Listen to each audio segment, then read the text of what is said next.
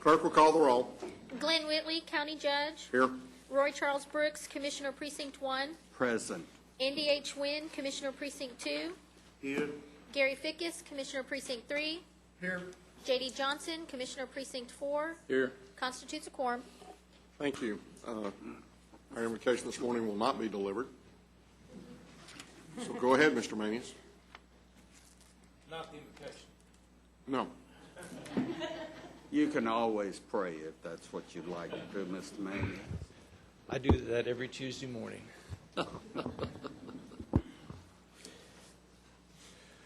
Well, members of the court, this is obviously our budget workshop, and what we're going to do today is basically do what we've done in the past as far as the order of moving through the agenda. As in the past, we have a very short overview of economic trends, the revenue piece, and also the expenditure piece. That will be an area that I'll begin the initial one. Ms. Tidwell will do the revenue piece, and then obviously Ms. Schneider will do the budget piece. And before we get going, I'd just like to once again tell you that, and as you well know, that there are a lot of people involved in putting this thing together. Obviously, and foremost is the budget director and her office. They've done an excellent job. Debbie's worked a lot of hours on this, so has her staff. Renee and her group has worked with the revenues, and we really appreciate that. Obviously, HR has helped because salaries are an important element of our budget. And then finally, IT has also helped. And to say the least, also members of our staff, my staff, have been working on this. So I believe what you're going to find today is that we're going to present to you a balanced budget. And this workshop is where department heads can come to you and talk to you about their particular budget items if they care to. And we're going to ask that you do some preliminary votes. Basically, yes, you accept the budget. No, you don't accept the budget. And there may be items that you'd like to be continued for discussion, just like we've done in the past. We'd like that to be for every department that you come, and obviously the final vote will be something that you all will do on September 10th. So with that, if we can begin. I think we're going to begin. Jim, I can't advance the slides. There we go. Too much? Okay. Okay, Jim, you're going to need to advance those. Okay, let's talk a little bit about appraised net value. Tarrant County has had a fairly good year. We've seen modest growth in our ad valorem rates, or our ad valorem values. We experienced approximately about a 2.4% increase from our September roll, and that equates to, currently we have a taxable value of $128,674,169,000. We're very fortunate because there's many parts of the country that simply can't say they're experiencing any type of increase. In fact, many are still experiencing a decrease. GK, would you speak to the comparison between year 2013 and 2009?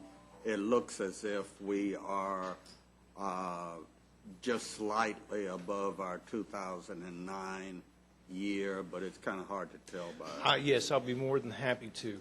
And I'll speak in round numbers if you don't mind. Sure. 2009 was our highest valued tax year. Mm-hmm. And during 2009, that value was a little over $126 billion. And from 10, 11, and 12, we've been playing catch-up for tax year 2009. Mm-hmm. This year, we have finally gotten to the point that we have exceeded our high point, mm-hmm. and we're at, as I said, $128 billion. That's the point I wanted you to make. Yes, sir. So this chart is a little difficult to see that, but we are noticing some steady growth beginning in 2010.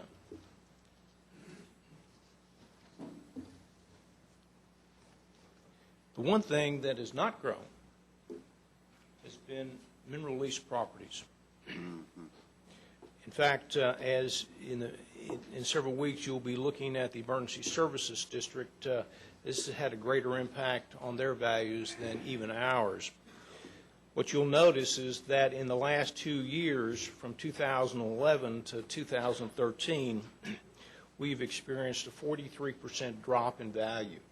Last year alone, from 2012 to 2013, we experienced a 31% decrease in the value of our minerals. It's not so much that production has diminished, it's the value of the minerals itself, and in fact, there are a lot of companies that are simply capping those wells until the price comes back up. So we lost about $1.2 billion in mineral values just from last year compared to this year.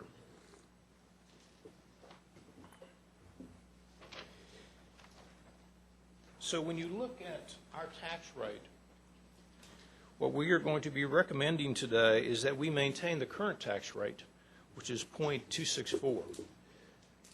If you look, you've seen that we've diminished that tax rate beginning in 2006 and 2007, and again in 2008 we have lowered the tax rate, and it is currently at 26.4 cents, and we ask that you maintain that particular rate. So when you compare that to other major counties, just the county's portion of the tax rate, not including the hospital district, Tarrant County still has the second lowest tax rate of the big 6 counties in Texas. And I may be corrected, but I believe that when you add the hospital district tax rates in, we actually are the lowest tax rate of the big 6. New construction values. Seeing new construction continue to rise. You'll see that in 2012 compared to 2013 that our construction has gone up significantly. We noticed a $400 million increase in new construction. Again, you can see the bar on tax year 2009, that was our high year. We have not gotten back to that, but we are seeing a steady increase on new construction. The average price of a single-family residence has increased. I believe it's increased by right at 2.4%. That number now is $136,149. It's increased about $4,000, $3,500 compared to last year. And once again, we're beginning to see an upward tick on the value of homes. If you read in the paper also, you'll hear that home sales are going up, that those prices are going up, and this is a reflection of that increase, that value increase.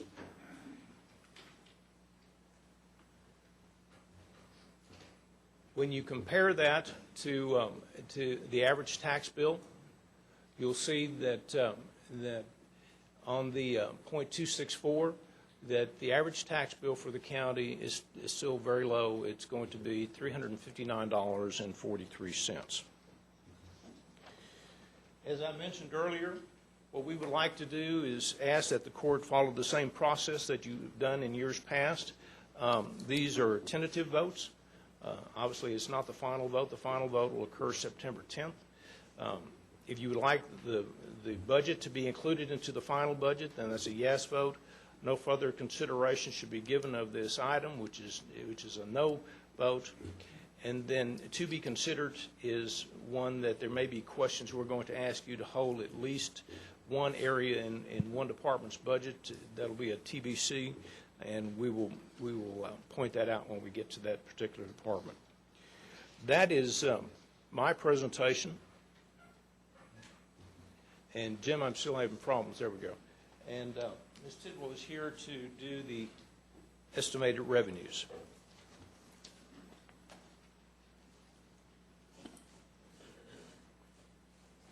Good morning. Good morning. Morning.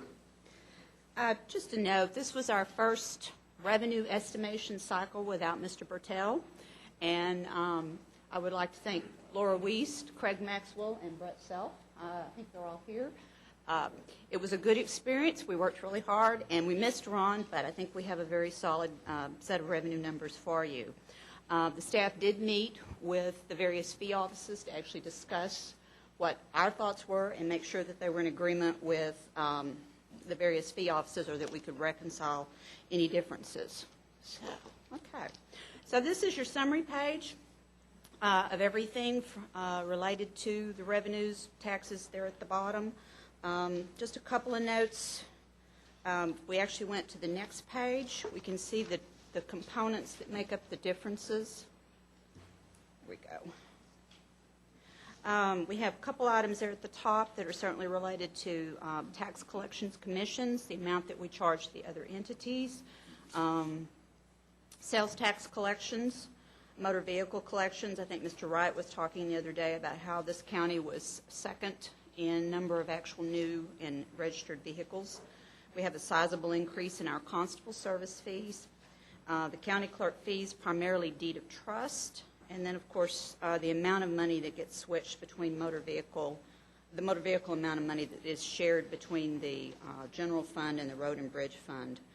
The economy is strong, as Mr. Manius indicated, so most of our numbers, we have some significant increases in some of those line items. The district clerk, we had an increase in the passport fee, and I might note there, and I'm sure Mr. Walter will talk about it, we did not include any revenue for the new e-filing, because it's just too hard to estimate what that will be at this point. So we didn't include anything there. If you have any questions about any other line items, I'll be happy to try to answer those. If we go on down to the next page, then there's the rest of the smaller items, but still we had a significant increase in beer and wine, various court fees, SCAP, child support, judicial salary, and then obviously the transfer in the road and bridge, or in the general fund, excuse me. Renee, I'm sorry, I should know this, but what is SCAP? That is our, State Criminal Alien Assistance Program, it's for, housing foreign-born prisoners. right. Okay. Okay. And then the other major component that we estimate is cash carry forward. And we're projecting at this point in time that we'll have the $62,969,000 in the general fund and the various other amounts there, the road and bridge and debt service. We will actually close the books for July this week. And so we will look at it again once July is closed. We'll continue to refine that. Some of the increases that we are aware of that we know is last year there was about 1.3 more than we budgeted. We sold the Ed Center, which was 4.2. The county clerk deeds and the sales commission that we mentioned was over $1 million for each of those. And then we did not send all of the money that we had contemplated for the retiree lump sum. So those would add up to around the substantial portion of the increase, around $10 million from the 59 last year to the 62 this year. Now, in regards to that particular area, we had talked a few weeks ago when we talked about cash flow of taking that number and doing an estimate of, okay, here's what we said we needed, here's what we estimate that we have, here's how we're going to use that, i.e. capital or whatever, and then here's what we end up with at the end, either excess above or below that floor that we set. Are you going to do that, or have you done that thus far? We have certainly provided this number. I know Ms. Snyder's used it in her budget. As far as any additional amounts associated with that, again, we're not through. We're closing the books, as I mentioned, this week in July. We'll look at that point in time. There's not anything in here, to my knowledge, that has any softer anticipated cash carry forward numbers put in, which is, I believe, the way I would describe them. This is our best guess of what we would have always given you as a very solid estimate of what we think cash will look like that will be available at September 30th for the county to use. When we finish looking at the July numbers and anything else that comes to light, we'll certainly look and see if there's an additional amount that could be added that would be put in as that contingency or as a softer estimate. As I recall, we said in our road and bridge and our general fund, that's where we had I'm looking at Laura as well as Debbie, but we're going to take those two total numbers, and then we're going to say we know that we're needing around 39 million, I think, was our cash flow or our floor. And so we would take the 74 that you're showing in those two categories, subtract from it capital. Well, the 74 is the general and the road and bridge estimated. You would subtract from that capital, and then what we're talking about in terms of what our floor needs to be, that would give us if there's any above or below that we might have extra left over. Well, we'd have both the undesignated, the Which would be, that's reserves. right, undesignated, you're right. And again, we've not done that because Okay. actually Well, we did. Debbie did, but I've Is not it in the worked on letter that. back here a little bit further? I'm sorry? I thought maybe I'd seen that, but I don't remember the 74 number as far as the estimates go. We'll talk about that. We talked well, we'll get to that. We can talk about this Okay. at a time. Right. And then the debt service, where you're estimating at the end of 2014, for the carry forward for the beginning of 2014, you're saying that we would have you're estimating we're going to have 500,000 at the end left in that account? Yes, as So of that means September. we need to increase that by a minimum of 500,000 in order to get it to the floor, which we set a couple of weeks ago. Which Debbie has, she's included whatever in the budget, but I personally, in my office, if they've worked with her, we've not sit down and done what you've asked because the numbers were not finalized until late last week. Plus, again, we will Right. close July, and we will see if we have any additional amounts that could be added. Okay.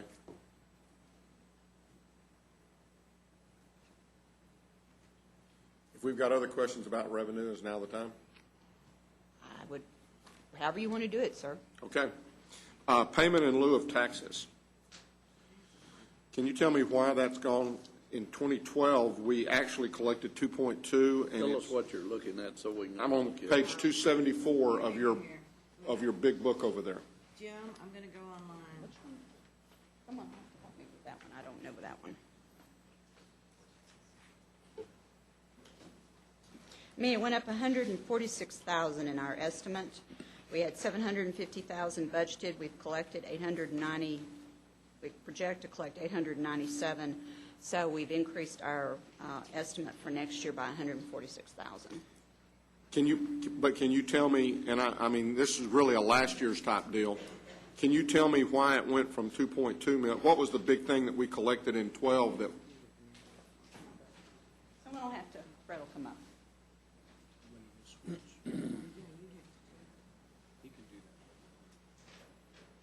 We talked with the state, and they said that last year they was catching us up on the minerals. So last year, that's why the increase was so much, and this year, we're not going to get any. It's just based on, with no minerals. okay. So what is it that we're being Where did the paid minerals, for? yeah, where did the minerals come from? Explain that- to us. Like Corps of Engineers. Well, it would be the lakes? stuff Is on it- the, It's the minerals under the lakes, the Corps of Engineer properties, the lakes. And Ron worked, I will say, I remember Ron worked extensively with them in making sure that we felt we were being compensated for what we actually were due for our acreage under the lake. So if that's the catching us up, and then we feel like we're caught up, so there won't be any additional. but we are getting, on an annual basis Yes. now, We're still projecting. we're getting some portion of that on an annual basis. Yes. And maybe that's the increase. It's 146,000, so once we got Okay. caught up, we're projecting that it'll stay at that level for next year. And yes, it's the minerals under the Corps of Engineers property. Your beer and wine licenses, it looks like you're forecasting 2013 of 91,000, and yet you went back to the actual of 345. And some of that has to do with certainly the increase in the economy, but also the change in the law. They went from paying yearly to they can do a 2-year renewal. So that's every other year it's going to go up. Okay, So this, we think. which explains why Second year. 2012 was as Yes. high as it was. Yes. Okay, you just talked about the sales tax commissions. The next page, and I know I hit on this every year, and I forget every year, and I'll try to make a note, so I'll forget it again next year. fees for constable number 5. Why is that one so much lower than all of the rest? They have no caseload compared to the others. If you look at, we did a stat on the cost of per disposed case in JP court. Turn your mic up. It is on. I'm not close enough. We also looked at JP courts and the cost per disposed case, and the cost on JP5 is, I might have it here. Cost per disposed case? Why would that not be similar to, why would that not be comparable to the other ones? Well, mainly because you're dealing with the fact that you've got to have a core minimum staff available to keep an office open. And they do have far less staff than the others, but still there's just the number of cases that are filed in there are just dramatically different than the rest. Because people don't want to have to come downtown and pay parking? No, I don't think that's it, because JP1 is very active. Because it's all based on their jurisdiction, their territory. Here's the JP caseload. There's the cost. I mean, I looked at both filed and disposed cases. So in JP5 situation, you've got $185 per disposed case, compared to a low in JP7 of $60. So that correlates to the constable's office too, because that's primarily where their papers come from.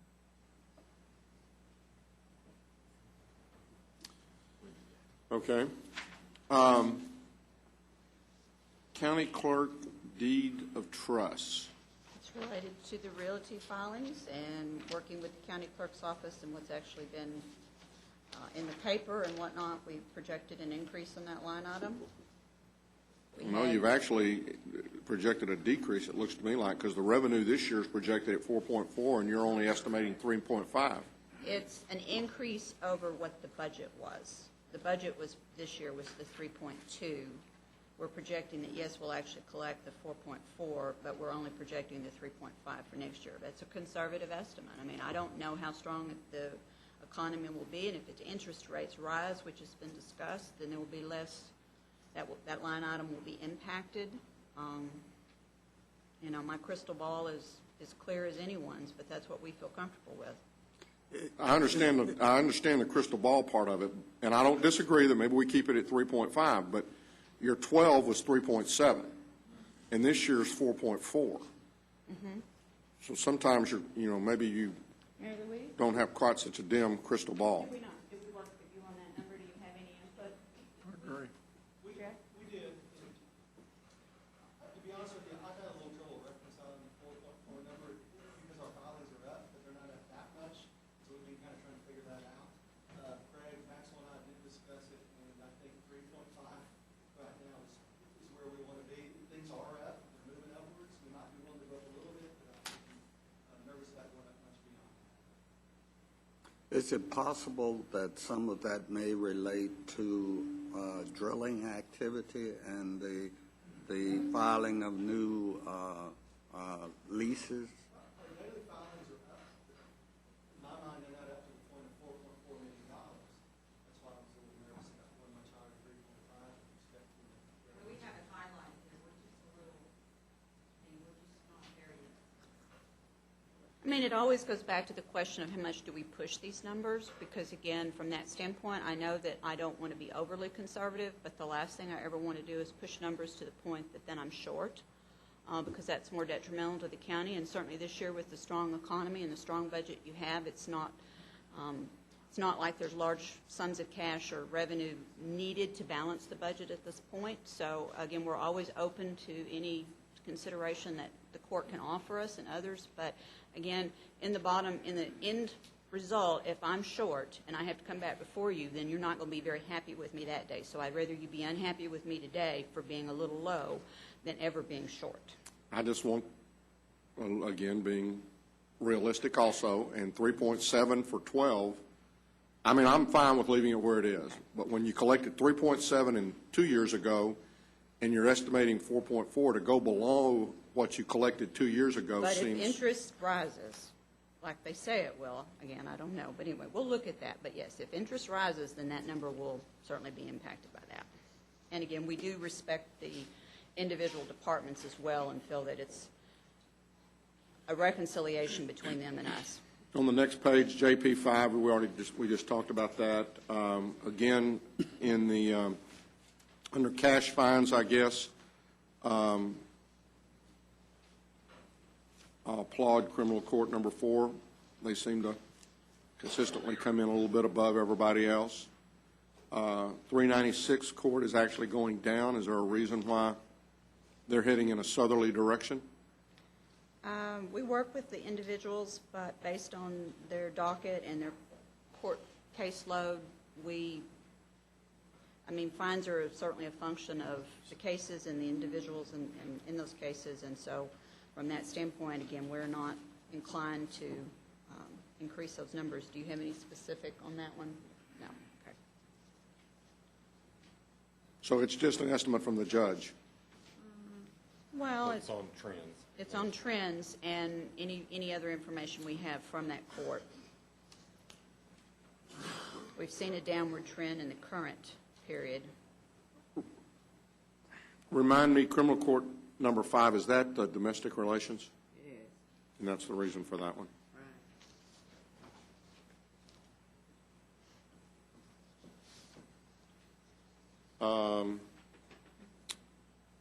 You want to talk about JP fines for a second? Sure. You remember. Wait a minute. Before we get to JP fines, Okay. again, criminal court number 10, it's amazing to me that that court has almost double, more than double what everybody else is bringing in. And their caseload should not be any different. No. Should not. Unless, you know what, I do think they handle a majority of the Class Cs. Mary Louise? 10, criminal court 10. Terrence Sorrell?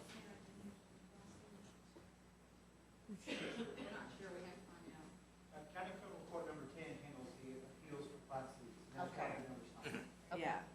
That would make a big difference. Thank you, Greg.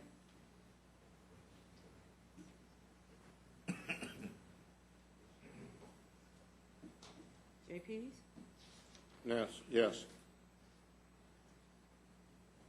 If you'll remember last year, we increased the JP salaries based on the fact that they presented a plan to us that they would increase their fines, which they haven't monetarily increased the amount of the fine in a number of years. And actually, we haven't seen any of that happen quite yet. And obviously, it's not in the projections yet either. Their FY12, their fines were $612,000. 13's is projected to be down from that, $591, and currently, based on review by the auditor's office, they've got projection for 14 to be even lower at $588.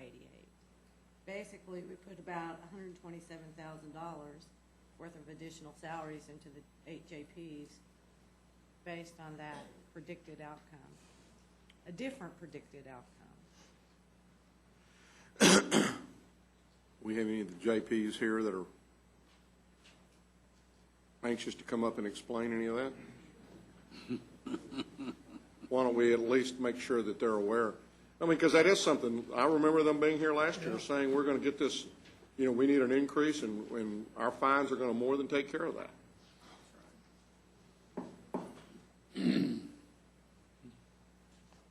None of them here today. Maybe they'll be here later on when it comes for them asking for something for their budget. One of them will be probably. I do think on the indigent defense, you're probably about 500,000 short of that, maybe more. But we'll know something for sure about that by the end of the month, Okay. and can give you probably a better estimate on that. Okay. Tell me what's happening in child support monitoring. We received that from the Domestic Relations Office. That would just be their fees. I actually asked about that this morning. Their revenues are just up. I don't have any more information than that. I think there was some changes in the rates paid by the Attorney General. We have a large contract with the Attorney General's office for the collection of child support and the enforcement of those orders. And I think some of those fees did go up this year. Okay. We can call them, but I don't have anything this morning. On the next page, under other revenues, help me understand on the bond forfeitures, why one would be going down and the other one would be going up. District clerks are heading in a downward direction. The county clerks are heading in an upward direction. We do a lot of this based on numerous years that we go back and keep the information and look at the historical trends and look at the more recent trends. Both of those numbers are estimated simply based on trends. There's not anyone that provided us a number. So there's no change in the law. And J.D., you might, I mean, Not to my knowledge. That's controlled by the judges. Right, in the various, in each court.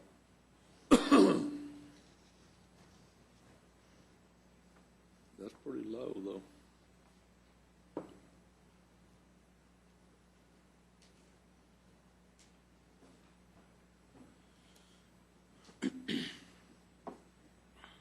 other revenues, I know it's just a small amount, but that's just a mixture of things, so it's probably not even worth checking with on that one. And again, on the fees for sort of the sales tax, that's where we saw a big decrease in 2013 to 2014 under Road and Bridge. It was a decrease, but there was a corresponding Yes. increase over on the other I side. think we're at 90%, 90-10 now. It's been moving each year. Okay. That's my questions. Thank you. Uh-huh. You're seeing the interest income decreasing again in 2014. Is that all the economic indicators are pointing up, but yet you're projecting a lower amount? Not much, but it is low. One of our ideas is what I spoke with the court about last week, though, is that we really need to visit with each of you about how we should proceed to invest the county's funds. One other thing I'll point out is we'll have less funds to invest, and that a lot of the monies that we have, we are anticipating spending. As far as like for the civil courts building and other buildings, we're spending off some of those funds. But if rates are projected to increase, but until we actually put together what our policy is going to be as far as if we want to go out and do the latter, the money at Chase that when I spoke to you on Tuesday about being able to move the money over and get the 30 basis points, the pools are still at 0.04 and 0.05. So depending on how long the money can remain at Chase and what other investments we make. And again, I don't know when rates will actually start to tick up.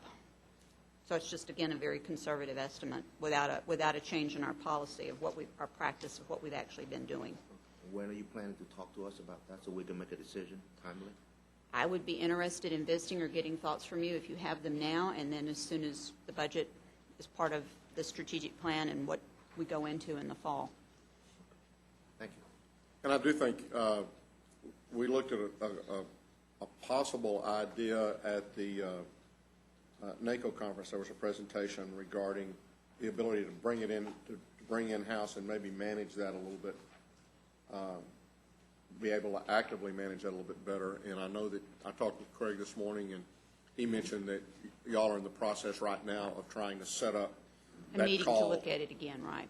To look at that again from that perspective. And one piece of that is a commitment by the court and the other county departments that have the bulk of those funds on whatever cash flow projections that we put together, because in order to buy out laddered securities over a period of a couple of years even, we have to make certain that our cash flow projections reflect what we best think will actually happen in the spending patterns of the government. And over the many years that I've been here, that sometimes has been harder to predict than other times. So that's also part of the discussion, is that if we start that program of buying those longer-term securities, then we have to all be comfortable that those funds can be held to maturity. Otherwise, if rates are to continue to increase, if we bought something today and needed to liquidate that, obviously we'd liquidate it at a loss. So. Okay. Thank you.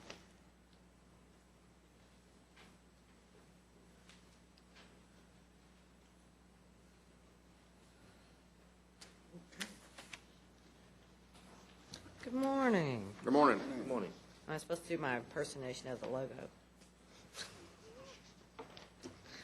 Couldn't get my hair to wave like that. Jim, you want to advance the slide, please? Thank you.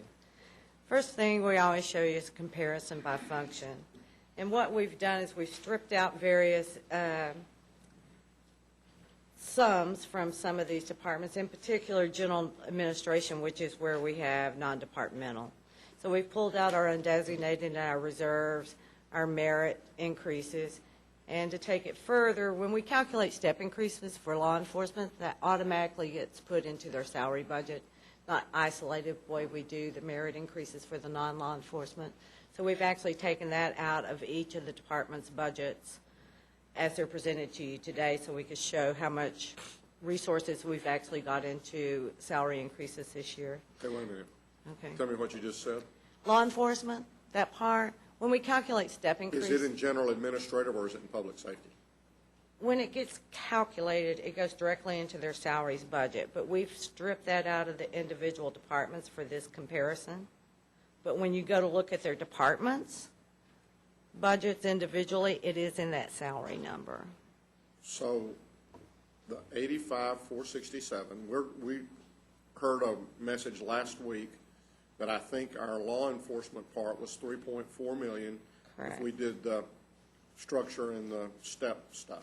Correct. Is that 3.4 currently sitting in the 143 or in the 85? It's sitting downstairs there. It's in between. There's two components to that. Part of it's in Oh, I the, see it, the 166. part of it's in the 5.6, and Okay. part of it is the step increase, the 1.6. So even though we're showing in the 140, for 2013, Uh-huh. all of the salaries that go to public safety are in that 143,884. Correct. So to imply that we are reducing public safety by 302,000 is It's not not right. correct. No. We're actually increasing it by the 1.6 plus probably another 1.8 that's in the merit. Correct. In the end, that is correct. So it's about a $3.2 million increase for public safety. Correct. Okay. In looking at that general administration number, which looks like a decrease, basically, and Renee touched on that a while ago, we originally had $5 million in the event we wanted to pay down toward our retirement system liability. In the end, we chose to only pay the COLA that we awarded to the retirees, do a lump sum payment on that so it wouldn't impact our rate. So that's primarily the difference there, because if you look at other budgets in general administration, being IT, it's actually up about $1 million. Elections is up about $500,000, but it's also a constitutional election year and voter registration certificates mail out year. But the difference in the lump sum payment for the retirement is about a $3 million difference, lower. Public safety, that can be, okay, I'm sorry. I see that look. We're recommending a continue with our trend that we set this year. And in the event we award a lump sum, a COLA increase to retirees, that we do a lump sum payment. Which That is lump about sum- 1.9. About 1.9, and that is in general administration. Okay. Law enforcement or public safety, basically what you see, and that includes more than just what you think of as law enforcement, because it is juvenile services, it's pretrial release, the little bit of money that we have out there for CSCD also, the fire marshal, the constables, sheriff's department.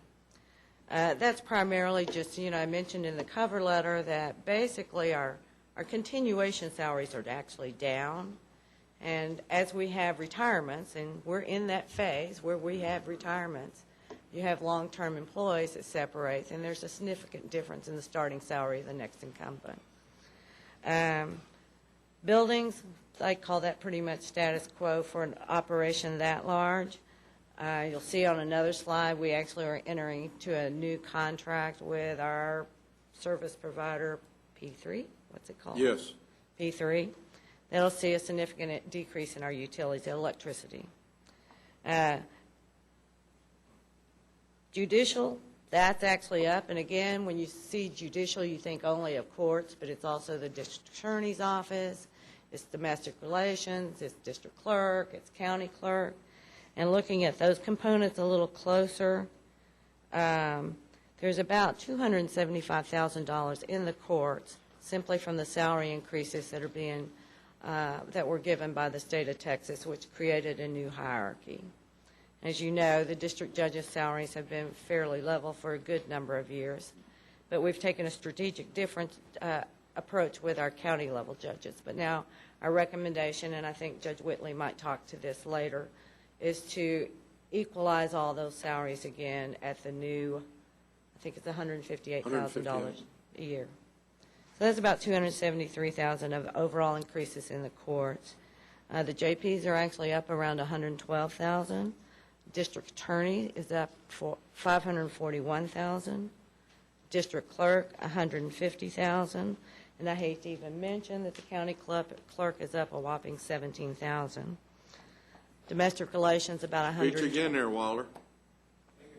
She beat you again there. I just was talking to Mr. Maxwell about this revenue. Good. We'll hear from you later.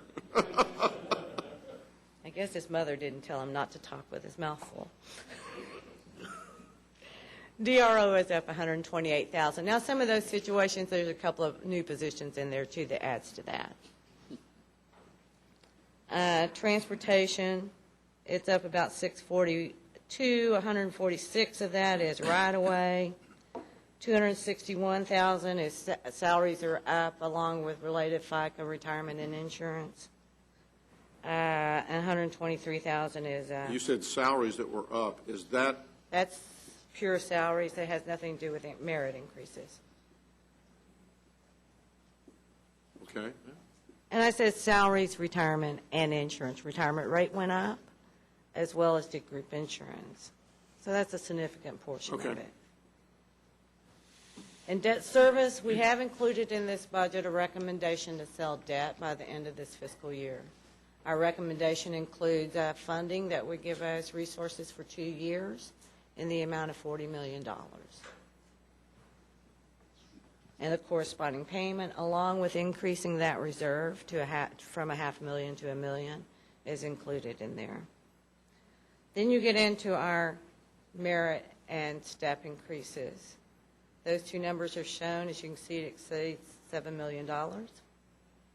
Now, what you've included, when Hay was here last week, they were proposing a 2% structure, 3.5 merit. Correct. What you've included is the 2% structure and a 3% merit? What we've included is just a flat 3% calculation. We got that information last Tuesday like you did, so we haven't had time to step back and run some numbers solely on their recommendations. And so basically, the structure adjustment, for the most part, would only impact the 3% is if we were doing a structure adjustment greater than the 3%. Correct. I mean, the merit... If we're not, so 3% is just basically what you're looking at total. Right. And it all comes out in the wash, in my opinion. I mean, we implemented this year, and whether we continue that or not is yet to be seen, but we didn't change our structures until January. So in essence, we were only doing maximum implementation. So those newest employees got merit, and if they didn't get up to the new hiring, then they were eligible for a smaller adjustment. Whereas if we'd done it in October, they would have gotten a 2.5%, whatever the recommendation was on structure right away, and then they would get merit. So in essence, looking at 3%. I want to be sure I understand that. Okay. Let's talk about non-law enforcement. That's what we're talking about. So if I'm at a max. I was talking about minimums, but yes, if you're at a max. Okay, well, I understand that then for the minimums. I was just thinking at the max it wouldn't have any impact. Well, because their salary wouldn't get adjusted until they got their. Correct. Okay, I think I'm okay then. And if we increase structures by 2.5%, and we had a merit pool of 3%, then they'd be eligible for 2.5% permanent increase and a 0.5% lump sum. Right, but it would. So that all comes one out. another. Right, it just goes from one bucket to the other. And the 3% though would not be impacted unless the structure went above what the. Or if we did the minimum implementation. Right. Okay.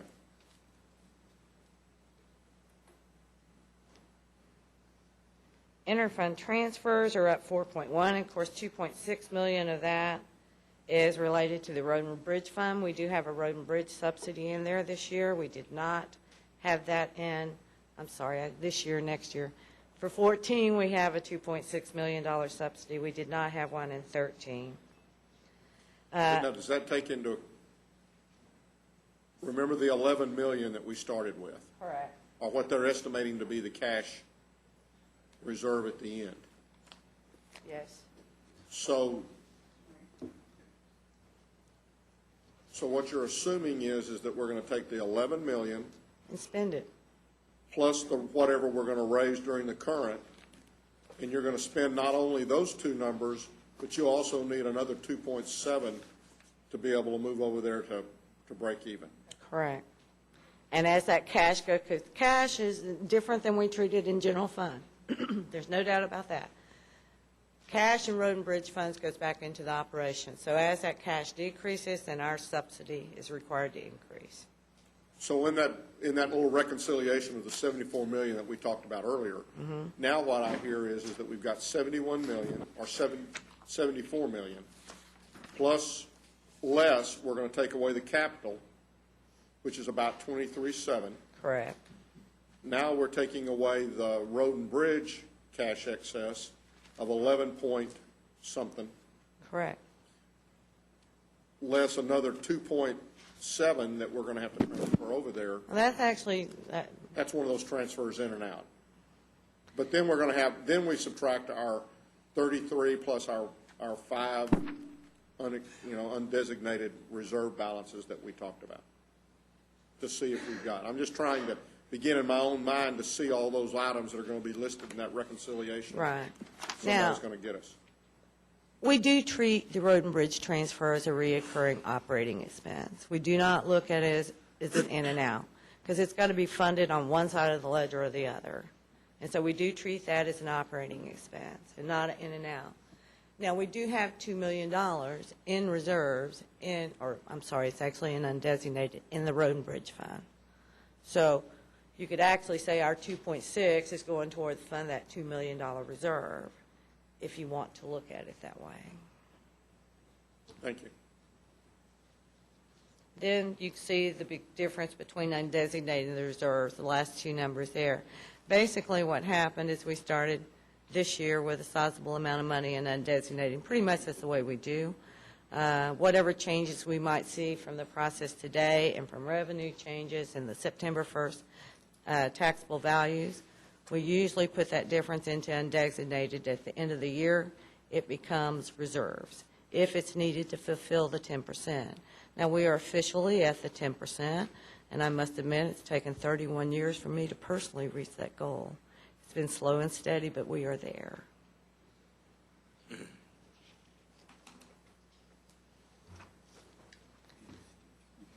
Significant changes, and we've touched on some of these. Our capital itself is actually up 1.5 million dollars, and that's up from the operating transfer that we had in the general fund this fiscal year to next fiscal year. The road and bridge subsidy we just talked about. We have 5 reductions in force in the budget. It'd be real nice if I could tell you where those were. 3 are in juvenile. 1 is in Constable Precinct 1. And where's the 5th one? One's in IT, that's correct. We still have 3 authorized but not funded positions. There are 9 new positions. And you can see that we worked very hard at trying to offset or neutralize the impact of our new positions to other offsets. We did also personally look at offsets that were available in the departments where we were funding or recommending these positions. You'll see that in a second.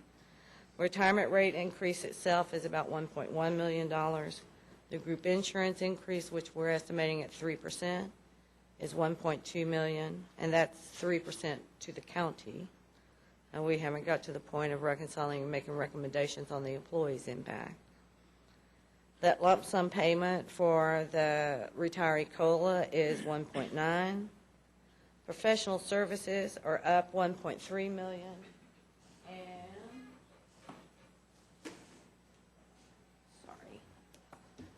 The bulk of that is actually in facilities.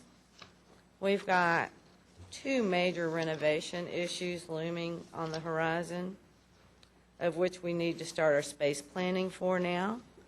And that is, once we take possession of 350 West Belknap, how we're going to utilize that building in total, and also the Justice Center as we move the Civil Courts building into their new home. So that's eight. Again, so you're saying that in that professional services, that 1.3 represents space planning for the criminal courts building as well as 350 Belknap? Correct. I noticed that in the capital area, are we going to talk about capital as we go through, or are we going to talk about it all together? It's your show. You talk about it whenever you want to. I think I would prefer, instead of, depending on where the rest of the court is, looking at all the capital at one time, as opposed to going through and getting it hit and miss as we go along. Probably better. Is that all right? So then my question that's going to eventually come up is that we've got a lot of renovations going on in buildings that we're talking about. I think, I noticed this morning that I was looking at some of the things that I had questioned you weren't recommending. You thinking about the JP and constables over in the? Yeah, that's one thing. Building? Well, that study's done, I believe. We've, of course, the court in this current fiscal year had approved the acquisition of the 350 building. And working with Fort Worth, they would prefer that we acquire it in the new fiscal year. That money is already set aside. There's been constant discussion about expanding the JP 5 offices because they're very small and compared to the other ones. And when you move the JP, you want to move the constable also. So we've looked at a particular area in that building where we believe that the JP office and the constable office would co-locate, and it's going to cost some renovation funds. Now, I don't know if it's in, I'm assuming it's also in this budget where that we want to really take a good look at 350 and see how else we're going to redesign that building on the interior, because it would be a great opportunity to eventually empty out the white building, the old jail, and move people into 350 so that we can take the white building down. Is Fort Worth Police going to move out before the end of this next year? Yes. Okay. Yes, sir. But I think they're willing to give up or free up a space where we could begin the renovations for the JP and Constable 5. What is going to, the one other factor that I don't know where we are on is the whole city-county jail contract type deal where the city is, I know that the city's still interested in trying to work through something on that, and I don't know how, if any way, that impacts 350. The only way that it would impact 350 would be the Sallyport issue, and there in the basement of 350 there's some temporary holding, or there's some holding cells for a municipal type operation, plus the Sallyport, and what the city for, and we're still working with staff and trying to get to a better understanding of what their expectations are and what our pricings are. We've worked the pricings. But even if they come into our jail facility, they want to lease the bottom of 350. They want that Sallyport and those holding cells, because in all of our discussions we've said we're not taking any Class C public intoxicants, no PIs, and they have to have some type of a holding facility or some type of a facility where that they can at least temporarily hold them until they push them into other facilities, not our facilities.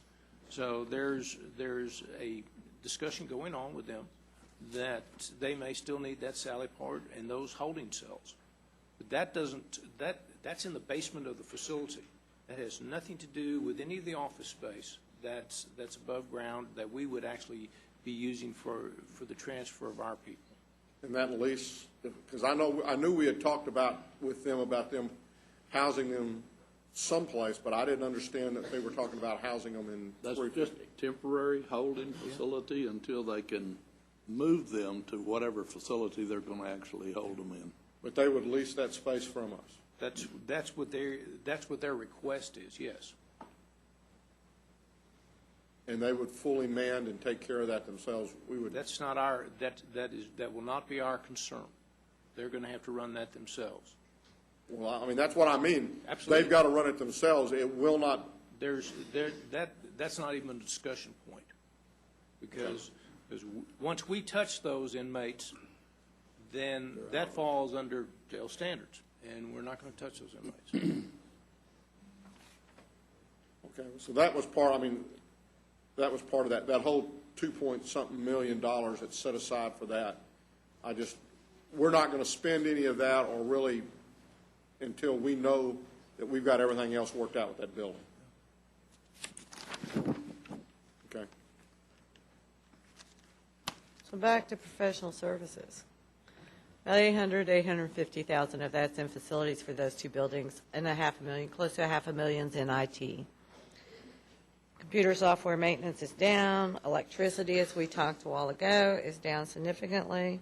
Principal and interest, we've also discussed, is up because of new debt. And by the way, we've hit one of those plateaus with our debt service payments. There's no more debt falling off because we've paid off all the short-term stuff that we had in the past. So now we've just got level from here on out until we meet significant milestones on major bond election issues. Which is what, about 10, 15 years away, or It's, maybe? I won't be here. Well, thank you for that. Okay. Maybe none of us will be, but There is an issue that we all need to recognize, okay? As we continue to fund new debt that was approved by the voters, that if in fact we do not raise the tax rate, then there's only two ways that we can afford that debt.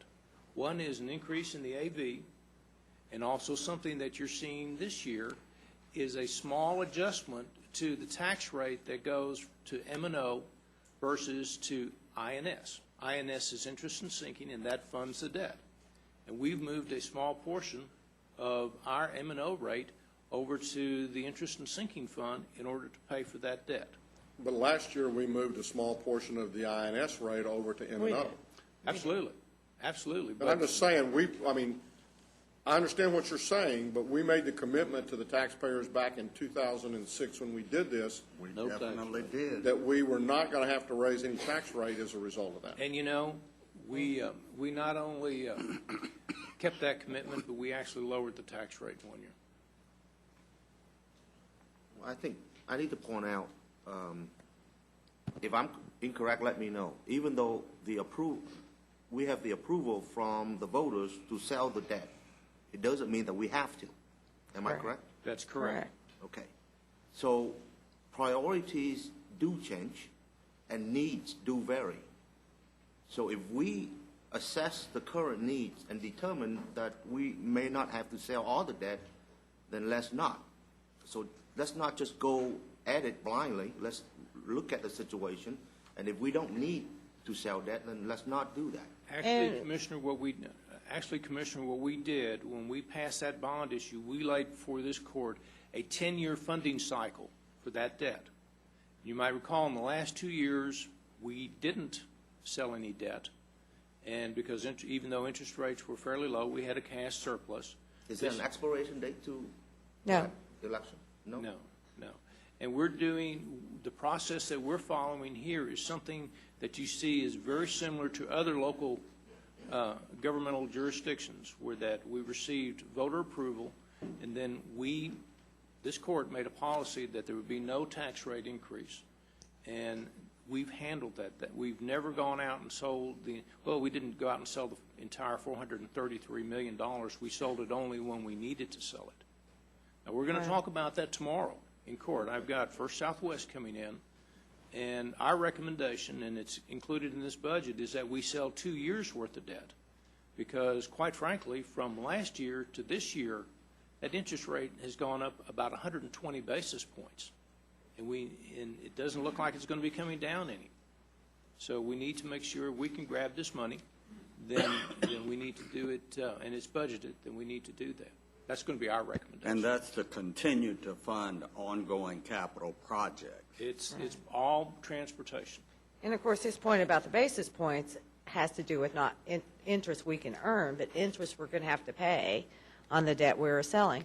And to be clear, we do have outstanding debt from previous bond elections. One not so significant is about $500,000 from when we built the Justice Center. I'm sorry I don't know the exact dollar amount, but there's still resources left on the table from when we built the Family Law Center. And while we mechanically could have used that bonded debt to help with the overages that we expected in the new civil courts building, we've made a great effort to make sure that we did not have to do that. When we sell, do we normally do 20 years or 30 years on our We bond? normally do 20. So that Family Law Center should be about halfway through, because haven't we been in that for about 10 years? What? Family Law I Center? lose all track of time when it comes to buildings these days. I can tell you how long we've been in the Justice Center. We moved to that in 1990. They're getting close. New positions. They're mapped out for you there. Basically, we counted one of those as a mandate, and that's the Supreme Court's mandate for e-filing, which we don't really know what the overall impact is going to be on that. I think Mr. Wallow will probably speak to that. There's several areas that we may have to go back and address as time goes on. Basically, we've only funded this one position here, which is a bookkeeper, because now a majority of the payments for filing fees will come in the form of credit cards. And it'll take a dedicated effort to continuously reconcile those. The other's in an election coordinator position, which is amazing, but this offset is funded by a reduction in overtime and contract labor. This position is the highest earner of overtime in the elections office.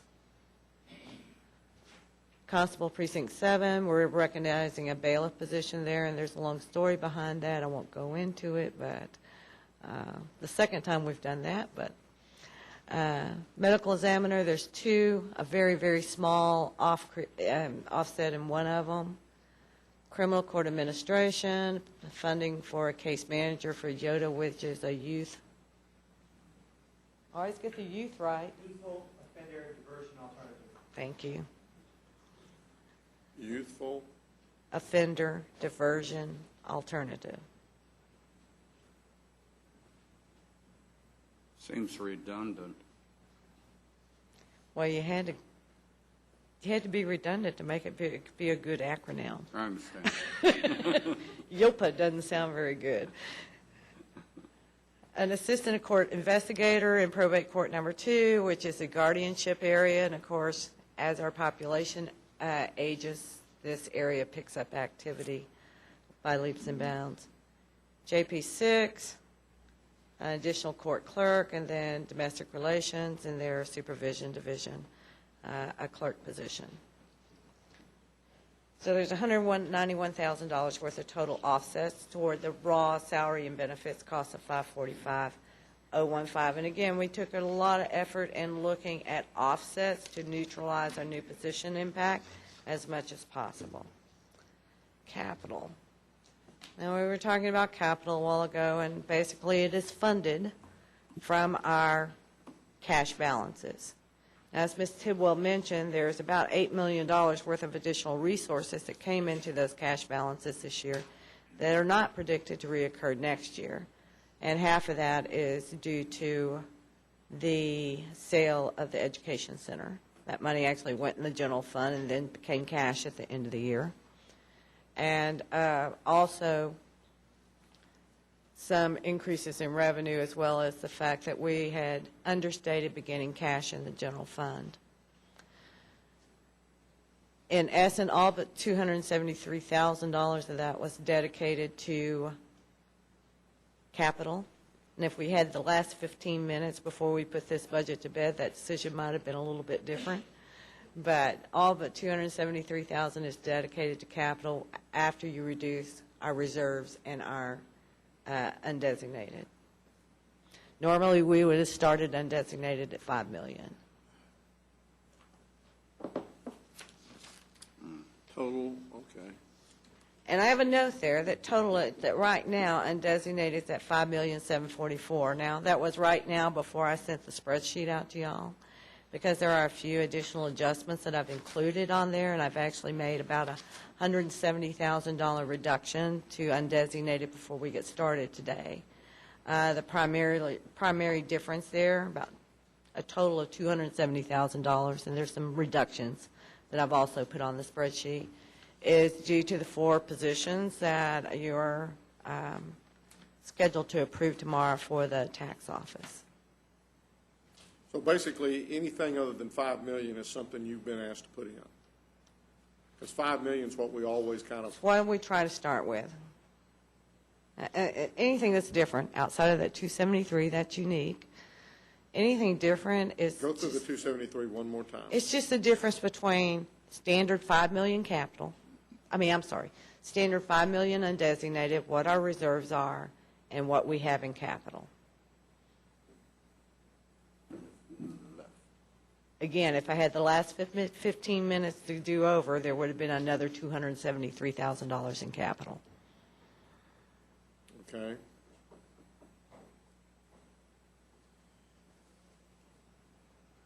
So in the last 15 minutes, what was the 273,000? You're not supposed to ask that question.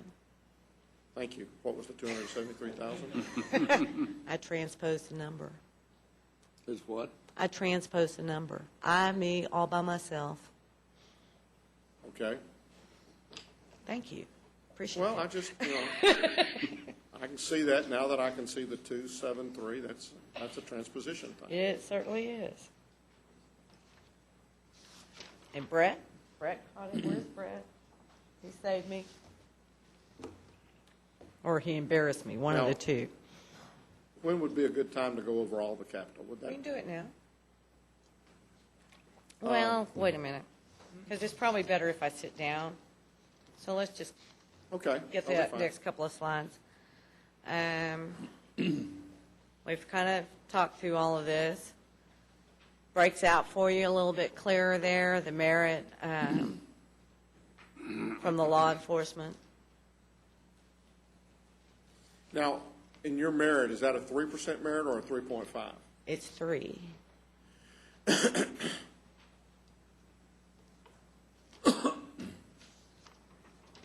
Tina, are we set on what we had agreed to on law enforcement?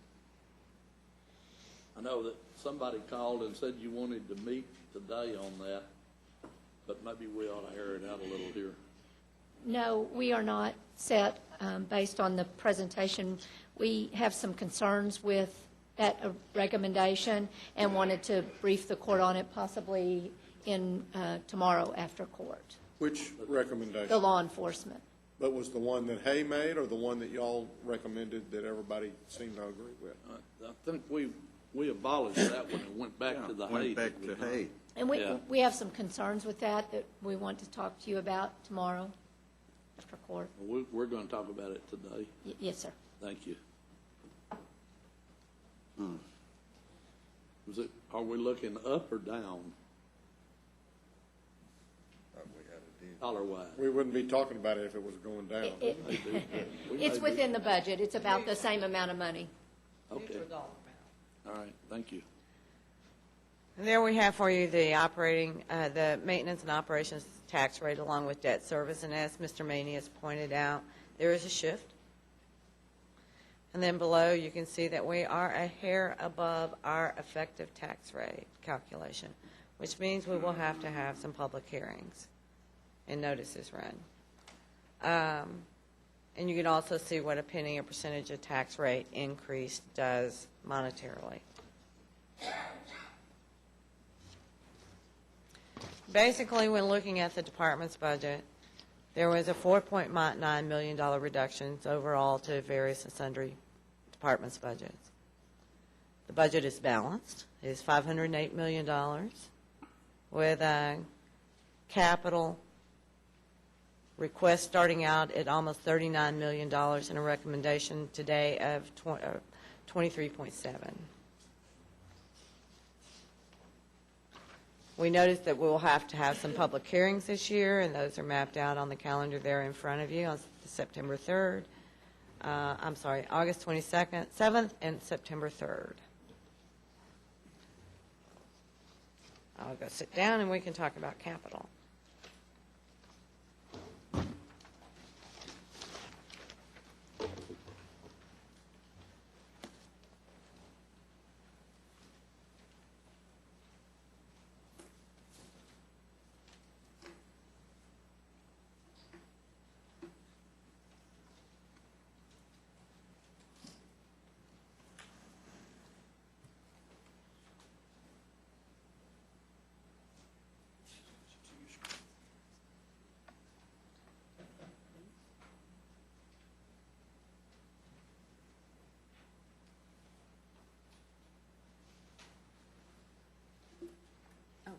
Sorry, I didn't know I was already up. I did that.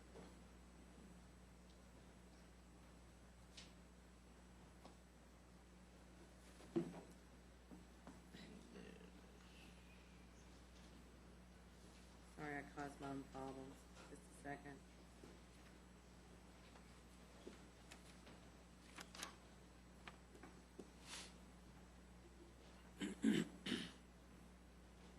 All right. Specific questions? Human resources, flat screen TV. And that's for their training.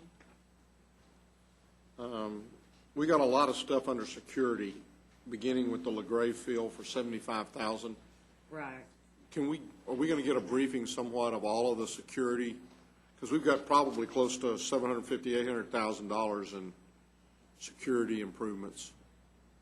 And when Mr. Phillips comes up, I'm sure he'll be happy to fill in the blanks for you. When do you want to do it now, David?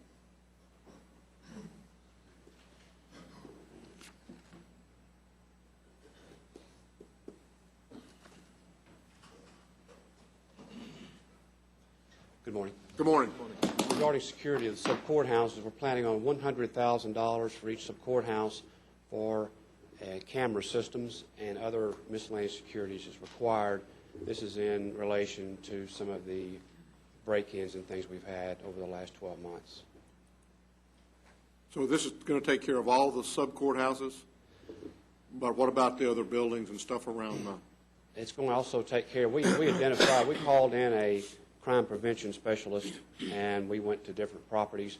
It includes the sub-courthouses, and it includes the election center, which requires some additional security camera systems, card readers, and gate access to those areas.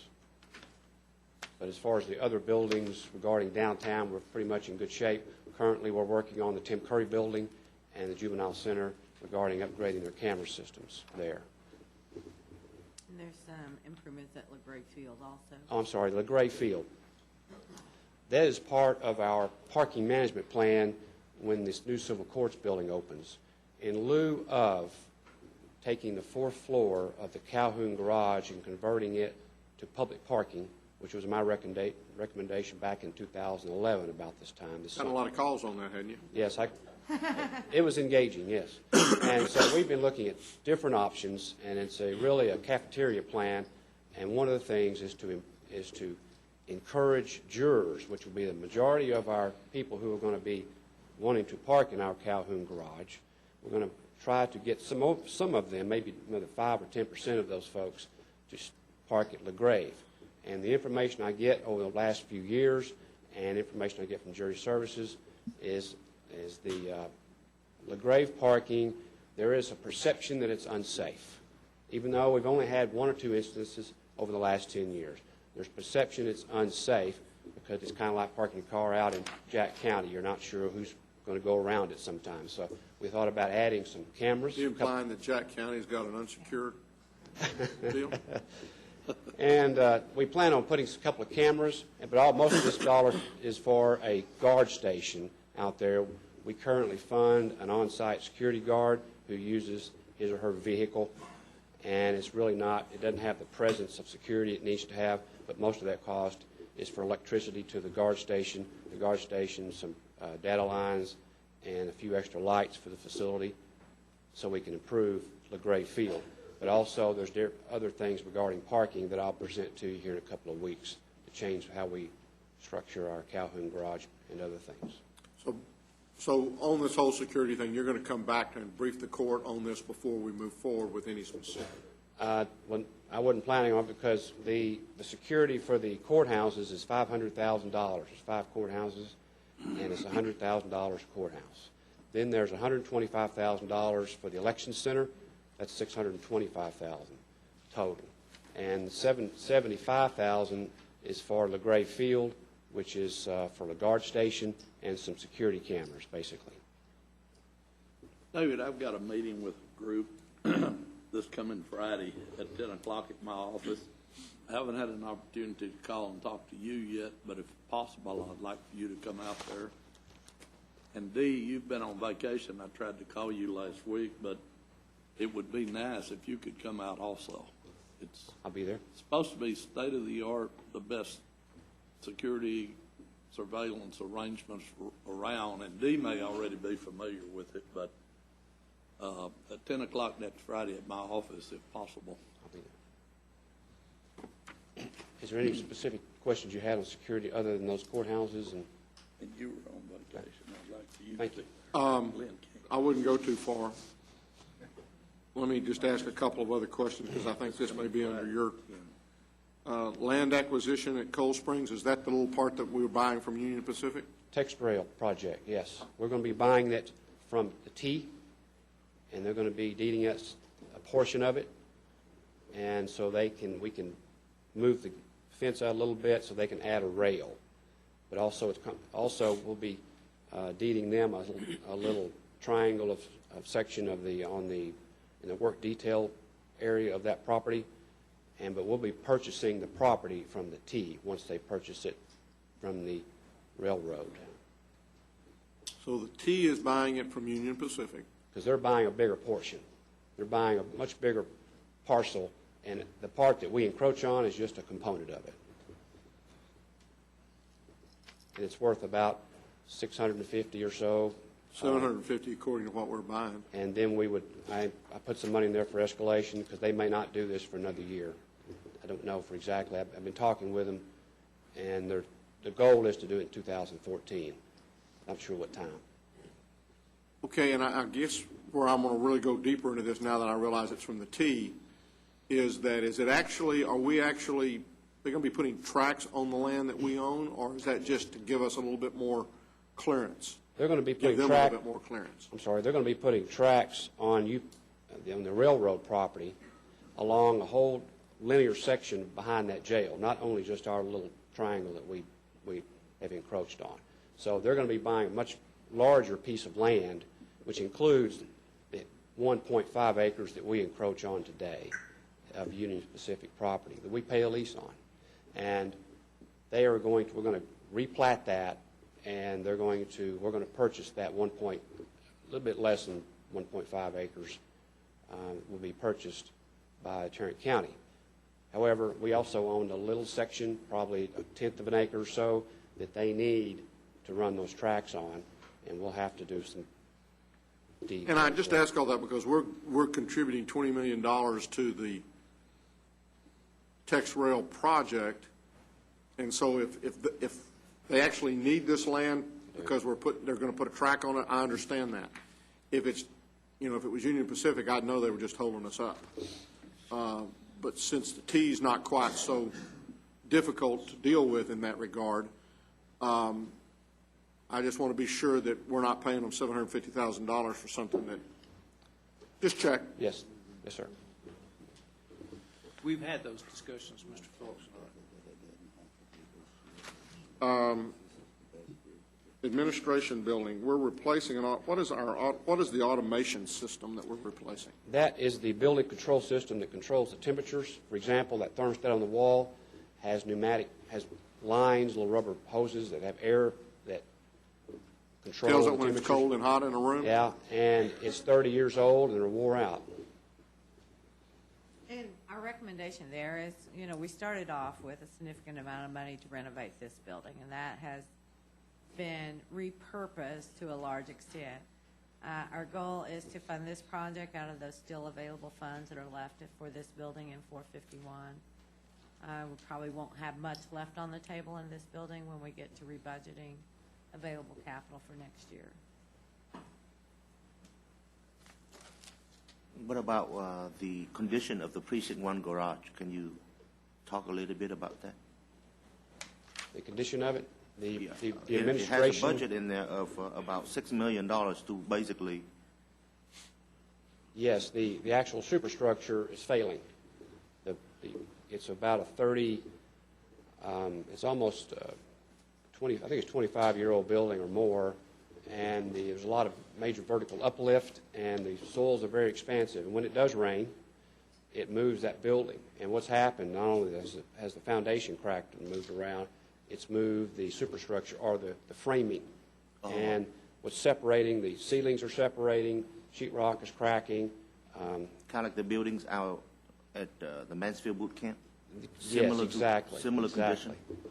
And this is what it's going to take. We're going to give them temporary quarters to operate, do business, and we're going to take down the building that's there now and build another building. Also, it includes a couple of improvements to the Precinct 1 shops in the back and some of the barns in the back. It's more than 25 years old because it was here when I got here 27 years ago. It opened when Commissioner Anderson was in office. Dick Anderson was in office when that. Well, he was here when I got here, but that building was, I mean, that facility was here before I got here. I haven't seen Precinct 1 garage, but I have seen the boot camp facility, and I wouldn't want to operate from there. The Precinct It's 1 a- garage is in It's a health hazard. terrible shape. And the budget is $6.3 million, and to make this whole thing balance, this is where the offset ended up being, was to the Precinct 1 garage, knowing that it'll take a year, year and a half to get this project done. So, in essence, that $273,000 that was then undesignated, that could have gone to capital, we would have put it here. Yeah, it's almost complete.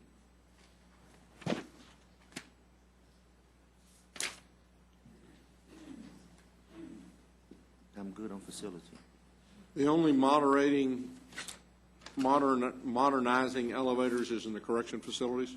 Yes, there are 7 elevators that were started in 1990, and they are wore out. But you can see from the list that was provided to you, there are several other sets of elevators that will have to come in the future years. Yeah, Right. Plaza building and things like that. And I'm assuming that the modernization of those elevators, that we did not have enough funds left over from our general obligation bonds to do that? No, we don't think so. We think we'll be lucky to get 2 of the 3 other projects that are on there. Correct. We have a court holding project and also to replace the wooden doors up into the building. There's about 1,000 or so wood doors for the inmate cells that have cracked and split and rounded out where the locks and things used to go and or still go, actually. So they're wore out. I mean, I think the priority from the balance of the 3 there is to renovate the old kitchen into the inmate holding. Yeah. And of course, the doors is something that we can approach up until we run out of money, because they don't have to all be done at the same time. Okay. That was it on capital. Thank you. Thank you.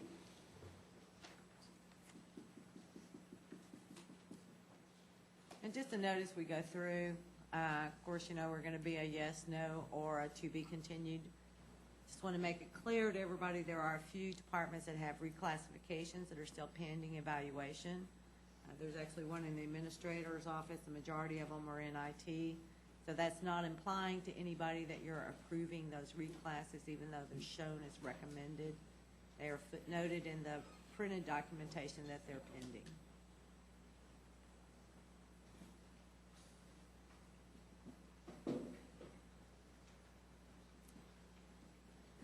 Okay? Just one more question on capital. Under correction facility, you have the inmate property conveyor, renovate old kitchen. A total of about 11.5 million.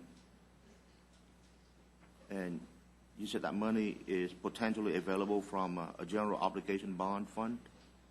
There's, the total of those three projects is 9.4 million. And David, I think there's like 8.7 million that's available in the general obligation bonds. I'll have to look at that to give you a firm number on that. Okay, and how are we going to handle the shortage? Well, that's what we just noted, that at least with the replacement of the doors and locks, it's not something we have to do all at one time. Probably address it strategically on a floor-by-floor basis, because you have to take You can sales- spread the cost out over time, is that Yeah, what you're you saying? have to, Okay. you have to take sales offline in order to accomplish that. Commissioner, the court holding project in the first floor of the correction centers to convert the old kitchen to a court holding facility, the sheriff, we think we used a number that Gilbane Building Company gave us a few years ago and escalated a little bit. Hopefully we can get, when we actually bid this thing outright, do hard bids, we hopefully can get some lower numbers and have some money available to do the property conveyors and doors and locks and all this within the numbers that we have, the dollars available. We won't know until we go out and bid it. Okay, so we're hoping. Yes, sir, we are hoping. The next thing is for us to start our individual, That's correct. so we're going to take a little break, Yes, sir. and then we'll do that. Good as-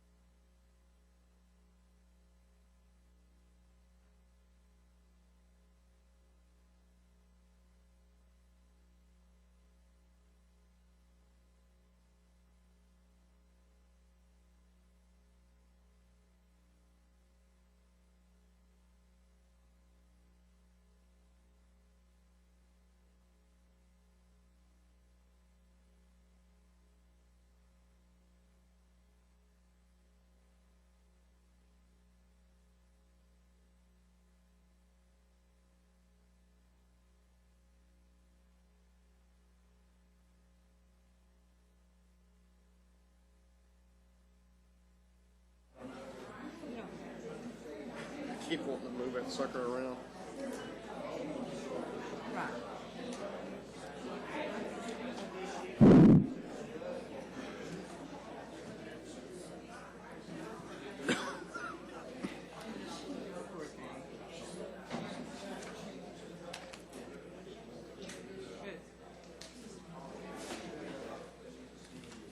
Okay, when my stuff encroaches, you just push.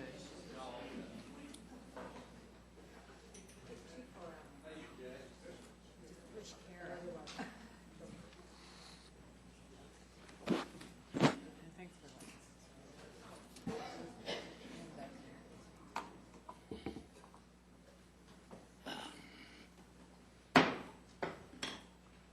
Mr. Manion. Thank you, Your Honor. Members of the court, we're now going to go through individual departments. The first is the Sheriff's Department, Sheriff Administration. Good morning. Good morning. Good morning, Sheriff. Always a pleasure to bat lead off here. Let me say, Started next Friday, if you can make that at 10 o'clock. 10 o'clock. This coming This Friday. This Friday, okay. All right. See what we can do. We'll get somebody there. First of all, let me say, obviously, managing the size budget we have is no small task in preparing a budget. This is Scott Grazier, our new budget manager's first year. I want to commend Scott on the great work that he did with the help from Dr. Metcalf, Dr. Ray, and Chief Knowles. They've put together yet another very, very lean budget. You may have noticed our only two areas of concern deal with positions. You may have noticed in the 9 new positions recommended, we got 0 positions recommended. There are 2 areas that I'd like to discuss. One of them I've already sent some information to you previously. The first one was a little bit of a surprise when we prepared the staff line Evans, the Correction Center. Knowing we had to hire supervisors for that facility, we postponed the hiring of a day shift lieutenant so the impact wouldn't be so great. We expected the day shift lieutenant to be filled in this budget cycle, and it was denied under the current recommendation. That's our most dangerous facility, obviously, and we need shift commanders on all 3 shifts. And so I would ask that we reinstate that lieutenant's position for a shift commander there at Line Evans. The second issue, I know y'all are as tired of me talking about it as I am talking about it. I tried to cut down on some of the dialogue by sending you some information on our judicial problems as they continue. I'd like to talk a minute about some things I didn't include in the letter about our staffing issues.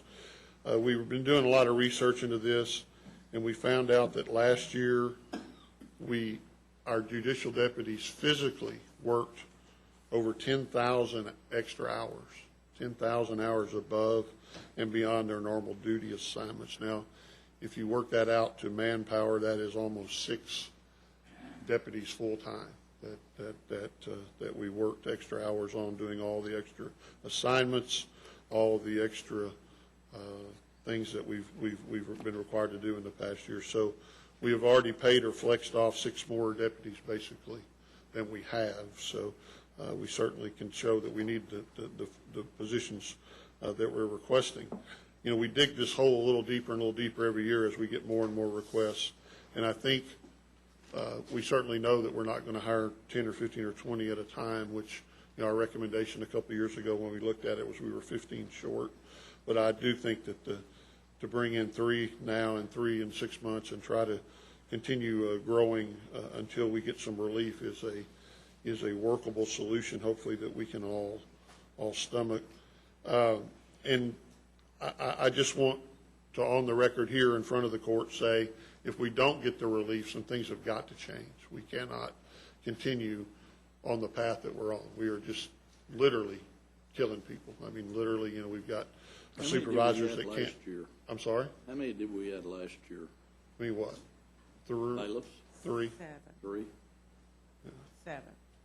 7. And some of that was an offset from temporary salaries, but there was a total of 7 added in 2013. Yeah, that was convert part-timers, though.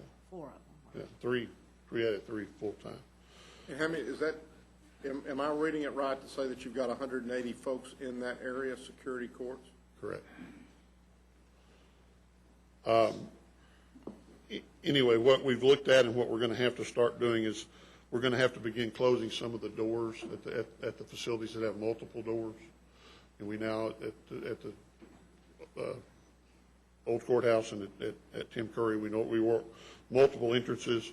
Obviously, that will create longer lines for people trying to get in, more inconvenience for jurors, attorneys, people like that. But that's one of the solutions.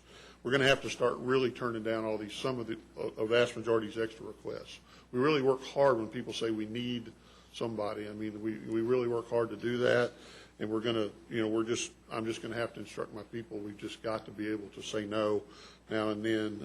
We do adoption days. We put an extra person over here at tax time when there's money in the building. I mean, there's just, I think 1,500 last year extra requests that we worked the 10,000 extra hours on.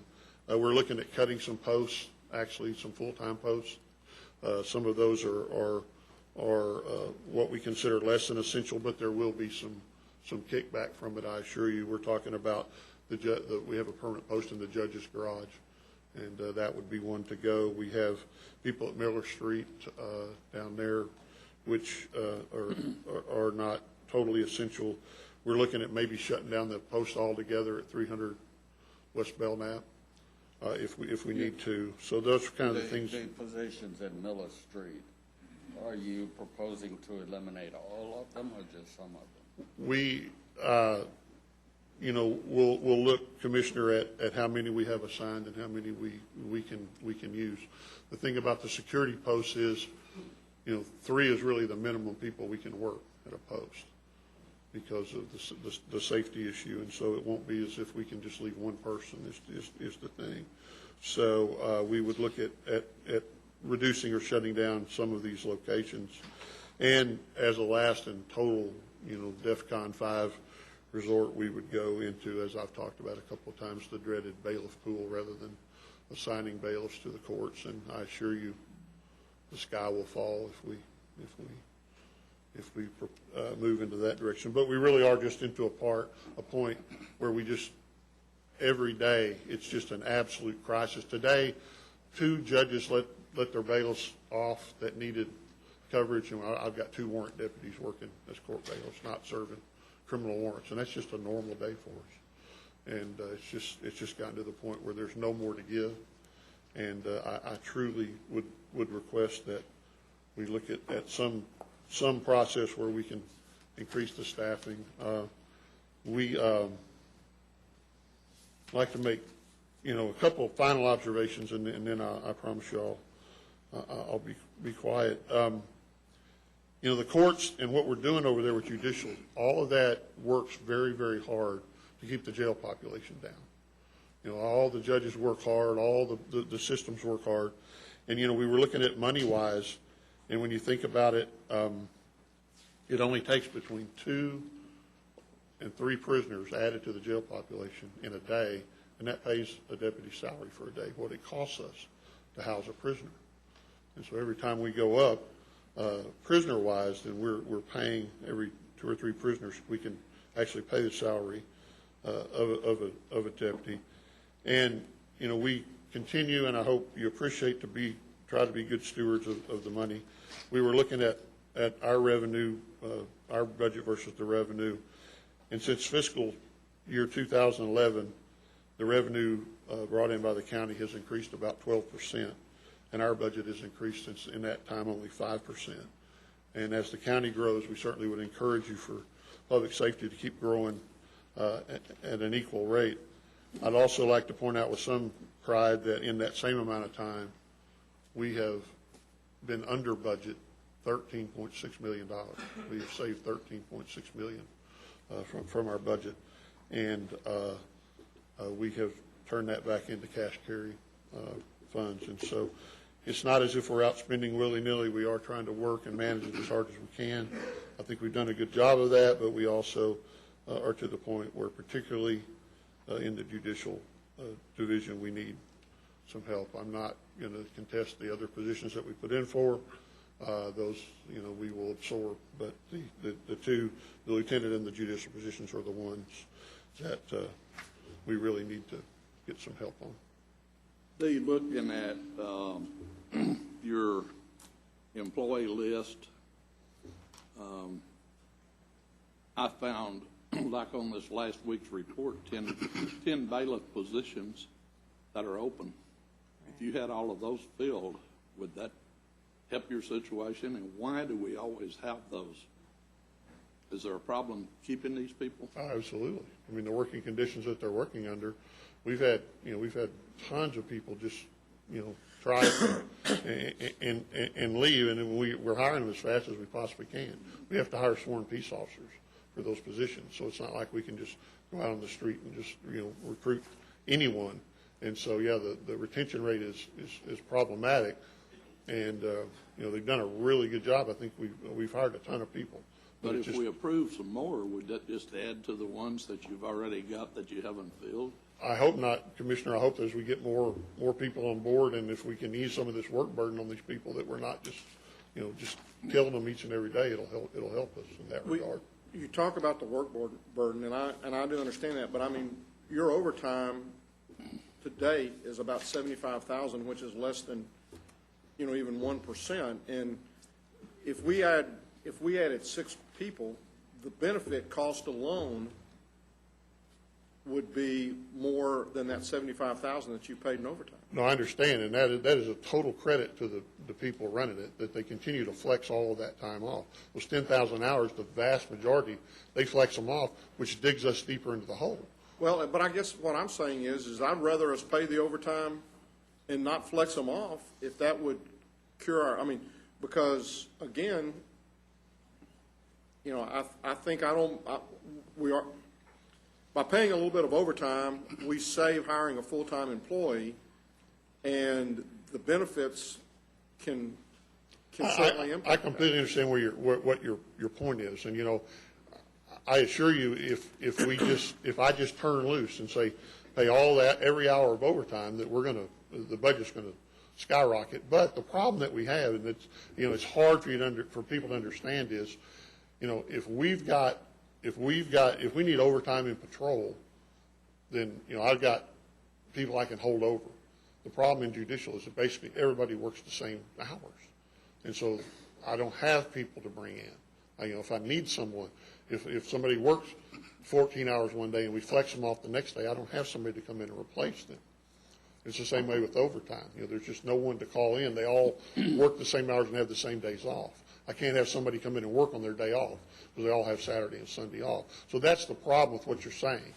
Well, but some of your deputies, like right now, you mentioned today that you had 2 people from warrants coming over and helping because 2 people from the, why couldn't that same thing be held true for the fact that you've got folks that may work a night shift that would like a little bit of overtime and be able to come in and fill some gaps when you do it? And I'm not suggesting that you just pay and I know you wouldn't. No. But I would also, what I'd like to say is again, Greg, that there be some collaboration about especially when the judges have their own bailiffs and they cut them loose, that there be a coordination or basically maybe the judges within their pool of their own bailiffs work and know that when they let somebody off, they need to work within themselves to do that as opposed to just picking up the phone and calling the sheriff and saying. And he and I had that conversation last week. I agree with what you're saying, but I can tell you that ain't going to happen. It's not, and you're thinking about having someone come in from midnight. So the problem with these jobs is there is a learning curve. There is a special there is a certain amount of knowledge and that the judges require of these people. You just can't bring a patrolman in off the street. When we bring these warrant guys in, they're lost basically. We have to stand them at a door or do something. They can't go work as bailiffs because they don't know the court procedures and things like that. So we have a limited ability to plug those holes with extra people. And it's why that staffing is so crucial the way that we do it. Judge, Sheriff, on your 10 vacancies, you have difficulty hiring those people? How does adding 6 more, 3 more? We don't always have 10 vacancies, Commissioner. I mean, this is a high point of vacancy for us. And I mean, it's not, I don't mean to say we have difficulty, it's just not a quick process, because we have to find people that are certified peace officers. Obviously, there's an extensive background check and things like that. So I didn't mean to say that it's hard to hire them, it's just a slow process, and we're at a tremendous high right now. We normally don't have 10 vacancies. We're normally hired very, very close to staff. Their list have indicated since January 2 to 10. 2 to 10. Somewhere Yeah. from 2 to 10. Right. The reports that I get, and I get one almost weekly. Right. Yeah, I mean, there are times Chief Eckert will come in and say, you know, I'm full. I mean, I've done it. I'm absolutely full. And then that day we'll have 2 retirements. You know, between retirements and people leaving, it's tough. It's a tough, but we have, you know, we are managing to. Approximately how many bailiffs or judges bailiffs versus? Ooh, what's the number, Debbie? Do you know? You're about 50, don't you have a little over 50, 55 court bailiffs? Yeah. No. Is that the most That efficient stat I way meant to to run look it? up and I did not. What's Don't get that? into efficiencies when you start talking about politics. I'm sorry? He asked me if that was the most efficient way, and I said, let's not get into efficiencies if we're talking politics. Yeah. Well, the sheriff referred to the dreaded bailiff pool. It's not dreaded by everybody. Well, it's dreaded by everybody that wears a robe. I understand. So we have 150 or 180 that are in your department that are in, and that includes not only bailiffs, but that's the security of the building, Door guards. from everybody. And Miller then Street, juvenile, they're all the out facilities. What are your About Miller requirements for Street? Judges only, courts sorry? only. What are your requirements annually for judges only? For bailiffs? The judges that have their own bailiffs hire their own. No, the ones you furnish. Yes. How many are required on a daily basis annually? Oh, boy. I have to check. Wait. That would take away all of these security people, just the ones that are bailiffs in court.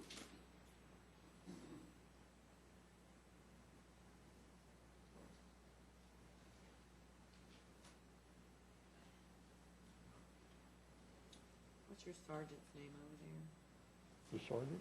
Yeah. Turnbull? Hicks? Or Hicks. While she's looking for that number, let me comment about Miller Street.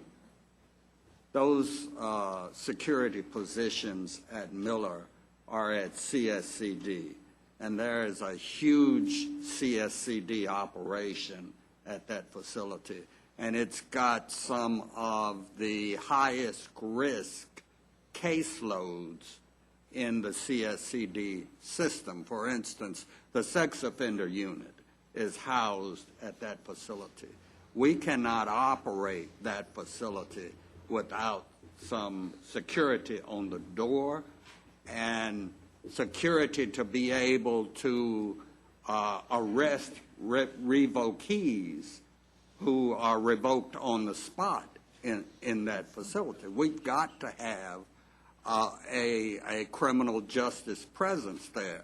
Now, if the sheriff's department is not going to do it, then we're going to have to gear up the constable's office. There's no constable at that location?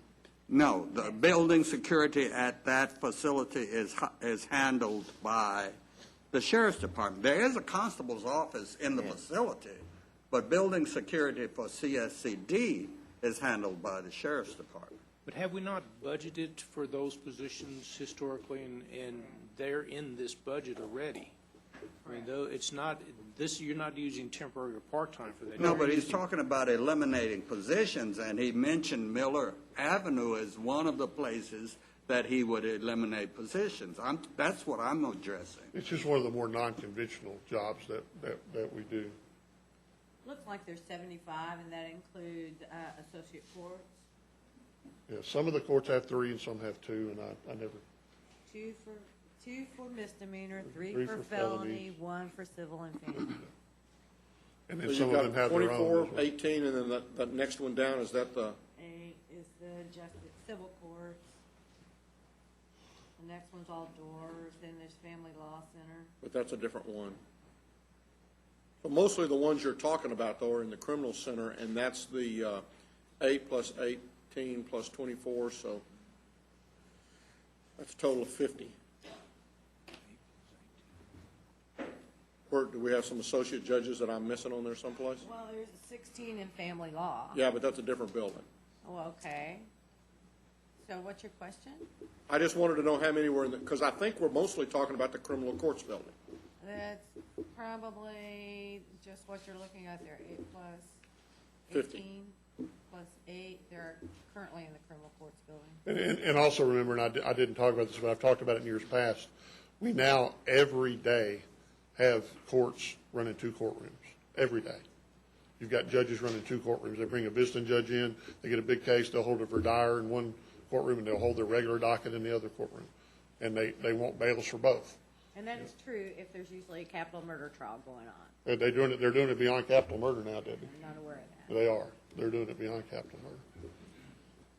We've had cases where they've got a visiting judge in just because they're having a long voir dire on something that's not capital. So it's just a drain of extra courtrooms, extra demands every single day.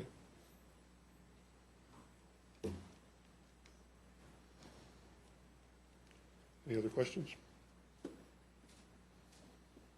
I think my preference on this, at this point in time, would be I'd like to have an opportunity to just kind of maybe sit down with the judges or Greg or maybe some representative over there and with the sheriff, and just see if there's not a little bit better way we can do that. And again, I'd also like to consider some overtime and maybe cross-training some of the folks who might be interested, because with the amount of overtime we've got and with the vacancies that we've got, I don't know that I see adding the positions necessarily solves the problem.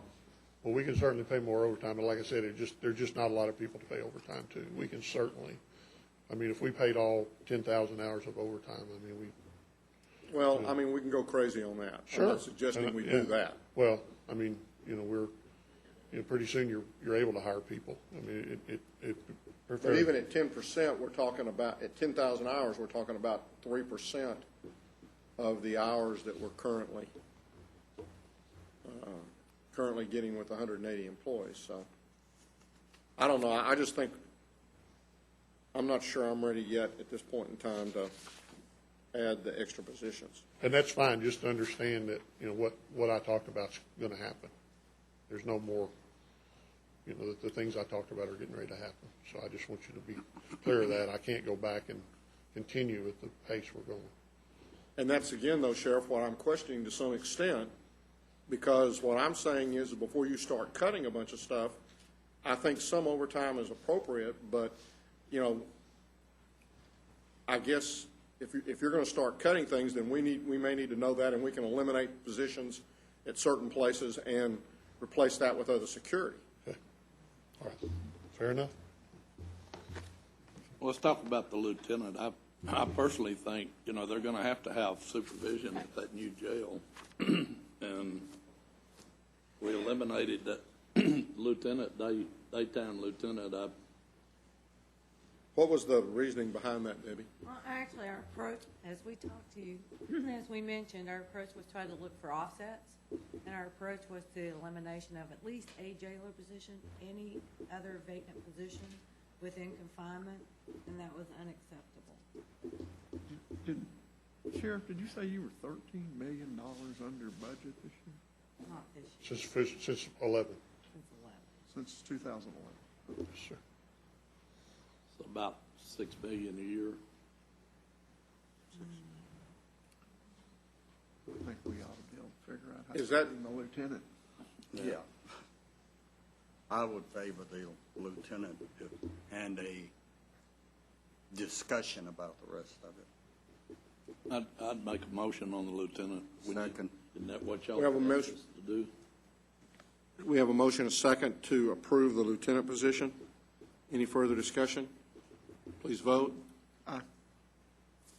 And looking deeper at the capital included there, No. I don't think we need that, just the salary. Okay, motion Then we're passes. going to put the bailiffs on the side to talk about some more. Put the bailiffs on the side, yeah. Thank you. So the only other issue in the sheriff's department then is going to be the bailiff discussion. So could we get a motion to approve everything except the bailiff position yet? So moved. We have a motion and a second. Any further discussion? We're going to approve the lieutenant, approve the budget with the exception of the request for the additional bailiffs. Please vote. Motion passes Which unanimously. will be on to be reviewed list. That's correct. Okay. Thank you, Your Honor. And who, We'll now hold go on. to constables. Excuse me. On the bailiff, who's going to direct and drive that conversation between the sheriff and the courts? So we can Judge is have, going to talk to the judges to see if there's some way we can coordinate something with them to help, okay. So the judge will be your is driver. what I Okay. understood. He's the liaison to the judges. Thank you. We can now go to constable precinct 1. What page is that on? It is on page 47. I'm sorry, 46.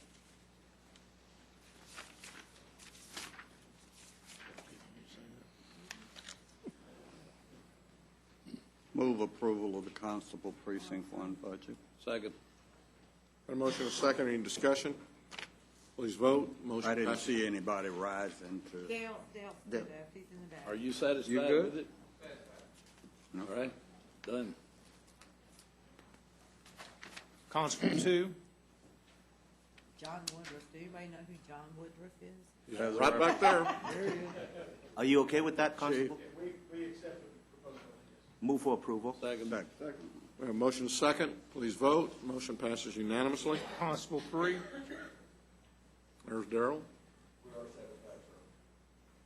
Move approval. Second. We have a motion and a second. Please vote. Motion passes unanimously. Constable 4. Move approval.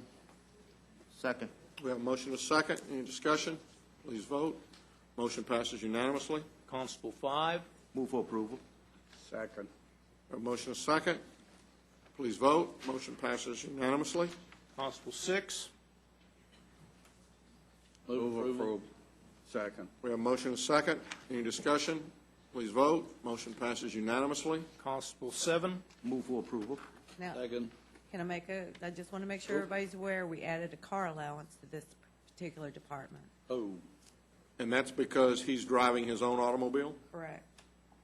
That's 7 or 6? 7. That's 7. are Has any been for others years. doing that? Huh? No. Not yet. The constable for 6 did it until he retired.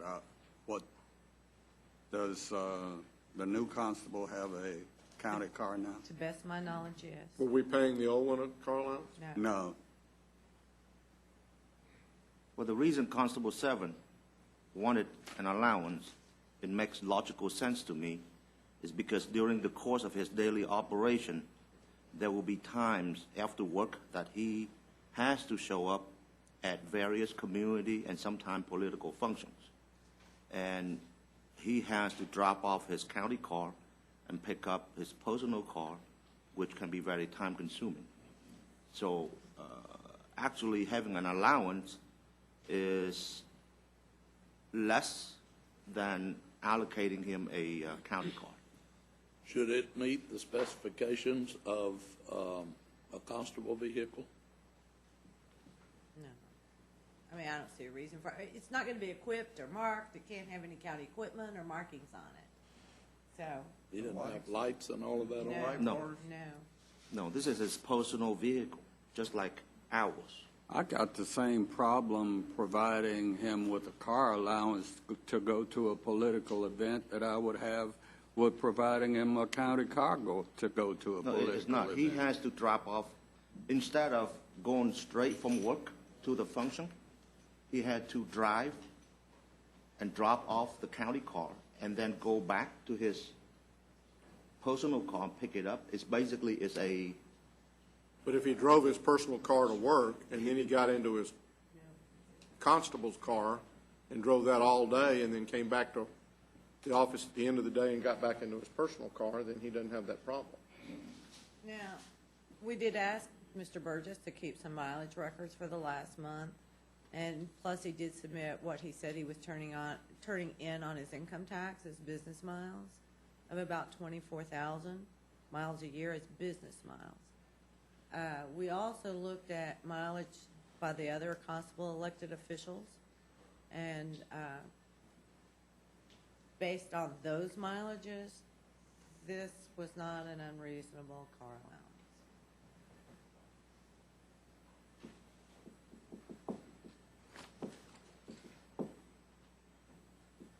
I made a motion to approve Constable 7 budget. We have a second, do we have a second? We have a second also. Okay, we have a motion and a second. Any discussion, additional discussion? Please vote. Motion passes 4-1. Constable 8. Move approval. Second. We have a motion and a second. Any discussion? Please vote. Motion passes unanimously. We'll now go to the medical examiner's office. I think they are okay with their budget. I've got an internal adjustment on your spreadsheet already that they asked for. Reduction in supplies of 10,000, add that to professional services, and a small adjustment to capital. Is Dr. Pirwani ill? I've always heard from him, or he's been here. He just has a great deal of trust in our work. Well, I move approval of his budget. Second. We have a motion and a second. Any discussion? Please vote. Motion passes unanimously. Fire marshal. Move approval. Second. A motion and a second. Any discussion? Please vote. Motion passes unanimously. Community supervision. They're okay. Move approval. Second. A motion and a second. Please vote. Motion passes unanimously. Pretrial release. I think Michelle is here if you have questions. Move approval of pretrial. Second. A motion and a second. Any discussion? Please vote. Motion passes unanimously. Juvenile services. Move approval. Second. We have a motion and a second. Any discussion? Please vote. Motion passes unanimously. Just a note, 3 of the RIFs that we had presented in the budget were in juvenile, and that's a direct correlation to the decrease in the juvenile population at detention center. Is the ongoing maintenance fee for tech share juvenile, is that in this budget or is it in IT? It's in ITs. Okay. The 323rd District Court.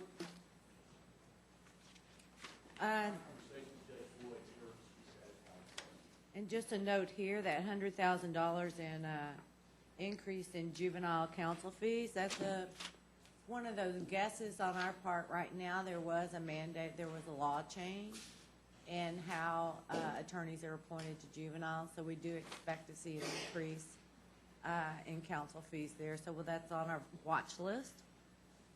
Have to see how that impacts us after it gets implemented. Move approval. Second. We have a motion and a second.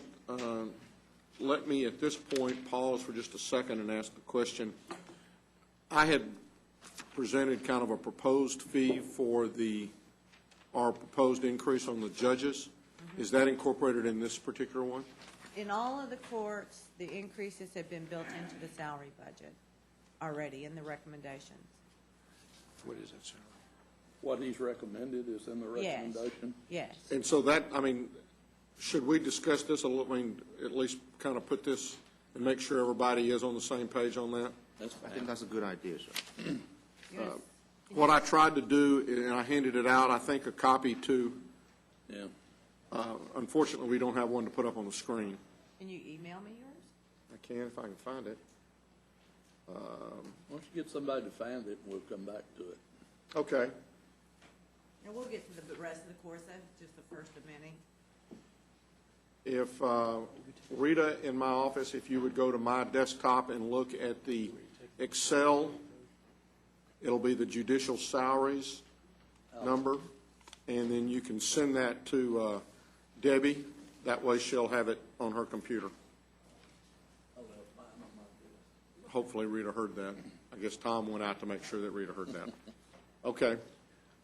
So we're going to move on to the public health. We approve that motion? Yes, we did. Well, okay, we'll go ahead and vote on that one. Motion passes unanimously. I'm sorry, Your Honor. Okay, public health. That's on a separate tab for y'all that's using the workbook. And the one question I had in here was on medical supplies and why that went down so much. Thank you. From what we had budgeted. Well, most of what you see budgeted there has been in the last couple of months. Marcia, do you mind addressing that?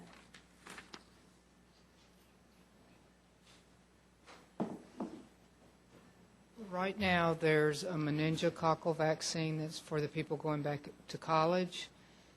It's in flux, and it started, I want to say, a year and a half ago. It was a new law. And right now, we're still having to give that vaccine. We're anticipating that that will drop this next year, and that's why it's increased this year. But with changes both in that vaccine, now it was an initial, everybody had to get it. Now it's just the new freshmen. So there's going to be a reduction in the number of people, and it's also, we don't actually know what the new rules for Medicaid, Medicare, for the new insurances coming, the insurance exchange, how it'll work. So our guess is that we will have to reduce our revenue next year because I don't think we're going to get as much. Okay. And the revenue also generates, the amount that we request for our medical supplies. So with the two, we're reducing it because I don't think either one's going to be anywhere near what it is this year.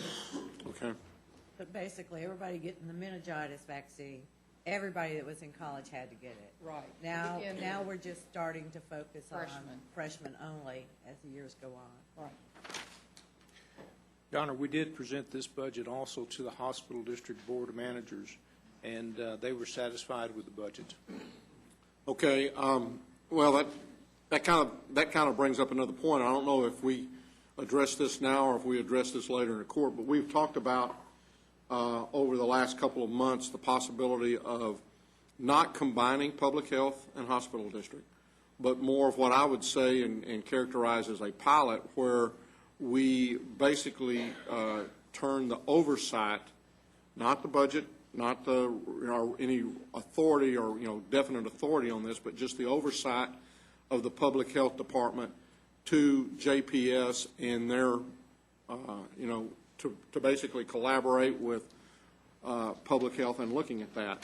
And I would like to again finalize that fairly soon. Whether we do that today in the course of the budget discussions or whether we do that just on the general course is something that I'll leave up to the court to see when you want to do that. I think there still needs to be some discussion. Considerable. I think I had mentioned to you that I wasn't real sure, and I haven't talked to the lawyers, and I believe you were going to, as to what could or couldn't be included if we did something like that. And I think we can have that discussion maybe in the next couple of weeks. I did receive a letter from Marvin and from the DA's office, and I'll get a copy of that to each one of y'all so you can look at it. What I think the summary of that, what I would say is that we can't combine those two departments. We're precluded by state law, from current state law or the current Constitution from doing that. But I think we may still be able to allow them to do some oversight in what I would consider to be a pilot type of an effort. And then, one of the things that I would suggest is, or at least that I've thought about, that is if that were to work, then we would look at, how well that worked into the future and try to make some determinations at that point. But I don't have a problem with looking at it. So for that point, then what I might suggest is that we go a couple of weeks and I'll get that information out to you. I don't have a problem with looking at it, but I've got a lot of philosophical problems with it. I'm going to need to be convinced. I understand. Okay. I think the cleanest ways to do this is during the upcoming strategic planning process, because what we are talking about here is a strategic alteration or adjustment of the public health operation here, adding JPS component to the oversight of the function of public health. I think overall, I'm okay with the concept. I think it's a good idea to improve productivity, but we got to work out the details so we can vote on it and make it official. So my suggestion is to somehow build it very specifically into part of the planning process so we can have a thorough discussion and then take action on it so we can move on. Because I remember that we have been talking about this for quite a while now. Well, and I agree, and I think we can talk and continue to talk and talk and talk. And if we do it through the strategic planning, then that's going to put us at least till January before we make any decisions. And what I'm suggesting is that if we at least give it a trial run, then we'll have a period of time in which to evaluate how that works. Again, this is a discussion we'll have over the next, what I hope the next couple of weeks, but I would hope that we don't go all the way till. But it won't have anything to do with this budget, and I'll move approval of the budget as presented. Second. I'll second. We have a motion and a second. Any further discussion? Please vote. Motion passes unanimously. Human Services. Move approval. Second. We have a motion and a second. Any discussion? Please vote. Motion passes unanimously. Child Protective Services. Now, they're satisfied with their budget, but I do need to make this comment. There's a recommendation here that appears to be a reduction to their relative assistance program. And relative assistance, they're not able to receive support from the state of Texas like a foster home would. They get nothing except the fact that they've taken in a relative with them. So we pay them a bit of a stipend, at least in the beginning. Now, our recommendation is not a reduction of that program, it's to shift that funding to what we have as 4E payments. And I wanted to make it clear that it was simply a shifting of that. And if we find in the future that 4E dries up, lessens, whatever might happen in the past, will be the first to make sure that this program continues in one way or the other. With that understanding, I move approval. Second. We have a motion and a second. Please vote. Motion passes unanimously. Public Assistance. Of course, this is a budget we prepare, and these are our normal partners that we have in public assistance. Now, Commissioner Johnson, I was unable to put my hands on a letter I received late last week from the city of Azle. Do you remember getting that? Nope. They made a request for support of their libraries again. They did that last year also. And I want to say it was to the tune of $5,000, but I could not find the letter this morning. Unfortunately, we don't support the funding of libraries. That's a business that we got out of back in the 80s. But they did make that request, and I wanted to make you aware of it. Are we getting any sort of briefing from these organizations regarding how they use the money? We do how get we get reports from them every year. They go to Mr. Manius's office, and we can make those available to you if you want to see them. I like to see them because Part of the problem, I guess, with Azle on their library, and I know they have a need for it, but they serve both Tarrant and Parker County. Their city is split between two counties. So, is anyone from Azle here? Okay. Well, thanks for bringing it up. I move approval of the budget. Second. We have a motion and a second. Any further discussion? Please vote. Motion passes unanimously. AgriLife. Move approval. Second. We have a motion and a second. Please vote. Motion passes unanimously. Veteran Services. Move approval. Second. We have a motion and a second. Any discussion? Please vote. Motion passes unanimously. Historical Commission Archives. We're satisfied with that budget. This is a pending reclassification. Move approval. second. Motion is second. Please vote. Motion passes unanimously. Recognizing the pending reclassification. Resource Connection. Move approval. Second. A motion is second. The one question that I would have, and I'm not sure, has to go, it goes back to the capital and the amount that they continue to owe on the air conditioning, which is, I think, remind me about that and remind me how we're working on that. We've been paying it down $200,000 a year fairly consistently for the last 3-4 years. Of course, Resource Connection is fortunate to be back at full occupancy, which they have not been in a number of years. And basically what we try to do as far as what we pay toward the AC is look at their cash, and approximately half of that goes toward the payment of the AC. Now, that might increase as we go into FY15 since they're back to full occupancy, but that's the approach that we've taken. How much do they still owe? I knew you were going to ask Was it 1.5 or 1.3 after the 200? 1.3? Your little elf back there is saying 1.3. that. It's 1.399. Yeah. How much do they have in their oil and gas fund, reserve fund? They have some dollars there.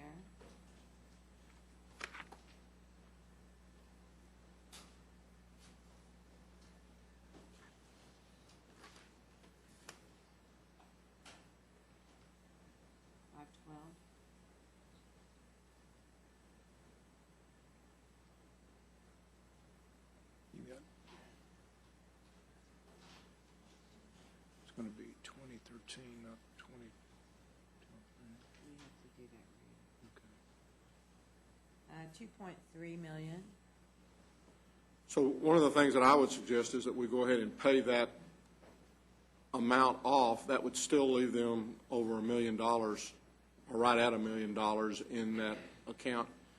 And that account is continuing to rise as we get other royalties off of that each year. I have not looked at it, and Judy, you might be more familiar with that. Obviously, it's declined significantly in the current year, the amount of revenue coming into it. Hold on a second. And the reason for setting up that fund in the first place was so we wouldn't get back into situations like we have with the air conditioning, where there is no place to fund major repairs for the Resource Connection.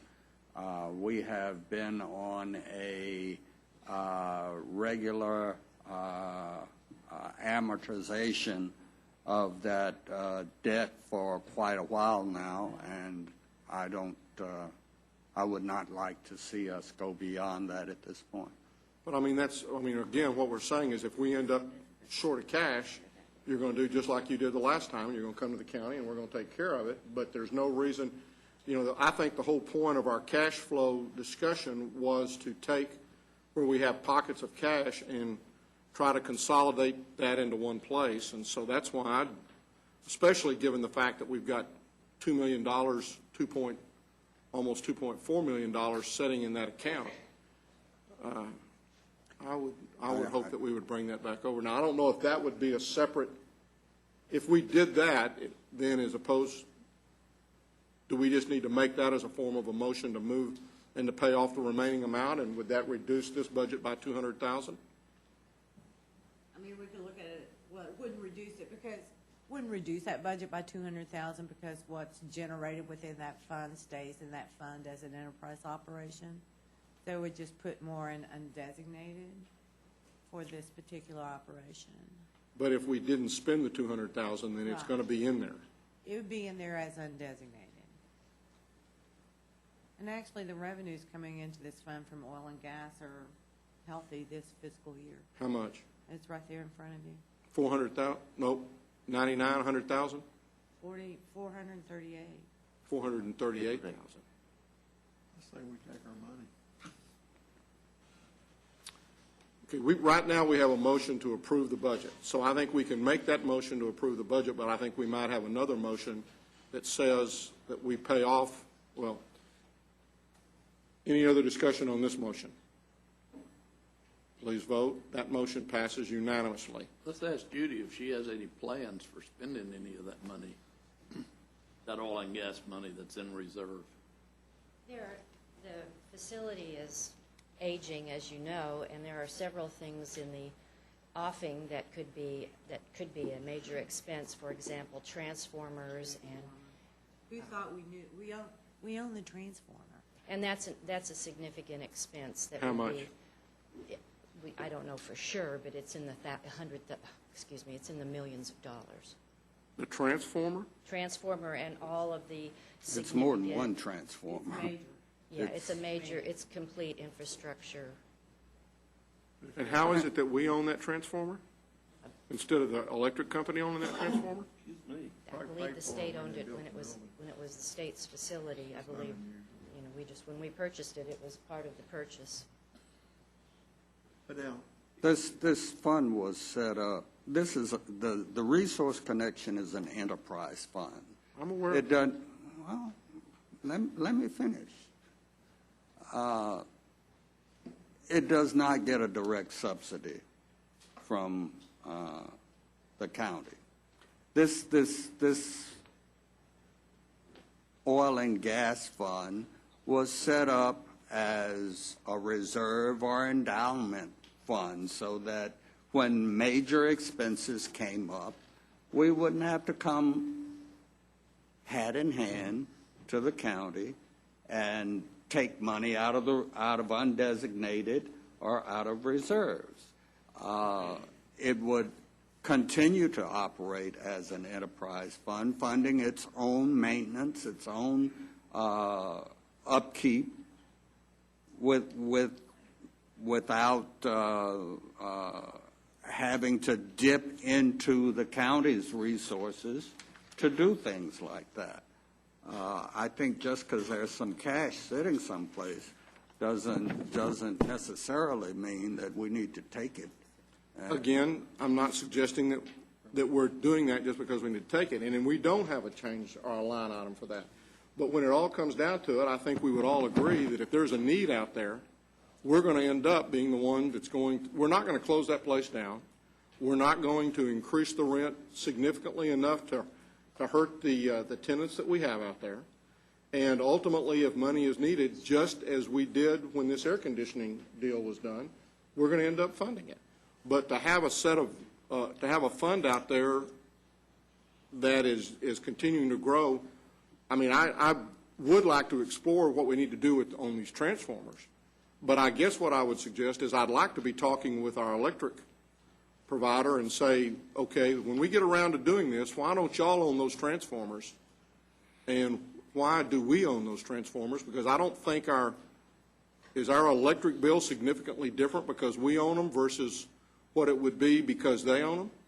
I don't think so. And I know I had this conversation with Judy. I'm not sure I've had it with David or not. But it's just basically the approach the state of Texas took when they built that facility. Now, yes, we could go to a utility provider and say, we'll give you 20 years worth of service for this, so you put in these transformers. But then again, we have the P3 agreement that we operate under, which changes that vendor about every 3 years. No, I think that vendor the transformer is That's the lines. that's Encore, that's the distribution, and that doesn't have anything to do with what Those we're. are the lines. It's the grueling. This particular property, Judge, is likened to a industrial property. They provide us with 13,000 volts in our circle, and that's the way it was set up back in the 70s. And it's a primary account versus a secondary account like this one. And in secondary accounts, all these buildings, all the other buildings we have, Encore owns the transformers. However, on this particular property, it was set up, there's one pole to that whole 300 acres, and that one pole provides about 13,000 volts, and then it runs around the circle. We have individual transformers. They do not own, we own the transformers, and we certainly can negotiate with the provider, but I don't know if they want to accept the responsibility for transformers that are 30 or 40 plus years old. I'm more concerned about who's going to accept the responsibility when we have to replace them. And ultimately, whatever's going to happen is going to happen, and we're the ones who are going to be up here looking at it, whether the $2 million is sitting over in that account or whether $1 million of it's in our general operating or whether $1 million of it over in the resource connection. who is responsible for the upkeep of that facility? Is it facilities or is it a private? No, The enterprise the Resource fund. Connection basically contracts with Tarrant County facilities to provide the maintenance of the facility. And they've been doing that for the 17 or so years that we've owned There's the resource. facilities employees that are included in that resource connection budget, but they're managed by facilities management. Right. So But all of the paid for infrastructure, out of any the repairs enterprise are paid for out of the Resource Connection budget. So essentially, right now, the Resource Connection still owe the county $1.4 million. Correct. And right now, you have 2.4. So looking from that independent operational standpoint, the county can call that debt right now. Now, And you're going to have to write a check. it's growing 400 and something thousand a year based on gas prices at Their revenue. 350 or whatever they are. The one thing the court might want to consider, since you've already passed the Resource Connection budget and it has a $200,000 payment in there, you might want to consider accepting that $200,000 payment, plus the county capturing this next fiscal year's monies coming off of oil and gas. That would cut that in half. Well, I understand that, but I just assume, go ahead, leave that money over there and let's capture the 1.3 and then know that if we end up having an issue somewhere down the line, they're going to come to us and we're going to. It's, what I'm hearing to the conversation, there are two separate issues. The first issue is that fund is dedicated to the maintenance and the emergency needs of Resource Connection. That's exactly what Commissioner Brooks' point is. It was designated by this court for that. Exactly. We can change that. For capital improvements is what. For capital improvement, right? But right now, the Resource Connection basically owed the general fund about $1.4 million. So the question here is, are we going to call that up front right now, or are we going to continue to pay it off over time? That's a separate issue from what Commissioner Brooks is talking about. Yeah, and I just add, though, that the reason that fund got set up in the first place, or the reason that liability got set up in the first place, is they had to go out and they had to have air conditioning repairs done. They didn't have the money, and so we fronted them the money, and then they agreed to basically pay that back over a period of time so that all of that money wasn't gone to the people who were paying rent out there, so that they wouldn't have to pay the rent in one fell swoop. Along came oil and gas, and so I think now there's an ability and there's a way to do that. Under the current scenario, by the end of next year, there'll be about a $1.7 million reserve back in there, even after they have paid us the 1.3. So help me understand, are you recommending that we call the note, but then leave that fund as is? Yes. Okay. I would make a motion that we. But you're not recommending eliminating that fund, basically? Oh, no. Okay. I would make a motion that we go ahead and pay the remainder of the liability associated with those air conditioners off this year, and then go forward from that standpoint. Out of the oil and gas. Out of the oil and gas fund. What would be the remaining balance of that fund? If about 1.2. Well, I mean, let's assume we leave the 200,000 as we have from their main operating fund. So that means they'll pay 200 there. Right. And then that would leave 1.1. 1.3 or 1.1. 1.1? Right. 1.1. It's about 1.2 in their capital improvements fund. And then, assuming there's an equal amount of money coming in there for next year, it's another $500,000. That's the problem, is that assumption. We don't know what gas prices are going to be. And we can. Well, for discussion purposes, I'll second the motion. And we can strategically place that payment toward the end of the fiscal year so that we can watch those oil and gas royalties during the year. That was not what your motion was it? It was to pay off whatever the remaining amount was, and the 200,000, whether we include the 200,000, I don't care when we make that 200,000 payment. But again, I would say go ahead and make it at the beginning, because it's just, I mean, we're moving money from one pot over here One pot over here.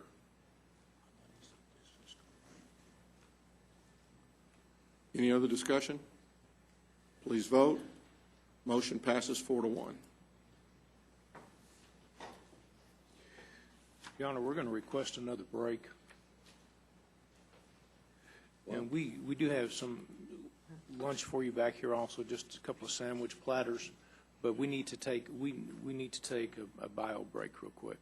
Okay, so we're going to, this is not a lunch break, No. It is not. because we've got some folks, I know that we've got some folks here that we're, DA's here. yeah, so, but we've got some judges too. Okay. And I wanted to go through that judge discussion. We could just maybe do 10 minutes in? That'll be fine. What are we doing? We're taking.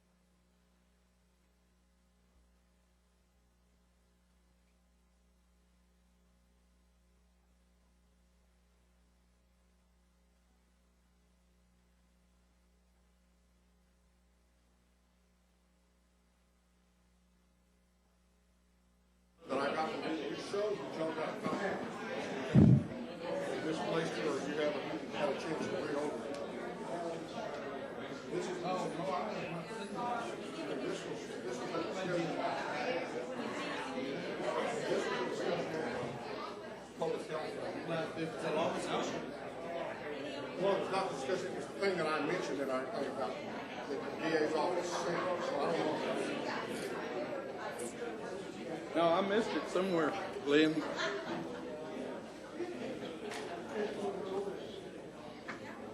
July 16th, I'm not that far back. Okay, Your Honor, we're now at the judicial section. Is this a time Yeah, that let me- you'd like to discuss the salary? This is the time. To kind of give a little bit of a background and then to explain this schedule that you see up on your screens right now. Several years ago, we had started giving our judges, all of the judges at that point in time, the same increase that our employees got, or that we all got as we were going forward, the same as the elected officials got, precisely. And then sometime, probably about 5 or 6 years ago, the state came in and said, King's X, some of our district judges are making more than our appeals court and our Supreme Court justices are, and so we're going to establish ceilings that you can't pay a state district judge more than X amount with your supplement. And by that, remember that the state pays the state district judges a certain amount, and then the counties are allowed to supplement that. After they made that change, then what the state said is, we'll pay $125, and the maximum amount you can pay is $15 for a combination of $140. And it stayed like that for several years, and finally, what we said with regards to the judges that we controlled, the probate and the county judges, both civil and criminal, was that these folks needed increases like all the rest of us. They had families like all the rest of us, and it wasn't fair to keep their salary down just because the state had not chosen to address the issues with the state district judges. We talked with the state district judges. We explained that to them. Quite honestly, we said that maybe as a result of us and a few other counties doing that it would encourage the state legislature to look at that and to make adjustment on somewhat more of a regular basis. This past session of the legislature, they did just that, and as a result, they increased the state portion from 125 to 140, and they increased the subsidy that the counties could do from $15,000 to $18,000.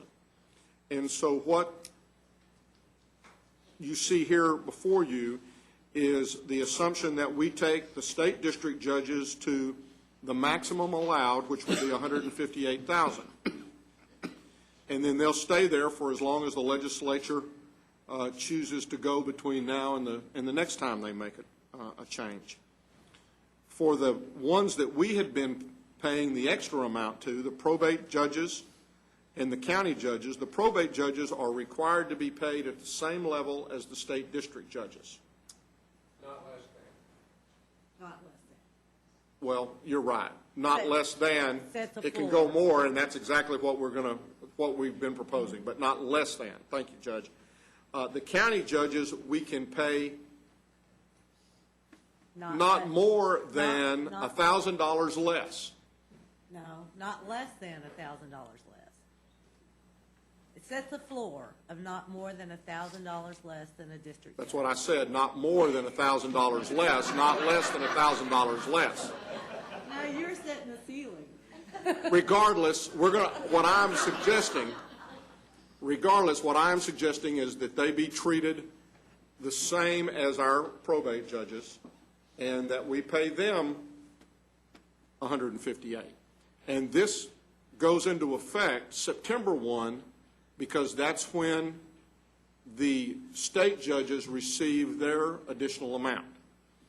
Now, if we should accept this proposal, this is the one thing that I want all of the probate and county court at law or county judges to hear, is that they're currently making $148. And if you look at that little gray area right there, you see that that's what they're currently making, is $148,526.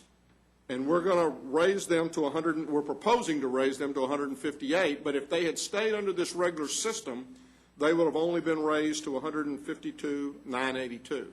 Now, we couldn't legally do that because we've moved the state judges to 158, but under our scheme of calculations, where we're giving them the same thing that all elected officials are getting, they would be at 152,982 for 2014.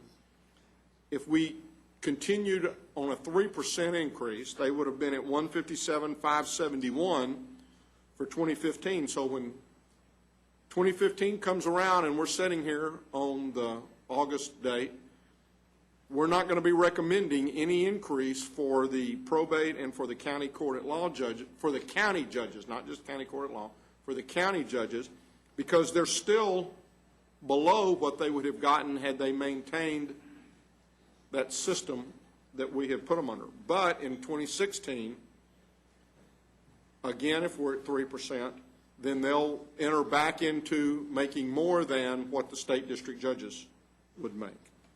And so, as I had talked with Debbie about this, I think this is what you built in, which means that for the state judges, state district judges, we will experience a $3,000 increase, and for the county judges and probate judges, we will have about a $9,400 increase, because they're going to go from the 148,526 to the 158.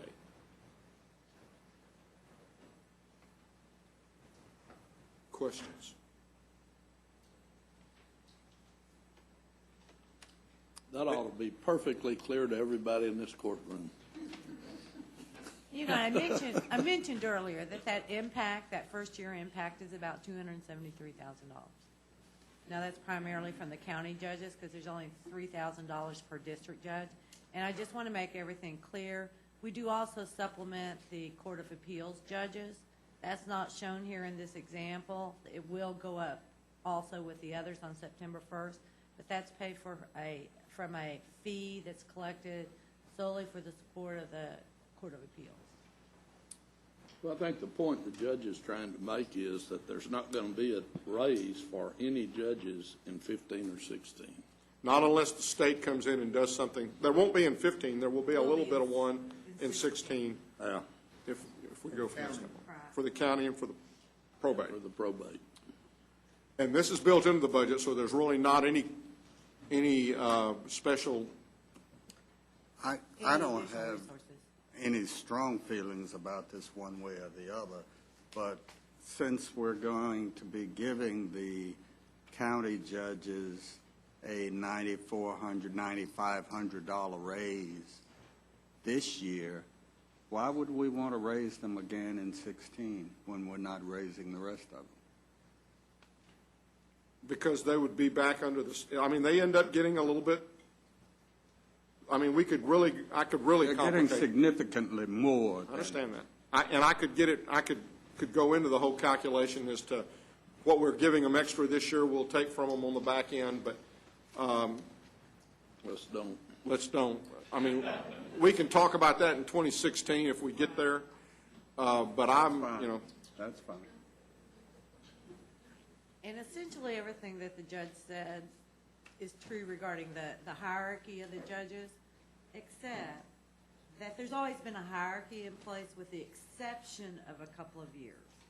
And those couple of years is when we took the stance of increasing the district judges on our own. But hierarchy is something that's been in place in the state of Texas ever since I can remember. And the hierarchy being the Supreme Court, the Court of Appeals, a district judge. And so, I mean, I'm glad you didn't go any further than that. That's right. That's when it breaks down. That's where all the hierarchy breaks down. But and again, that's where we're just kind of looking at it as we go forward. But I wanted to just put this in print someplace, so in 2016 or in 2015, we've got something to pull out and say, see what we said last year? Well, we'll have to say it, but we'll keep it. But you can guarantee in 2015 there will not be raises if there are raises for other county employees included for the county. Well, that's the budget. 5 of us that's sitting here now. Unless you make a strategic change. Yeah, well, So are you recommending that we implement this strategy in FY14 budget? Actually, September 1st. well, and that may be the thing. I think as we've approved each one of the budgets, we will in effect implement this policy. However, we are going to need some sort of a motion independent of all of this to affect that 1 month of September because of the fact that that's this year's budget, and that would be a budget adjustment for this year. It's a budget adjustment. And normally how we handle that is we'll just prepare the CS5s and it will show up on the personnel agenda. But Okay, so we can just, as long as we don't hear any objections to that, then we'll proceed under that theory, and then we'll have CS5s, and we'll just approve that as we're going through our receive and file our personnel agenda. Is anybody, you got a puzzled look? I want to be sure you're okay with this, or do you want a motion? Judge, I'd like to have a motion on that. Then I will move that we implement this proposed salary adjustment for the 1 month beginning September of the current year for beginning the payroll that includes September 1st. the payroll that includes September 1st. Second. We have a motion and a second. Any discussion? Please vote. Motion passes unanimously. Merry Christmas. Now, we could go to, are we ready to move on? Yes. Okay, we can move to the civil courts, the 17th district.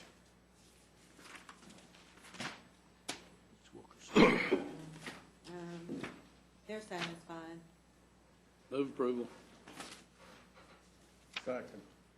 We have a motion and a second. Please vote. Motion passes unanimously. The 48th? The 48th, the 67th, the 96th are all satisfied. They're the next 3. Move approval of all of them aforementioned. Second. We have a motion and a second. Please vote. Motion passes unanimously. 141st. I'm here from the 141st, just want to say thank you, Barbara, Move approval. Second. We have a motion and a second. Any discussion? Please vote. Motion passes unanimously. 153rd? That one, She's a newbie. and the 236th, the 348, 342nd, and the 348. So the balance of the civil courts are satisfied with their recommendation. Move approval. Second. We have a motion and a second. Any discussion? Please vote. Motion passes unanimously. We'll now move to family courts. What page? I got 352nd coming up next. Well, that one was satisfied also. Oh, 352nd, I'm sorry, I misspoke on that. No, we didn't, we didn't approve that one. You're right. I have, Are they good? 352nd's good, or I think it's 350. I didn't hear from them. Move approval. Second. We have a motion and a second. Discussion. Please vote. Motion passes unanimously. 231st now, we're in the family courts. Right, and you did hear, we have a new appointment in this court? Have what? Yes. A judge has been appointed to this court. Randy Catterton is, sorry, has retired. He hasn't been sworn in yet. Right, it should be August 26th.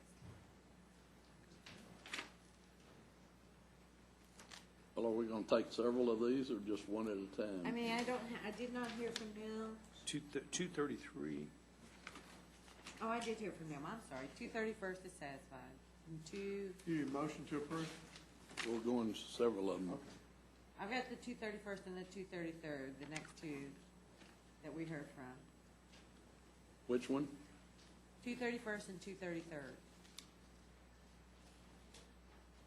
Move for approval of those 2 courts, 231st and 233rd, family court. Second. We have a motion and a second. Any discussion? Please vote. Motion passes unanimously. 324, Nope, 322nd, 322, okay. 324, 325, 360. Move approval of all of the above. Second. We have a motion and a second. Any discussion? Please vote. Motion passes unanimously. Go to County Court at Law number 1. We only heard from number 1. Is 2 or 3 here? So county court at law is number 1, 2, and 3. Move approval. Second. We have a motion and a second. Any discussion? Please vote. Motion passes unanimously. Probate Court 1. I know they're happy with the big raise they just got. Hi, Judge. Thank you. Good morning. Good afternoon. We are satisfied with our operating budget. However, we had put in for a new computer in my chambers, which was not approved by the budget office. So I just wanted the court to know that I am working on getting the bid. I'm going to purchase that computer and donate it to the county. We appreciate that. All right. Thank you. What about probate court 2? Anybody hear from me?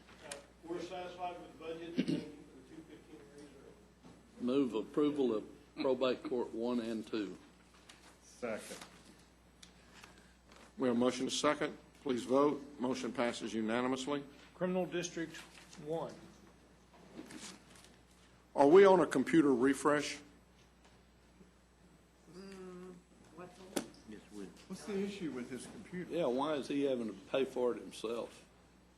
We are refreshing PCs on a very targeted basis right now. We just replaced, or in the process of replacing a number of laptops and upgrading all still serviceable PCs with more memory so that they'll work with Windows 7 and Office 2010. We have one standard for Office, one standard for an operating system PCs. We do have a proposal we're going to bring forward that will, over the long term, eliminate the need to buy PCs for the most part, probably by 90%. If I might say, let us take this offline. I think we can probably solve this offline. I would hope so. Before he buys it. Thank you. CDC 1.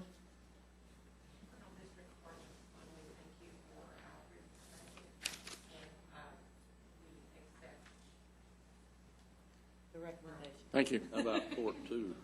CDC 2. Greg? On behalf of all the rest of the criminal district Greg, courts. Greg. What? Come up. Yes, I will come up. On behalf of all No, the we other couldn't criminal hear you. district courts, they're satisfied with the budget, but Judge Westfall is here and would like to address the court. On what? Come on forward.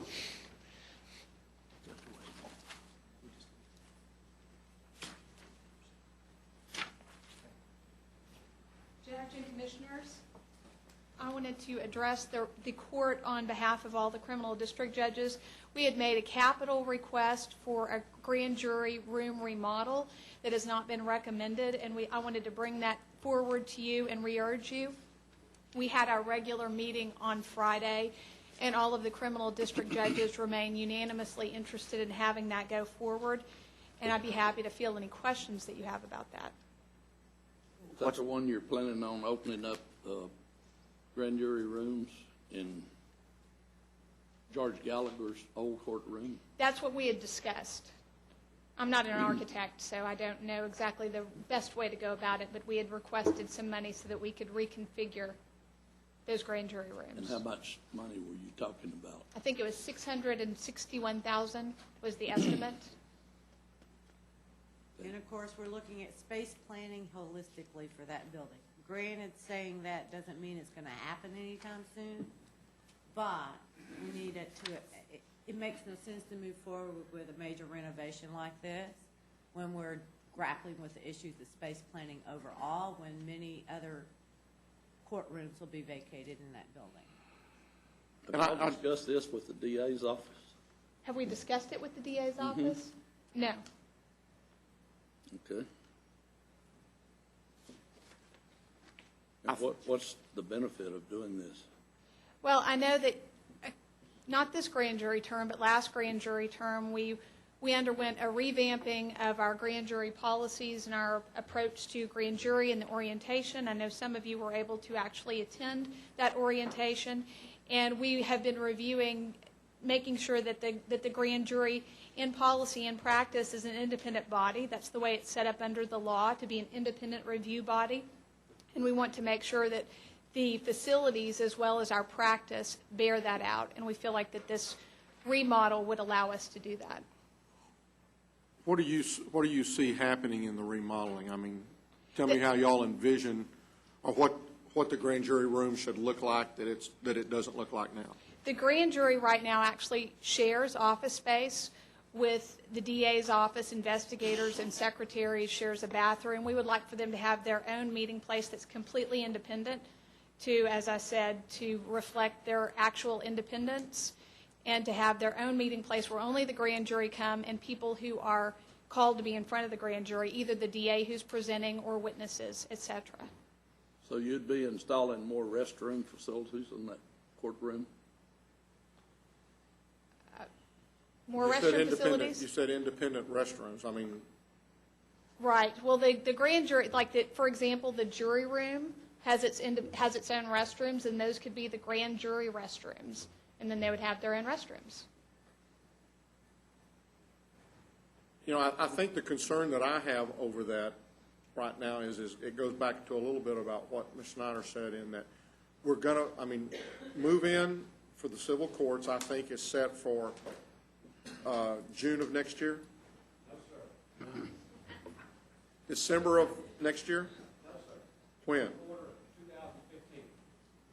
Well, we're shooting for December of 2014.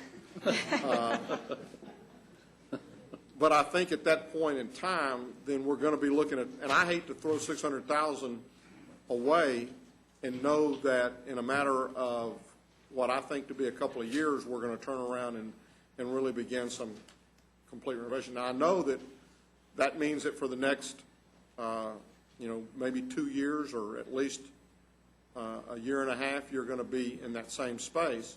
But at that point, then you're going to have a lot of empty courtrooms over there that could be utilized from that standpoint. So that's my reluctance. I hear where you're coming from, but we've been able to survive this long. If we could just hold on for another 18 to 20 months, I think we can at least begin. And it's been like this for 23 years. I understand. And we're going to, and part of what we're suggesting right now in this year's budget is to begin the whole, space planning type of an effort. And I think y'all are going to, I know y'all will be very involved in that process as we go forward. So I think it's going to give you every opportunity to really design something that hopefully you'll be very pleased with. I understand, and the judges are very receptive to how the commissioners have given us a raise this year, and we've been happy we feel like we're fairly treated by the Commissioners Court at every turn, but I did want to re-urge this on behalf of the judges because they are still very interested in this effort. So I appreciate your consideration. Any other questions? Yeah, Judge, is there any Yes. opportunity that something could be done to improve the situation, but not to the tune of $600,000? I think that's true. Again, that's something we discussed on Friday. Again, I'm not any kind of architect or building designer. I think that you could have a less expensive half measure that would make an improvement without giving us everything that we had in mind. And we certainly would be willing to bring that back to you, talk to more educated heads than mine to propose what might be done. Maybe a discussion between y'all and the facilities manager first would be the best approach. Okay? And then let him come back to us. I'd be more than happy to do that. Thank you, Judge. Thank you, gentlemen. Thank you, Judge. You would have a vote.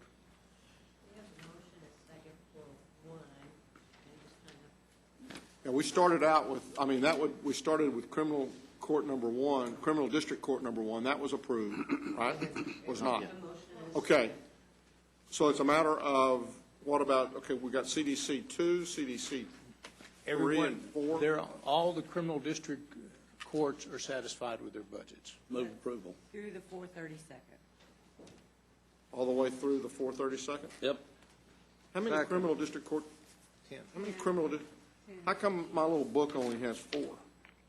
Because you stopped because the numbering system changes? Because the state changed the numbers. State, The other 6 criminal district judges actually have numerical district Okay. judges. So district these are all the criminal districts, okay. so you can tell the original ones. So we have CDC 1 through 4, and then all the other criminal district courts through the 432nd. We have a motion and a second. Any discussion? Please vote. Motion passes unanimously. Go to magistrates. The following budgets that I am responsible for, which includes the magistrates court, the criminal court support, the grand jury budget, which is overseen by the district court judges, criminal court attorney appointment, and the mental health courts. We are satisfied with those budgets. Now, before you make a motion and second on that, just note that I have made some pre-adjustments on criminal court administrator's budget. Basically, we addressed the system error, that's our system error in that budget, and we added $5,000 to education. So if you'll include those adjustments in your motion, we'd appreciate it. So with that change, I'll move approval of all that he recommended. Second. We have a motion and a second. Any discussion? Please vote. Motion passes unanimously. Did And that now we have the include grand county jury? criminal court, Did that include grand jury? 1 through 10. Now, there is an issue with county criminal court number 5. We wanted to discuss that very briefly. Okay, then 1 through 4. Do I have a motion for 1 through 4? So moved. Second. A motion and a second to approve county criminal courts number 1 through 4. Any discussion? Please vote. Motion passes unanimously. County criminal court number 5. Judge Cummins had sent you all a memo on Friday afternoon, just holding on to her budget to wait until they find out a status of a grant that funds her domestic violence diversion program. So we'll put that budget aside and hold on to it? Let's do it to be considered. Okay. And let's, So moved. Second. can we make a point Please here? vote. Go ahead. Assuming we don't get the grant, the plan B is to start assessing fees against these participants Well- so that there is an offset to the overall cost? We are meeting with the CSCD, which is a portion, and next week to come up with other alternatives of funding besides fully funding from the Commissioner's Court. And we can't state yet until after that meeting what we project or estimate the outcome might be in the event we don't receive the grant. Plan B is to be considered. And when are they going to know something? When are you going to know something on Hopefully by September 1st. Hopefully by September 1st. Please vote. Motion passes unanimously. We want to do court 6 through 10. Move approval. Second. We have a motion and a second. Any discussion? Please vote. Motion passes unanimously. Thank you all. Okay. Justices of the peace. Are there any JPs here?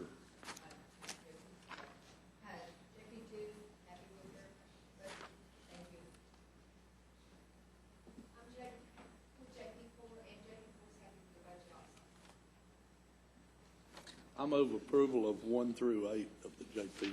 Second. We have a motion and a second to approve JPs 1 through 8. The only discussion is we sure would like to see some of them increased fines and fees that we got talked about last year. Y'all were here this morning? Yes. So you heard that discussion? Thank you very much. I think maybe a letter to them might be beneficial. I agree. That was kind of the cornerstone of their whole argument that. On their salary increases. Increasing the salaries. Well, let's approve their budgets, and then we'll see about drafting a letter. Motion passes unanimously. Want us to draft it for your signature? That's what I was sitting here thinking. You guys are real loose at drafting letters for me to sign. We'll take care of it for you, Jim. Yeah, I'll bet you will. And before, The big reluctance was I'm as reluctant as I can be about putting anything on paper that I sign and send out. I hear you. Before we move on, I showed you this stat earlier regarding the JP courts and the costs per disposed case. And I think we need to always give credit where credit's due. JP7 obviously has the lowest cost amongst anyone, followed closely behind by 3.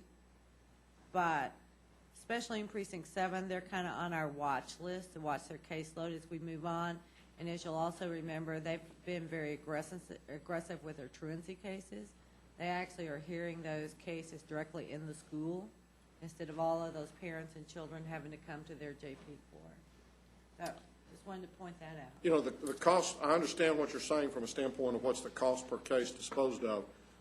I guess the question becomes, what are their, what causes there to be a case eligible to be disposed of? Is there a way that they can affect the volume that comes into their particular court or in their particular office, as this case may be? You know, the case that's probably the hardest to get rid of is an unpaid traffic ticket, an unpaid fine.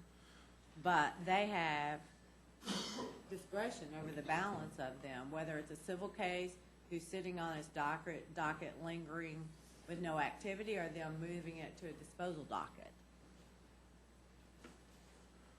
So you can kind of look at the ones that have high criminal cases that would have the least ability to actually move a case if there's an unpaid fine, outside of beating them to death with letters and ultimately a warrant for their arrest. And so under that, let's go down to the, I mean, you've got the cursor right there on JP 5, 129.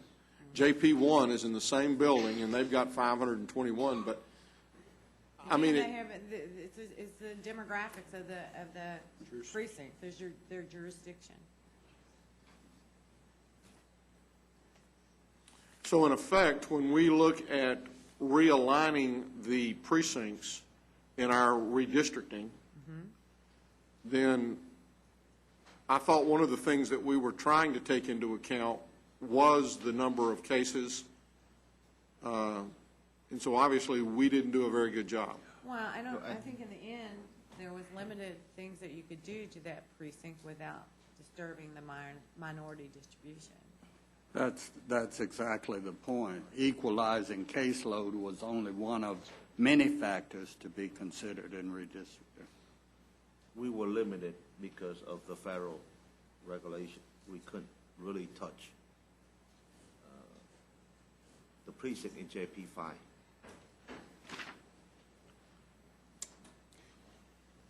Okay? Are we ready to move on? Yes. District Attorney.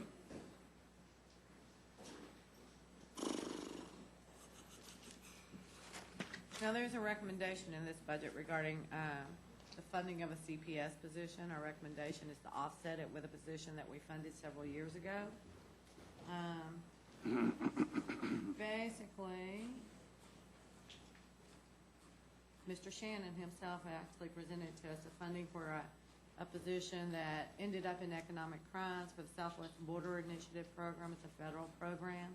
And I've tried to map out here the cost of that position over the years it's existed, along with the reimbursements that we've received. So you can see outside of its first year and its third year were the only years where we've actually gained more than we spent on that program. And I will try to address that when we reach that request. Okay. Good afternoon, members of the court. This will be Mr. Shannon's fifth budget year as district attorney. In his first 4 budget years, he requested and received 4 new positions and gave up 2 positions for a net gain of 2 positions. So he's been very frugal in terms of new positions. 2 positions in 4 years. Can I ask you a question? The 2 positions he gave up, what were those? I'm sorry, I don't remember. Helen, can you tell us? Grand jury investigator and chief of the criminal Okay. And we also repurposed those positions into 2 other positions for the PIO and for an attorney in functions. In the mental health. And that's correct, and so that's a net gain of 2 positions. And so Mr. Shannon has been very frugal in requesting new positions. This year, however, we do have a significant budget request. And I'm going to address a request for 2 new positions, and Mr. Shannon will address the balance of the request. Our first request is for a support position for our open records function at a grade 17. And as all of you know, the District Attorney's Office functions as the headquarters for open records for the entire county, for non-judicial records. We divert the request for judicial records to the clerk's offices where they are public records, but they're not subject to the Public Information Act. In recent years, there's been an explosion of requests. And this is not just the number of requests we get, but the type that we get that are very work-intensive. The work required for many of these requests is much larger than it used to be. Basically, since the year 2000, we've had a 600% increase in open records requests. And just to give you an idea of the volume of these things, and this is driven by the legislature, and they keep expanding the open records law. And last year alone, the Attorney General across the state issued more than 20,000 open records decisions. It's not just from Tarrant County, that's the whole state. And we debated strongly on this about whether we should ask for another attorney, but we decided that we thought we could do this with the addition of a support staff person. Currently, we have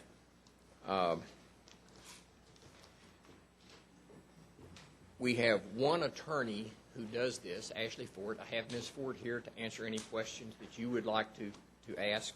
She devotes about 60% of her time to this function. And then she does subpoenas, she does bond forfeiture, she does the medical examiner, she does juvenile services, she does, when we have a bankruptcy, she does that, she does subpoenas. But 60% of her time, and then we always cross-train attorneys to back up attorneys who are not signed to those functions, and we have 2 attorneys cross-trained. We have 2 full-time support people. Both of them are workhorses. The one who really is the key to this is Angela Campbell, and I would say that without Angela, the whole system would collapse at the moment. But we have 2 full-time support people that are working on open records, and then we have 2 more that are just cross-trained, again, when we get into a real bind. And one of those support positions we repurposed from our criminal section, to their chagrin, I might add. In 2012, we just took a criminal support position and moved it to open records. About 2/3 of our requests that come in relate to non-district attorney records. So we're doing this for all offices of the county.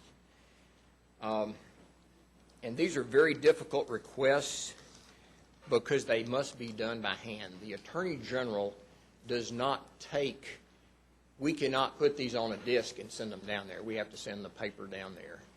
And they very kindly send all that paper back to us, carefully marked, because they don't want to keep it. They probably couldn't keep it the way they operate their system. Now, I'm not saying we don't get requests for electronic records. We do. I'm just saying that most of our work in terms of submitting records is boxes when we ask for an Attorney General's opinion. The key is we try not to ask. We can't ask a requestor why they want the records. That is not permitted by law. And a lot of them are very broad, a lot of the requests. If we had to respond to each one of these things, I don't think we could do it. So what our staff is trained to do is to contact the requestor where we get a broad request, and we try to get them to narrow their request to something that is more manageable. We try to find out what they really want without, however, stepping across the line and ask, why do you want to know this? Because we can't ask that. That's part of the Act. The Act makes it clear that we can't question why someone wants to know what's in a public record. But then we get them to narrow that request and put it in writing. And we've got to be very careful how we respond, because there are criminal penalties if we give up confidential information that is by law confidential. There are criminal penalties if we fail to respond and give them records that are open. And so we've got to be right, I guess is what I would say. Now, this county, and I want to brag on this county a little bit, we have made it easy for people to ask. And the easier we make it, the more they ask. And some of the people are now learning that they can just make the same request every week. If we get a request for a certain number of certain type of records, it's just historic only. In other words, it only goes backward. They can't send us a continuing request, but they can send us one a week. And that happens to us. And some of the people that ask for open records are very specific. We don't hear from them again, but some of them ask over and over and over again. So, and we're making it easy because we, the county, have developed a reputation of really responding to open records without submitting them to the Attorney General except where necessary. And of course, we have to coordinate all this with the departments that whose records we are working on. So I would say this is a very serious function. I think that, frankly, counties from around the state and some other governmental entities contact us to see how we do it. I'm not saying we never get a complaint, because there are people who are very upset, not with us, but in the system something has happened, like a victim who wants records like an autopsy or a copy of an investigation that has been done. But by and large, we develop a very good reputation, and of course we're out on the internet with. So it's a grade 17 position. It's a grade 17 position. And what's the cost, salary cost of that? About $58,500 with benefits. That's with or without benefits? With.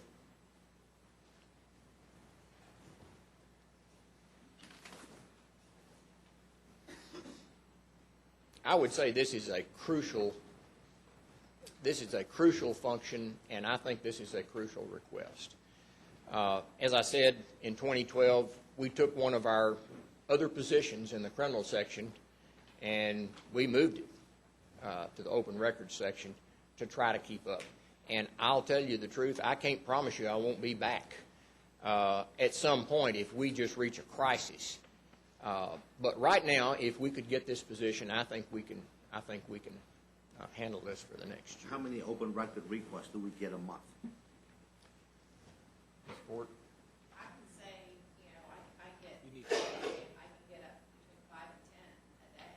Some of them are so small that I can get them in and out within a day or so.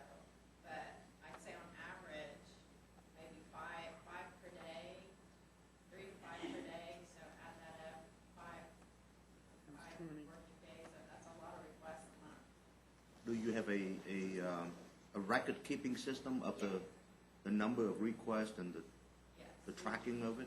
We do. My paralegal keeps track of all the numbers.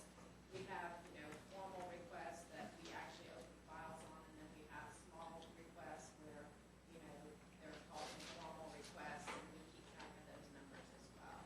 You have 3 to 5 requests per day. Yeah, And how much time does it take for you to respond to each request on an average? Well, like informal requests, that typically takes, anywhere between,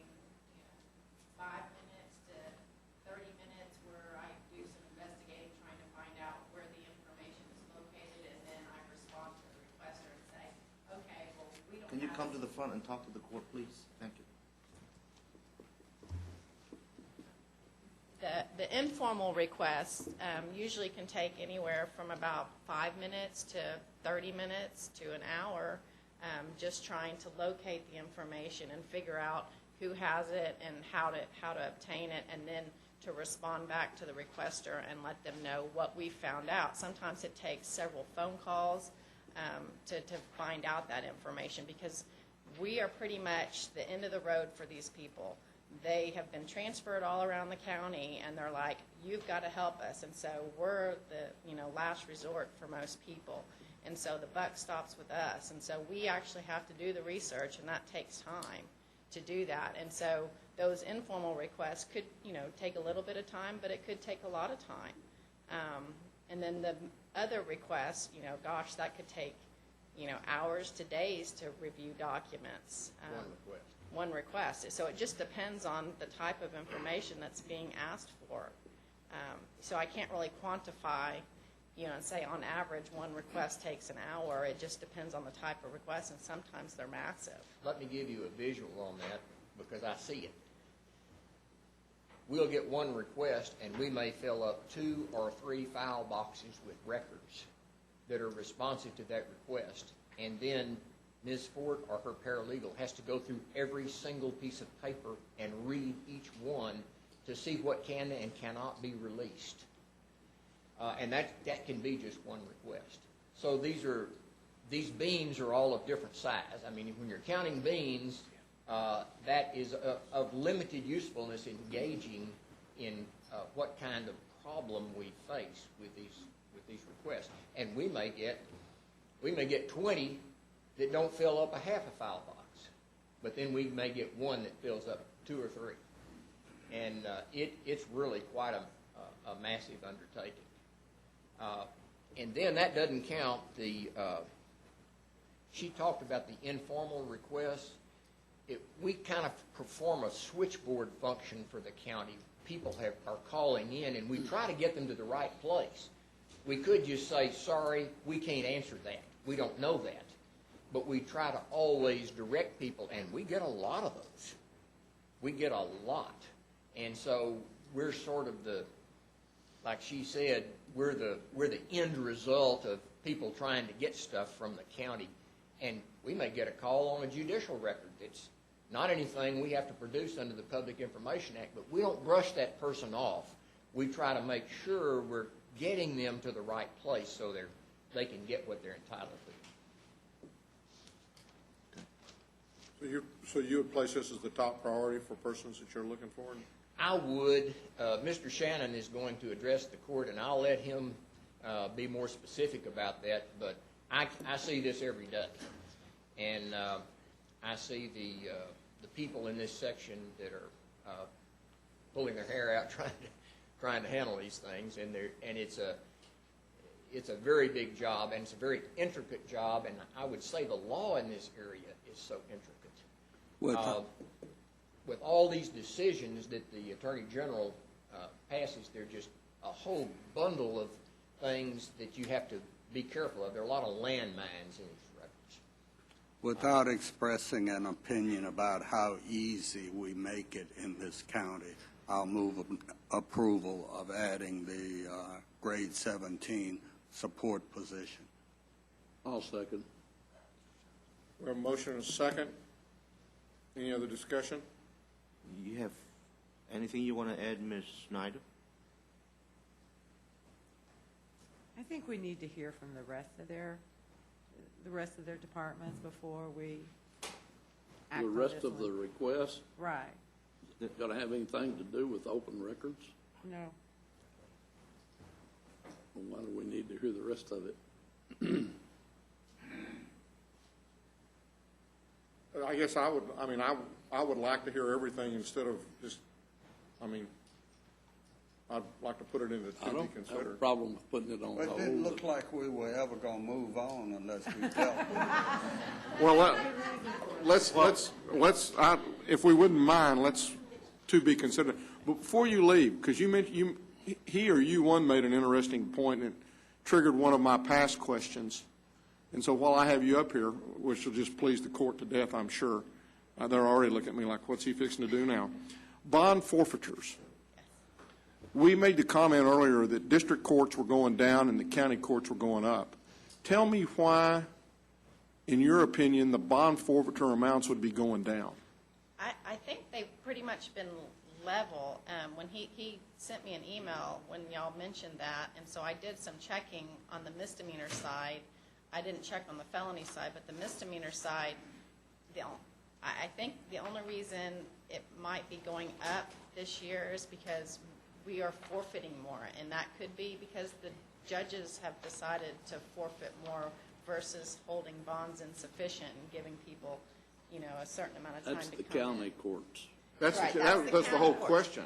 But there also was a very big forfeiture that we've had this year on the misdemeanor side, which we, typically don't have, and that was a $25,000 judgment that I collected on just one misdemeanor case. So that's a significant amount of money on the misdemeanor side that could account for why it seems to be increasing this year. But I will say, just generally, they've pretty much been kind of holding in the same amount of collections per year. But it could be that the courts are forfeiting more and we're filing more cases, not necessarily that we're collecting bigger judgments. but You're we down might be about filing 100,000. more. You're down about 100,000 in your felony courts this year. Well, we probably hadn't gotten Jim Shaw yet this year. But, it just, they usually, sometimes we have some real big bonds that we. That's supposed to be an internal inside joke that I don't know about. Yeah, sounds like it. I can fill in the We blank. usually have a few big bonds a year that we collect on in felony, and that accounts for some of that. If you want to visit with that, about that privately, I can give you more detail on that. We're talking about open record request right now. So Okay. talk about Okay, an no, open- we're not talking about open records request anymore. I think we're going to move on to the next, if y'all will withdraw your motion. The second agrees. Okay. Now, moving along. So this is going to be a to be Going to continued? be to be considered. Is I think we're going to, well, we'll hear what the other one says, and then we'll look at it. We might be considering it at the end. Go ahead. But don't go ahead as long next time. I'll try not to. That's impossible for Marvin, and you know it. It is. First, I want to say on this particular budget request, we're asking for a new career path attorney position for Child Protective Services. We appreciate the fact that Ms. Schneider has recommended that, actually, but with one hand she recommends and with the other she taketh away. And so what she wants to do is eliminate one of our other existing positions because of the funding that source that she showed. So you're not, so you're going to speak on something you've already gotten approved right now? Well, I'm going to speak on asking for the whole package. We're asking for the Just position. want to be sure that you don't endanger the one that you've got before you move on to the one that you don't. I understand. We have, we are asking not just for the position, but for the money. Surprise. Well, but you got the money on this one, so you really want to continue to talk about this one? The CPS? Well, Didn't we you don't. recommend the CPS? We recommend it, but we Transfer. recommend we eliminate a economic crimes position that was funded 4 or 5 years ago for Southwest Border Initiative. Okay. And therein lies the problem. Because our economic crime section, I have the chief of our economic crime section here, has 4.5 attorneys assigned, one of whom was added in 2008, and we did pay for a good part of that with the Southwest Border Initiative payments. Those payments are going down, and the reason is not because there's any less work to do. It's not because the pie is any smaller. It's because more people are getting a piece of the pie, and we're getting a smaller piece because there are other jurisdictions who are getting more of the money. When we started off, we were getting a bigger chunk. Now, when we asked for this position in 2008, we had 9 good separate justifications for that position, one of which was we thought we could collect a good part of the money to pay for that position with the Southwest Border Initiative. And there may be a little bit of disagreement about how much money we've collected. I thought we had gotten $470,000. You listed $360,000. That's all I could find. Okay, that's all she could find. Helen, can you tell me what you were able to find?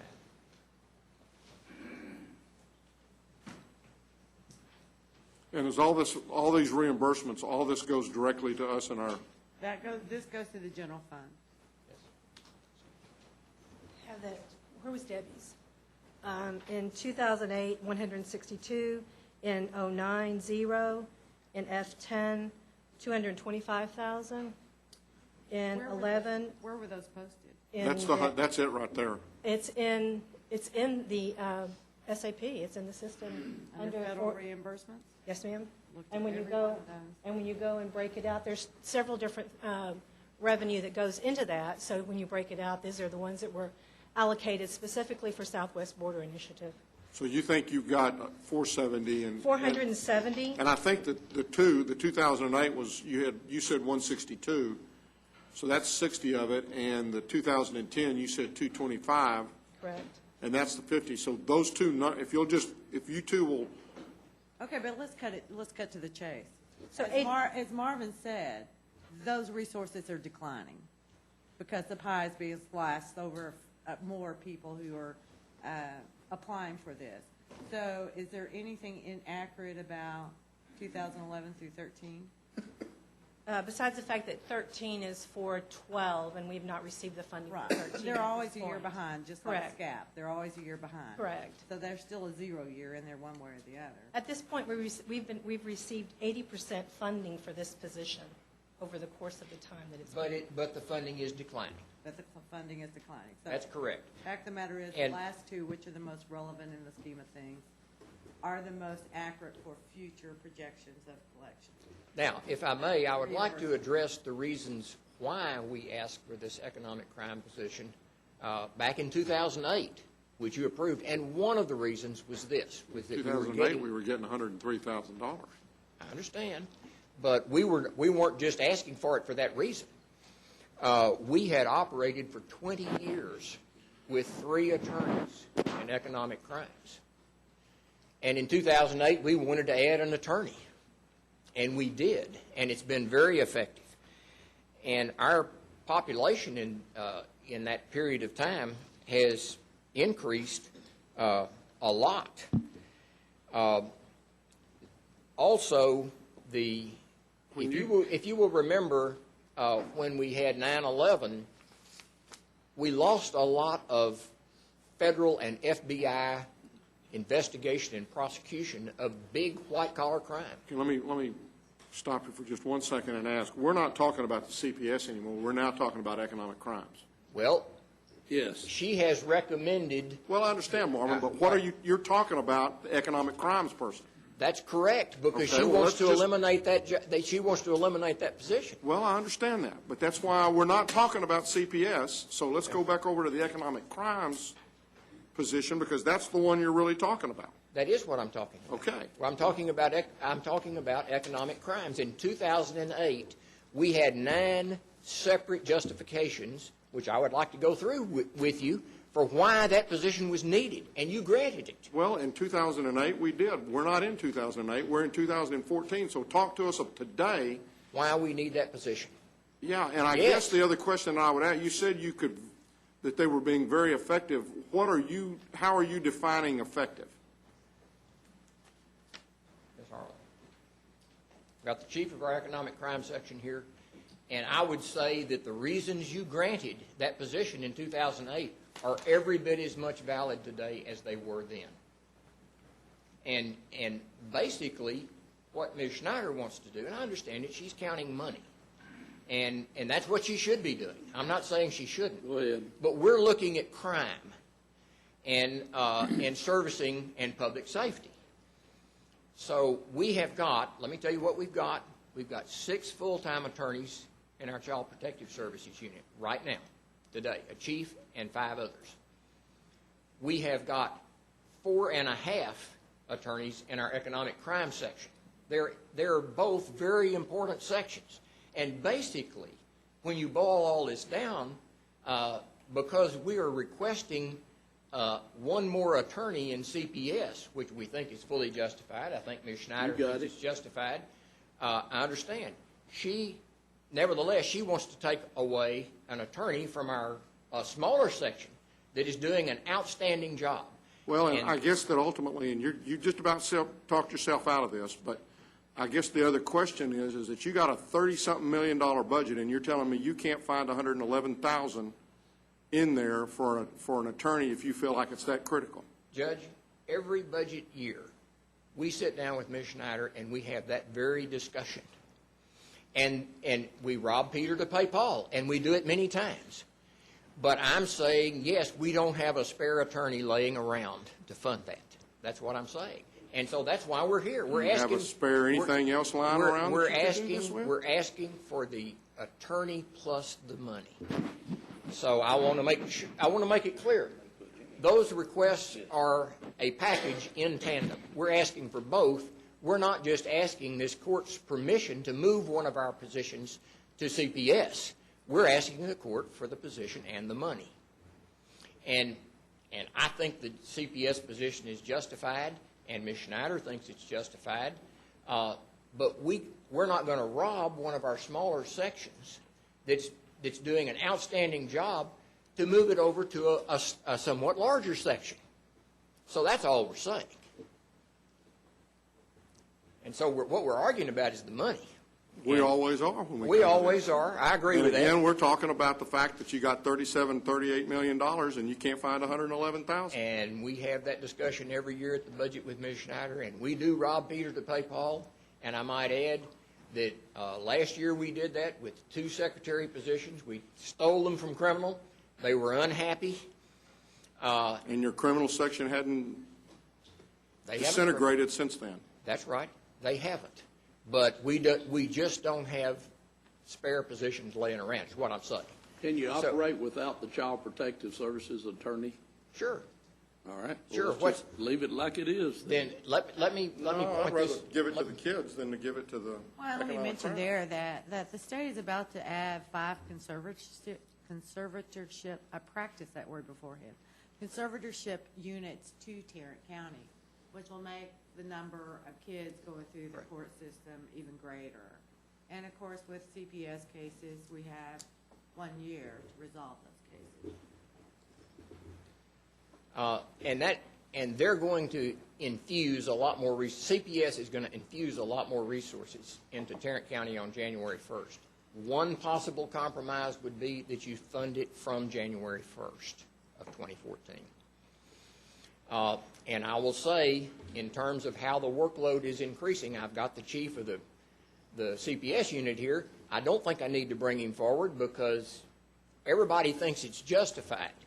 The problem is that we don't need to come to the Commissioner's Court to ask for permission to move one of our lawyers from one section to another. We could do that. I'm just saying we don't have that.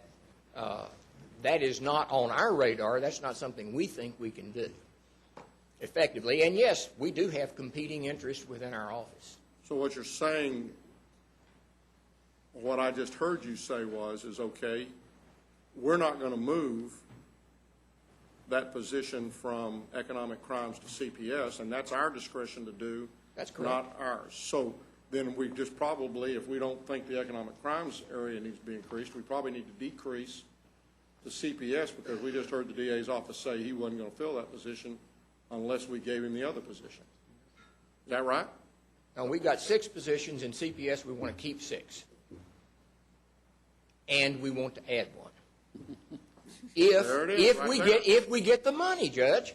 That's what this is. We don't need What you just said, basically what I just heard you say is that if we don't give you the economic crimes person. No, we've got the economic crimes person. What I'm saying is we don't need to come to this court to move one of our positions from economic crimes over to CPS. So It's just a package. We're just asking that you give us the position and the money. And that, I mean, that's our request. And if the court wants to hear anything about the CPS position, I can give you a lot of detail on that. I would definitely like to see this put in to be considered. You know, one thing the court might want to consider is that Mr. Collins said that they wouldn't need the CPS position until January at least. So you might want to consider basically not funding the CPS position and then ask them to come back whenever we have the data that would support the need for an additional person in CPS. We have the data to support that. I mean, the recommendation, if I understand. The recommendation, right. To be considered. Is the attorney who is currently occupying that economic crime position, That he is- or she willing to be moved over to CPS? We do not, we recruit our CPS positions from the outside. If we tried to take the attorney who is in that position and move him, it would probably be tantamount to firing him. The attorney we have in there right now is an attorney with a strong computer background. He is experienced in criminal, and he has an MBA. And the previous person we had in there was a person who is an experienced criminal attorney, and he moved to Collin County after he had become very effective in economic crimes, and he did so because of family situations. But when we recruit, no, to answer your question, we don't ever move people from the criminal section to CPS. We recruit. And I might add, I mean, just within the last 3 weeks, I interviewed a person, a female, who is highly qualified for CPS, but she's from the outside. We would need a position to hire her. So it'd be a matter of waiting until a vacancy came open to shuffle. Well, when you say shuffle, what you mean, yes, it would. We'd have to have a CPS vacancy. No, you'd have to have a felony vacancy, any criminal vacancy. Yes, see, I mean, I rest my case. She wants us to move one of our positions from the criminal section over there. And we don't need to come to you for that. We can do that anytime. If we have the capacity, we don't. We don't have spare lawyers laying around. And I might add, it never ends up coming from felony. It always comes from Richard Alpert, the misdemeanor section, and he is the squeakiest wheel in the DA's office, I assure you. And he's always under the gun, and we just don't have another position to spare to move over there. So I'm not trying to say we don't need the CPS position, we do. I'm just saying we don't have another spare position, and we're asking for the position and the money as a package. And we would appreciate the court's consideration of that. I think it would advance public safety in the county. TPC. Thank you.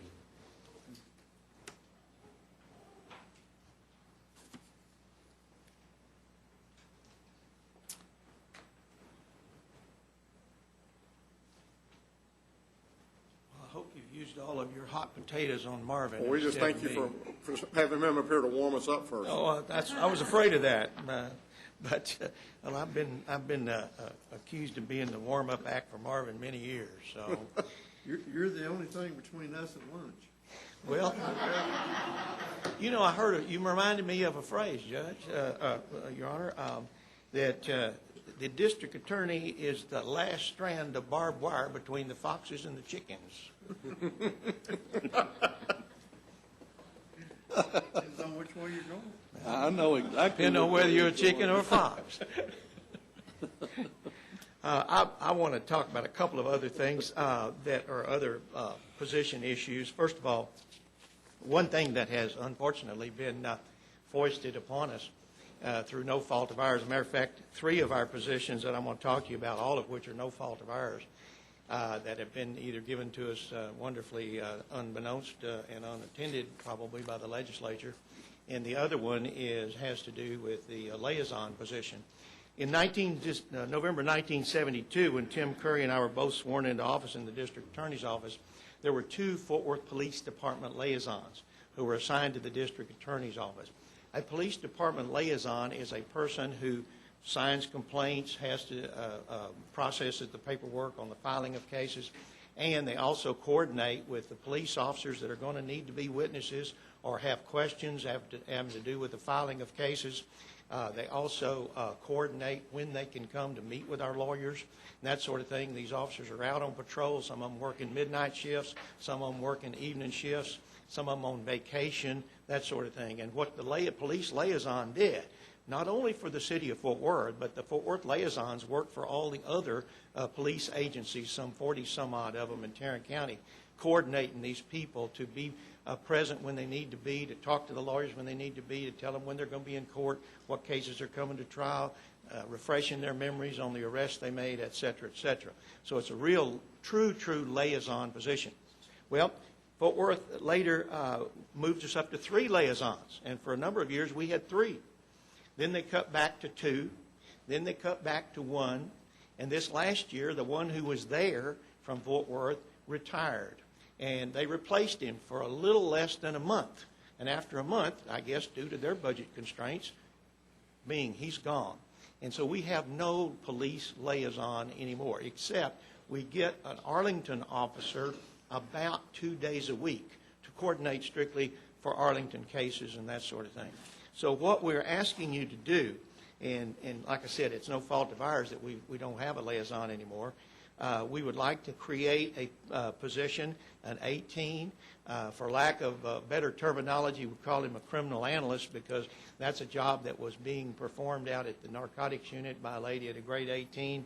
And what this person would do would be to fill that need that we've now lost, that we no longer have. We don't have the ability to get a hold of officers, to find out who's on vacation, who's already got family trips planned, who is going to be out with maternity leave, on and on and on.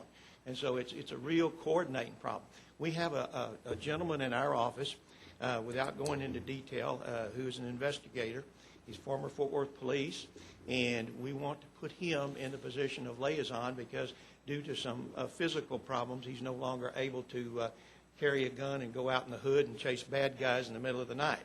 But this is a perfect job that he can do and handle. He's been a county employee for a long time. He did 25 years with the city of Fort Worth. He's a natural fit, and he is a super guy and I think deserving of a position that he can fulfill the job, and at the same time it will provide a great need for us on something that we really do need in order to demonstrate or coordinate. Now, remembering this. Y'all just chase bad guys in the hood in the middle of the night? Well, that's where a lot of them hang out. A lot of them hang out in other places. Oh, yeah, as we well. go wherever they are. Oh, yeah, absolutely. But the reason I say that is because generally the ones that we find who don't want to cooperate with us are hanging out with other folks who are not necessarily nice people either. And so. And all of those people are in the hood. Oh, no, not at all. We got lots of them. I'm offended by the way you put that. I don't mean any type of any racial insinuation of that. It's just a term that's used in police work now that is just kind of in the vernacular. It doesn't have anything to do with demographics at all. I mean, we got people that are in different parts of town that don't want to cooperate with us that are all over the place. Everybody knows what the hood is, Mr. Shannon. Well, I understand that, but it just depends on where they are. Right? We go where they are. Commissioner Fickus, did you have a question? Yeah, Joe, Yeah. on this particular person, is he still not going to have to interact with somebody with the Fort Worth Police Department? Oh, yeah, he would be doing the interaction, but it would be telephonic. I guess calling part of on my the phone, question that sort of is, GK, is there any way you could talk with Tom or JD, maybe with Betsy? I've already talked to Betsy last Friday evening about this case Okay. after Joe and I discussed it. She's going to go back and look at it. She said, I'm assuming that the police department is the one that made this decision. And we had a police officer there with us, and he sort of confirmed that. But I haven't talked to Halstead, so I don't know if they're going to be willing to bring somebody back or not. But at least I have discussed it with the mayor, and they are going to look into it. I think that's a good move, and we were very disappointed that they pulled him out, and they didn't consult with us at all. Well, she was sort of shocked to hear that, too. Well, you got to remember, we're running 45,000 criminal cases a year, and that's a potload of witnesses, and that's a lot of. Well, the problem, and Joe and I discussed this when we had our meeting, I guess that was last Friday, too, wasn't it? That a lot of these, if we don't have the proper witnesses in place at the right time, we're going to lose a lot of these cases, and we're going to have the bad guys going free. That's part of the problem. And my thought would be, they're probably going to be a whole lot more attentive to somebody from within their own area, calling them and reminding them and telling them to be there. Well, that's true, but that's one advantage, Joe. I'm not trying to sell you on this deal, except the fact that he made to me. This person is a former Fort Worth police officer, and he's familiar with their procedures and a lot of their personnel. Is he unemployed right now? Yes, he's an So employee. he could be, is there any reason Just he? transferred. Well, but, I mean, he could still, he's with Fort Worth right now. No, he's with us. No, He's one of our investigators, and we would like to put him in a liaison position. It's about a $12,000 pay cut for him, and then, of course, we'd need to then fill his investigator position because he's assigned to a court. So he's willing to take the pay cut because he realizes his limitation. But he might be willing to go back to work for the city of Fort Worth, too. But these positions had been funded by the city of Fort Worth. Yes. And now you're We asking have that never we funded. fund them? Absolutely. And the reason that I'm here is because we got to have somebody coordinating these things because, you know, it's not right to these officers to just sling subpoenas at them. And they've got, we try to work with them, cooperate with their schedule. We try not to have them up here. We're trying to save City of Fort Worth some overtime money on top of that. We also are trying to coordinate it to where they can meet with our lawyers while our lawyers are not in trial to get ready for the trial for next week. There's just an awful lot of balls in the air that we try to do. But yes, it's not a position we've ever had, but we feel like that it's a necessary job, and they didn't consult with us before they pulled them out. And, This I'd like- liaison won't be just contained to Fort Worth, right? No, he would work for any, and that's what's been done in the past. They coordinate with any police department that has witnesses and that sort of thing. He gets the numbers and he calls them, and if somehow or another, and this happens occasionally, somehow or another, some officer gives you a bunch of stuff about why they can't be there and yada, yada. They don't ever tell you they want to mow their lawn or anything, but at the same time, you'll get stories. And sometimes this liaison officer has to climb the chain of command and get a hold of the sergeant or the lieutenant and say, look, this guy is important. We need him here. And he's given us kind of a, not real interested. And they actually suggested that why don't you use the court coordinator at the municipal courts in the city of Fort Worth. And the problem with it is the no-show rate down there is, golly, I don't have hard numbers on it, but I would be surprised if it's 50, 60% that show up. And getting a hold of them, because they're chasing people down there, officers who are doing ticket work.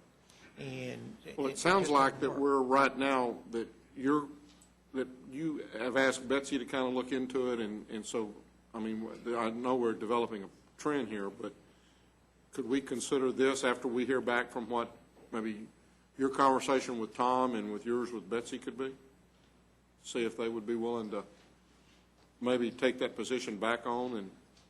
Well, that's not going to handle the problem he's got with this gentleman who can't perform the function that he's in now. That's true, and I thought it was a natural fit.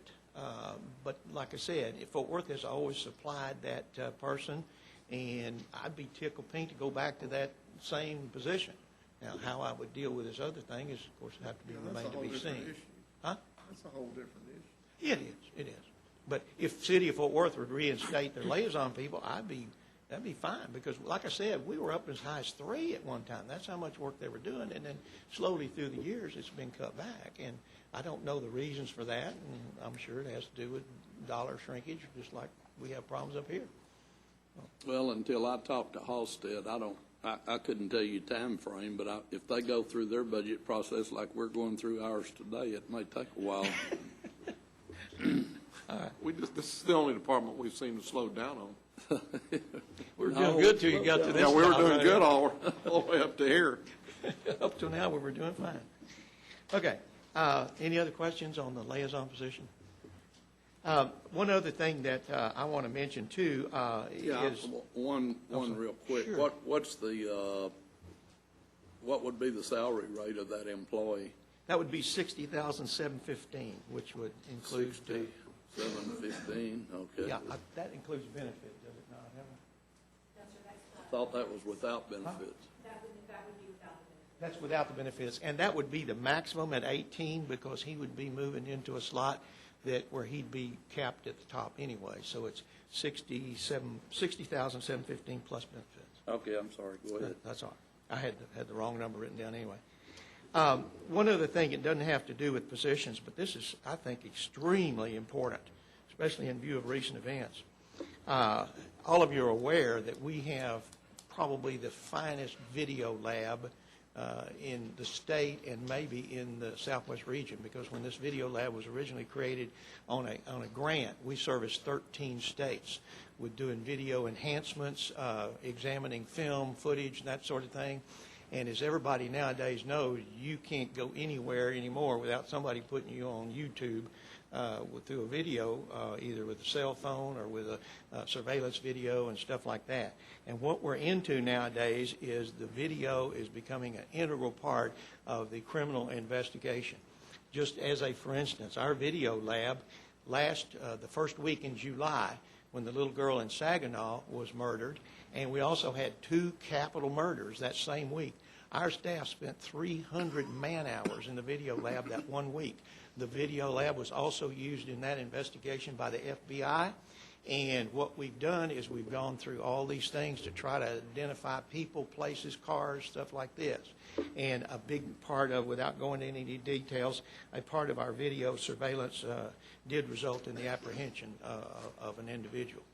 Can I stop you? Is this all about replacing the Avid system? Yes, this is. I thought I'd expressed to Helen that we would cover that under another budget. I'm sorry, what? We will take care of that replacement under another budget.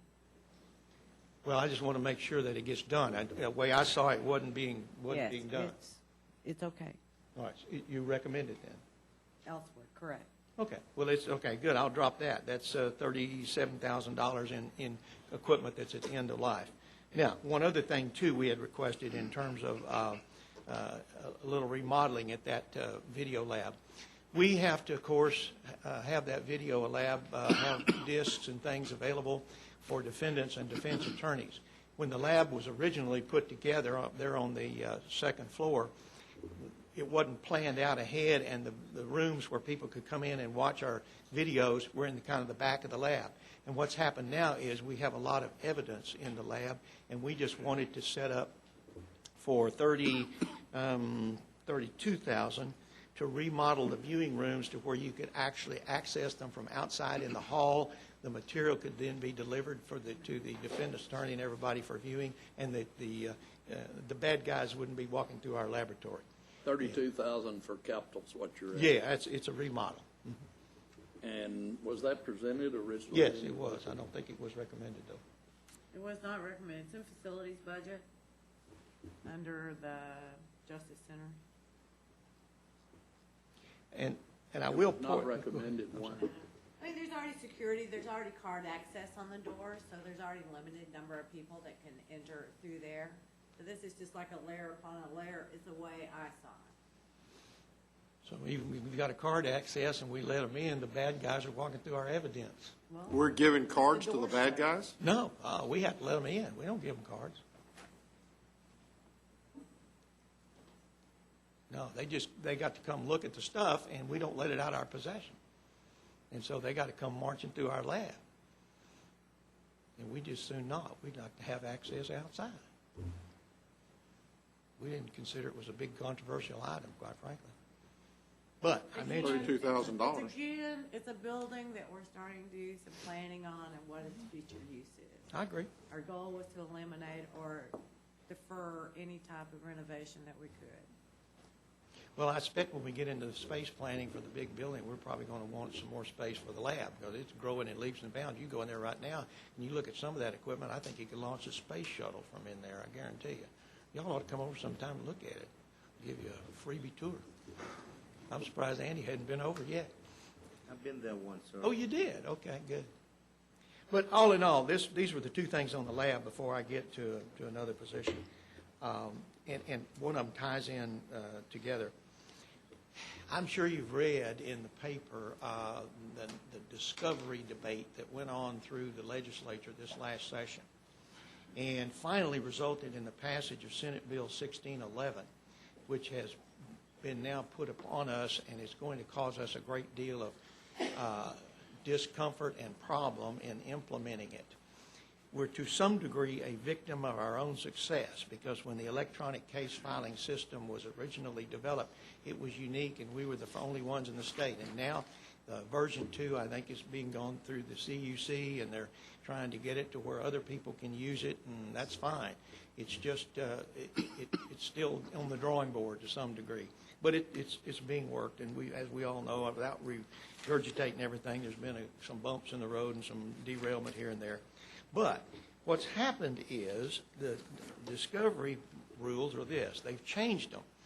In our deal with defense attorneys and giving them the digital media where they could sit in their own offices and read the offense reports and witness statements under our open file policy and everything, they love it. And we love it. It's convenient for everybody. But we had it with the understanding, and we put this caveat and warning on each and every time somebody accessed it, is that the information that's being given to you is not to be given to your clients. Now, because it contains a lot of sensitive information, personal information, addresses where people live, addresses where maybe people are currently residing in safe haven type shelters, things of this nature.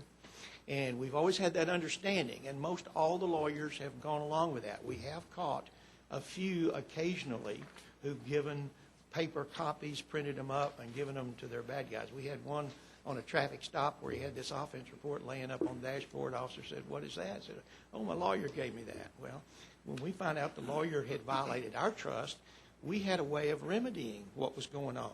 We gave him time out. We turned the knobs, and he couldn't access anymore. And I found out one thing, that a lot of these defense lawyers can be cannibalistic. They'll go out and say, "Oh, don't hire him. He can't get anything from the DA's office." And so it worked as a sanction to keep the information out of the hands of the bad folks. Now, with the passage of Senate Bill 1611, which goes into effect January the 1st, what we've got is a situation where we are mandated now by statute to give a copy of the police report and a copy of any witness statements to the defense attorney. Under the statute, the way it reads, and they've written some sections in there to try to protect victims, but they wrote a section in there saying the person who gives it to the defendant is under the duty to redact or eliminate all the sensitive information, to redact and eliminate anything that would disclose or be harmful to the victim, plus there might be some other stuff in there that would need to be redacted. But mostly we're talking about sensitive personal information and victim locations and things like that. Now, on the one hand, the defense lawyer needs to know where those people are because they're witnesses so that he can go out and interview them. But we don't want the perps going out there and, shall we say, convincing them for some reason or another that it would not be in their best interest to be witnesses in the case, or to take a family violence situation where some guy exercises his might on his wife and she runs off and hides and then finds out from the paperwork where she is, and next day we know we got a murder case. And these are the kinds of things we're trying to do to protect our victims. That's why it was written in the statute. But the problem with it is we've got all this redaction that we have to do, the elimination of the sensitive information. Because when it comes to us, and by the way, in our electronic case filing system, every day we input between 2,200 and 3,200 entries a day. And that information has got to be redacted. When it comes over to us from the police departments originally to our intake section, it has a lot of stuff in it. It has to be cleaned up and made available to the defense attorneys. And what happens is when it hits our intake section, in the past, when it's been a misdemeanor or that sort of thing, we've used our system of saying don't tell anybody, give it to the bad guys. And consequently, we've been able to do jail runs within a few days, 5, 6, 7 days. If the defense attorney has enough information, talks to his guy, he wants to plead guilty for time served in jail or whatever, we're getting them out of the jail and keeping them from backing up. What's going to happen now is we're going to have to take longer going through all those things and doing the redaction because, quite frankly, we can't rely, we can't bet the safety of our victims on the defense lawyer given the defendant a blacked out or redacted copy. And so we got to do it ourselves. Now, we got to give. Let me ask one question, yeah, because go I'm ahead. not. In the past, we asked the defense attorney to basically not give it to the defendant. And he agreed by accepting our information. That was part of the handshake deal. It was handshake. And now what's basically said is by law, we've got to give it to the defense attorney, but it's the defense attorney who by law has to redact it. You got it. That's exactly the way they wrote it. And so it's a matter No, it of says whether or not we want to assume the responsibility of the defense attorney. It says in there, it doesn't say defense attorney. The way the statute reads is the person who gives it to the perpetrator has to redact it. Which would be the defense attorney, because we're not giving it to the No, defense. no, no, right. It could be the defense attorney. It could be his paralegal, his expert, his assistant. I mean, it doesn't limit it to the attorney. It's just whoever gives it to them. So the only difference is now they require, the state has now required the defense attorney to give it to the defendant. No, he's not required to give it to him. But the problem with it is if he doesn't give it to him and let him see what's up against him, he can't get and be effective assistance of counsel and get any input back from his client. Well, wait a minute, that isn't true. That didn't happen that way. I don't see what the difference is between what it was and what it is. Because they didn't get a copy with all of the sensitive information in it because of the understanding and agreement. And when we caught them doing it, and that's happened a few times, we give them time out. We turn them off. They don't get any more stuff from us. And they go to court and they have to file motions. But what we're giving to the defense attorney, let's just say, for example, that we did not redact, that we decided that really nothing's changed. We just give it to them. We're just giving, which is what we've been doing right now. We just give it to the defense attorney. But we had an enforcement mechanism before. We don't now. Well, the enforcement mechanism before was that we could cut it off. Now we can't cut it off. No, because we're mandated to give it to them. But what they get right now, or under the new law, would be exactly what we've been giving them in the past. You could do it that way if you wanted to risk the lives of your victims, yes. But we risk those lives every day in the past. Well, but we've had a sanction, and they Yeah, didn't. sanction is don't do it, guys. But they haven't violated the sanction very much. We've only had a few cases where they've done that. But what makes us think that they're going to automatically violate it now under the new law? I think it's pretty unrealistic for us to think that all of the lawyers are going to take the time to redact it. But they have in the past. They haven't redacted it that I know of. They just didn't give them a copy. So what I'm trying That's to my understand this understanding. correctly, Joe. Yes, sir. What you're saying under the new law, it is the responsibility of the defense lawyers. It is the responsibility of whoever gives it to the perpetrator to clean it up.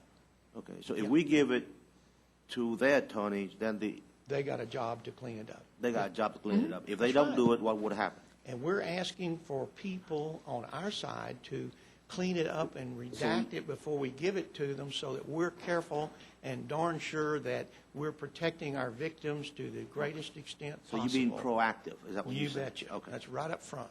That's what we're trying to do. And I personally, for one, don't want to risk the life of Well, some Joe, of our victims who... None of us want to do that. But in all fairness, in the past, you've been giving the defense attorneys the information with everything there, with nothing redacted. That's So, right. in effect, you gave it to them in the past But with the I admonition agree. that they shouldn't give it. I agree. We had an enforcement mechanism that if they did it, in other words, my daddy used to say, you know, the law never prevents you from doing something. It just makes you wish to hell you hadn't. And that's the way the law I think the works. same place is going to be in place because if they do it now and they give it to that defendant, We can't do anything about it. But under the new law, is there any point of accountability for the defense lawyers? There's no sanction built into the statute. they can be sued by the defendant or by the victim, I guess, under that situation. They could be sued by it. I don't know whether they could or not, depending on what happened to the victim, I guess. It could be the victim's estate suing them, too. I don't know. But all I'm telling you is this is a problem that is, it is not really, it was not anticipated because I was privy to a lot of the negotiations that were going on. You should have seen the first bill that came out. The one we got now is a whole lot better. We actually supported this bill, didn't we? Yeah, the way it was done, but the practical application of it was an unforeseen consequence because all this victim negotiation got thrown in right at the last minute. And then after the bill passed, it went whang bang, and they had a big ceremony Look with like we need to go Michael back and Martin change and the all bill. that. Huh? Look like we need to go back and change the bill. Well, but we're 2 years away from having to do that. But what we're asking for is a couple of paralegals. We actually started off looking at how much work we'd have to do. And the request of me was 6 paralegals. And I pruned it down to come here and ask for 2. And what we want to do is have somebody redacting the information when the cases first come in at the intake level, particularly with our misdemeanors and people who do county jail time. And we also, of course, got the felonies, and we've historically held back giving our felony information on 3G, what I mean by 3G is the more serious crimes, until after indictment.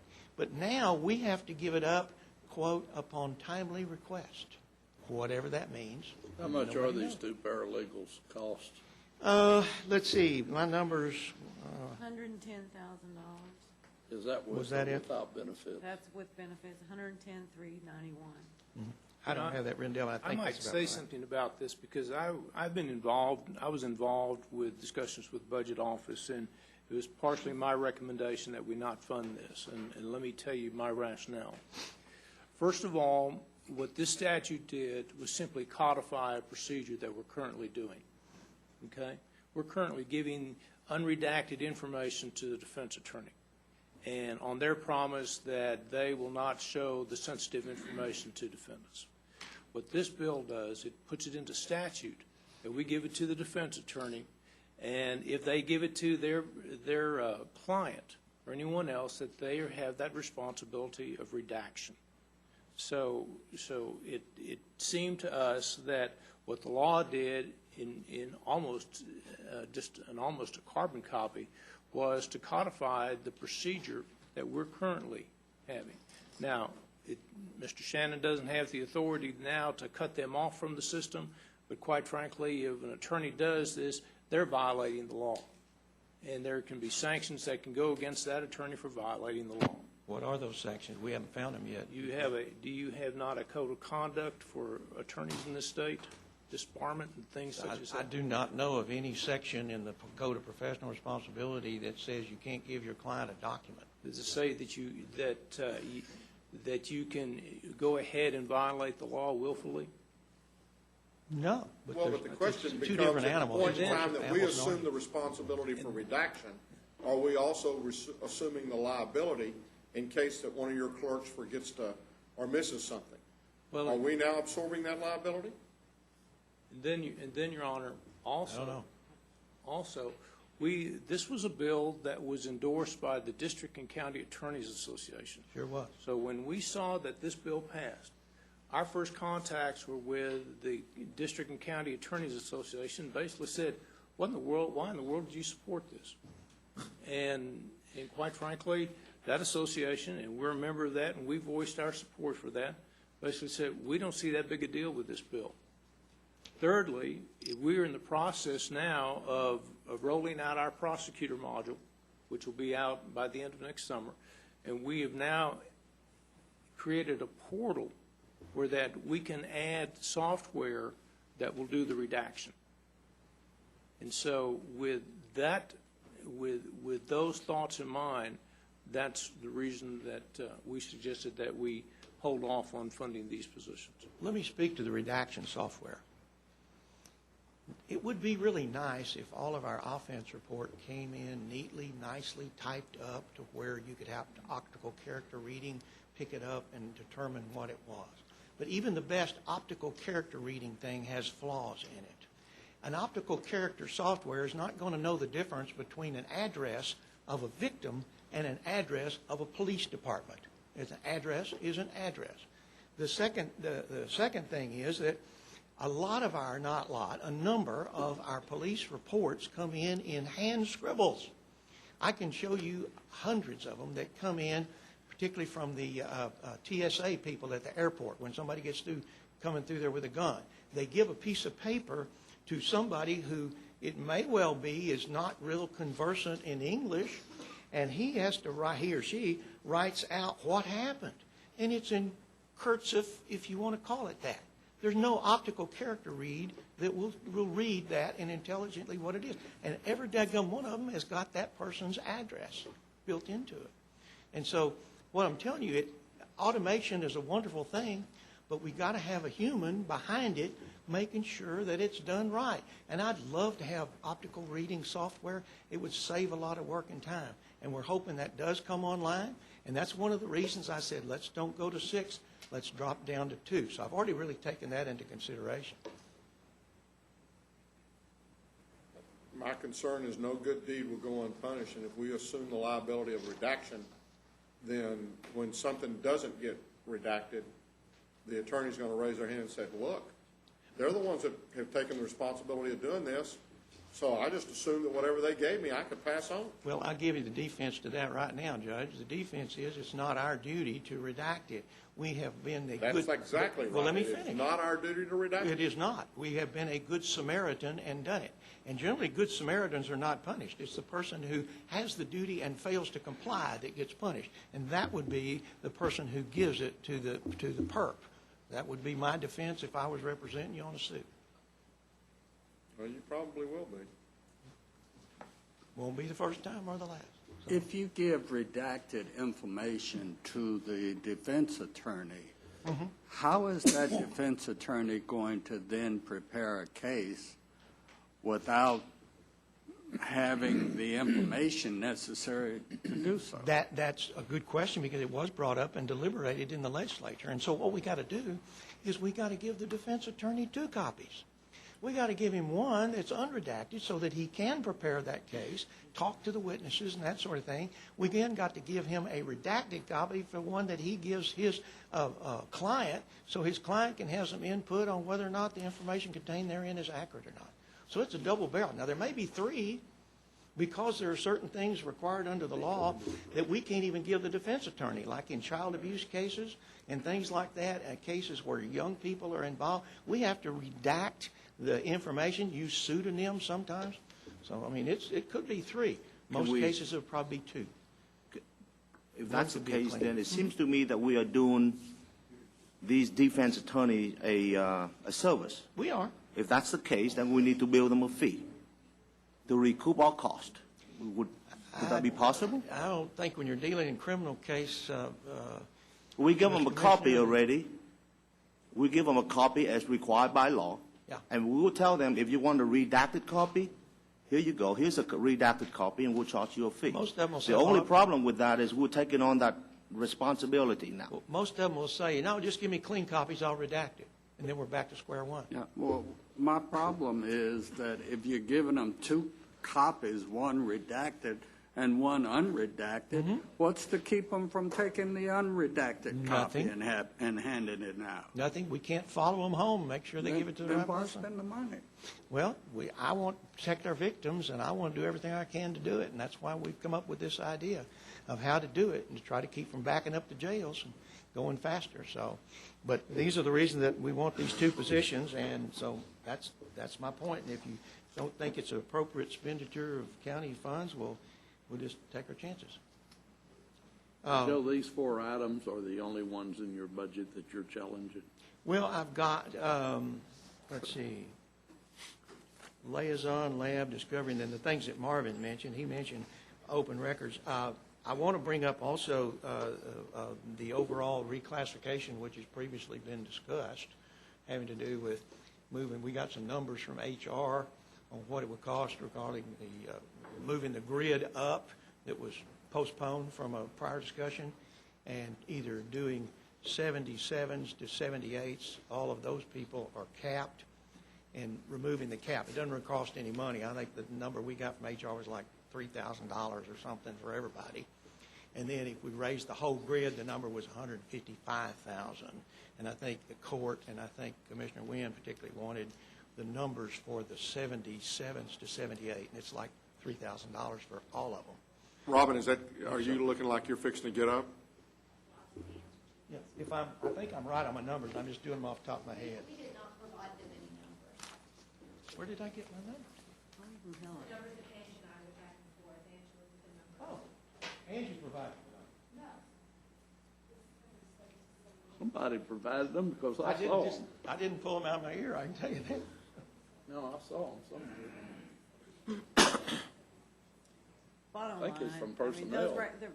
neither of those recommendations have been included in the budget.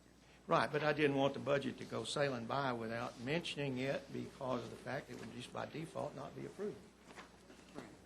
So I didn't want to have the default. But we did get the numbers from HR according to our business office. So I think overall, we can look at, I mean, I think we still have talked about, well, we've not talked about increasing those steps at all from that perspective. I know you mentioned that earlier on, but I don't see that, and we've not certainly talked about that in the compensation things. Hayes not addressed that, and that's not something that we were looking at. Well, I wanted to mention it because, I didn't know how the court was going to approach it, but, I certainly want to re-urge that because as I told the court previously on a prior occasion, I think this is just what's fair to the people who've been here a long time and who've done yeoman service. And I think if you look at the district attorneys, if you look at your office's compensation compared to other DA's offices' compensation, the court has been extremely fair. I agree with that. I didn't have a quarrel with that at all. And I also didn't say that we're having a hard time hiring people because we're not. I'm just saying this is what's fair to people who dedicated, many of them well over 20-some-odd years to trying to protect the citizens of Tarrant County and be that last strand of barbed wire. Just have one quick question. From an operational standpoint, I mean, I'm just thinking outside the box here. Is it possible for you to combine the open record request position with the paralegal position? The open records request Is that position two was a separate distinct paralegal. functions? Or? Yeah, well, one works in criminal, and like I said, they're going to have to be reading somewhere between around 2,200 on an average inputs into our digital system a day, and I don't think that they're going to have time to do both. It's a good question, though, but I kind of think because of the volume of caseload, and you got to remember we are running 45,000 criminal cases, and also I'll tell you this redaction problem applies in juvenile. We get 2,500 juvenile referrals on top of those, and those are on a much faster track because the way the statute's written, you got to file within 30 days and all that sort of thing, and the judges require them filed quicker on most of the cases. So it's a pervasive problem all around, and I wanted to bring it to your attention. Thank you. I want to make a suggestion, not make a motion, but I suggest we hold the DA's budget until we get some answers to some of these questions that we all have. It's 4 items, and then he brings on the 5th of the upgrade or the change of those structures. So I would request that we delay approving the DA's budget in total until we get some answers and that we take lunch break at this time. 2 o'clock? I thought we be just go happy through to- a supper. No, I don't think so. I'll be happy to get whatever did it last information I Tuesday. can, and I really I endorse the Monday, second I part of your. You want to buy the lunch? Can I make one little comment real quick? This is just a technical move. It doesn't change anything that's on the table right now.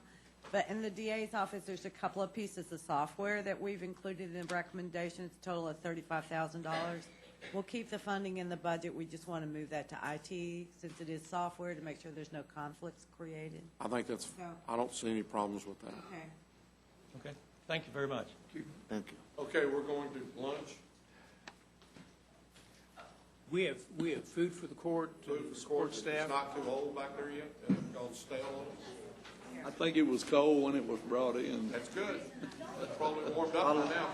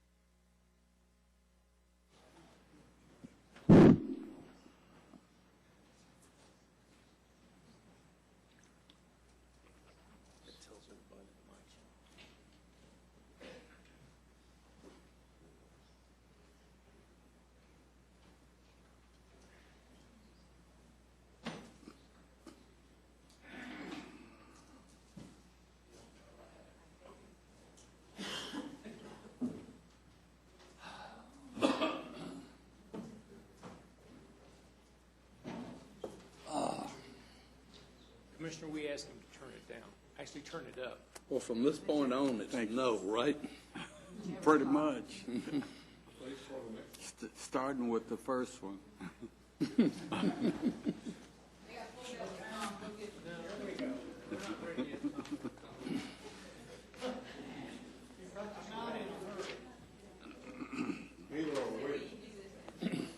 I'm not satisfied with his budget. I think we ought to cut a bunch out of it. Take as long as the DA. Okay. We're now at the district clerk's section. Tom, did you say you wanted to cut 10% across the top? Not today, maybe later. I do appreciate the opportunity to visit with you about this. I know it's been at least 3 years since I've had to ask for a little more. We have two areas that I'd like to discuss with you today. The first one is our passport section. We've had a dramatic change in the business. We were up 25% last year. We're up 50% this year. The post office is pulling away from that business, apparently. They shut down entirely in Mansfield from doing passports. Others, they have truncated their availability to the point where you either have to make an appointment, in other words, there's no walk-in business. All of our 5 locations have increased from before. We have not added a passport deputy since 2008. That was the last time. Keep up the good work, Tom. That's good. And we opened Commissioner Johnson's location without any additional help. But frankly, I'm at a breaking point. We've had uneven hours at different courthouses for various reasons. Commissioner Fickus asked us to increase our hours up there because of the large volume of business, which we've done. We have a need to really try to standardize our office hours. We have, again, an opportunity to make a great deal more than what we're doing. Currently, we're carrying, let's see, how shall we phrase this, unencumbered revenue by $275,000 this year. If you add, that's revenue over revenue. Does that mean excess revenues over expenses? Yes, sir. Thank you. Unencumbered, that's got to be a government guide. Well, there was a one-word answer, but I was cautioned not to use that before, so I'm not. But the $275,000 is over and above fully loaded cost, and we also. What we're looking at on the board says. It's 11 and 12. Those are the most completed years. Okay, so. Yeah, but we're talking about the first 9 months of 2013. Are you trying to spend all that you collect? No. Oh, okay. In addition to that, we have $150,000 in other revenue that has no cost associated with it. You get that for the same amount of people that we have in place today, and that's your court document lookup and the criminal payments area, which we only do in 2 locations. Now, will we not get that probably anyway? Well, you get your fine payment, yes. Again, we have never included that in any of our passport. For that reason, we can't tell how much of that. For instance, the court document lookup, I have every reason to believe we wouldn't get all of that if we just had downtown. But you also have a situation where people come for free and sit there and look up their own business that they want to look up, which that was an excellent service that was not available in the sub-courthouses till 3 years ago. So that was something we've been asked for. Not everybody wants to pay $35 a month for the web access. We have 8 people staffing 5 locations, one of which is the manager. And I would like to divorce her somewhat from sitting in the chair and pay attention to supervision and management a little more. That's sort of the short answer. We're requesting 1 additional full-time person and 1 additional part-time person you're talking about $72,000 roughly in fully loaded cost versus excess revenue of $275,000, which will undoubtedly increase next year. DFW has an 11% surge in international departures based upon their recent press release. And as I say, it appears the post office is leaving a lot of business on the table. We have international corporations that are now using us. We just got a major defense contractor that switched here the other day from the post office to us. And we also have a major airline as well as other contractors like DynCorp that uses us. So this is a service that is important, and we would ask your consideration for one additional deputy and one part-time What are you deputy. talking about in part-time? Dollars? Yes. What is it, Jessica? What's the part-time number?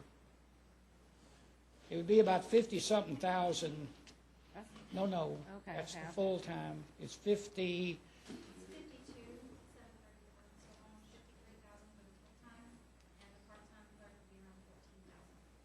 yeah, that gives us a 30-hour part-time. The State Department will accept part-time certification. Well, I want to thank you for the increasing your service times there in South Lake, because there's a lot of people that come in there, and I get a lot of compliments.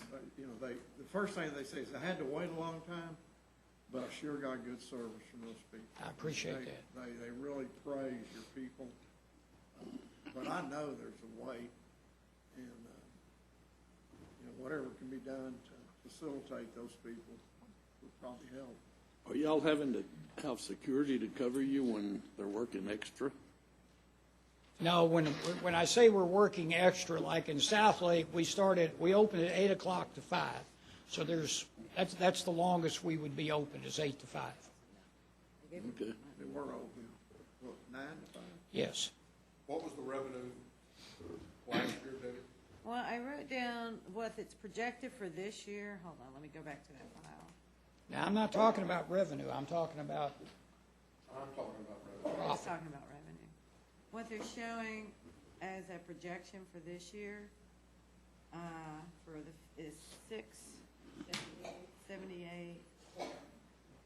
Well, they're projecting 845 when you add in the photo fee also. I'm not sure, 117,607? Or is that 111? I got 168,000. He was, that's what they're projecting, okay, yeah. So 846,000 versus 524, Yeah, and yes, sir. if we include in that with indirect cost, without indirect, okay, and so what we're saying right now is our salaries for, I'm assuming that those salaries from one year to the next will be about the same. I mean, they're probably, let's assume they're 3% more. Since there was 3% basically. So let's just take the 550 and assume it was 3% more. That's good.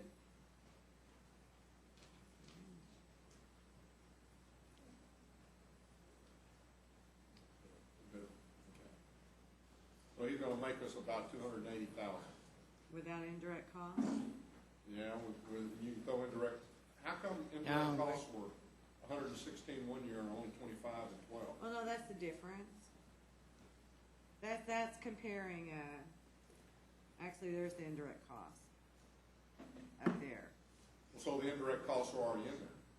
They're up here, but that measurement is with and without indirect costs. Yeah, but okay, but what I'm saying though is, the 567,000 represents with indirect costs.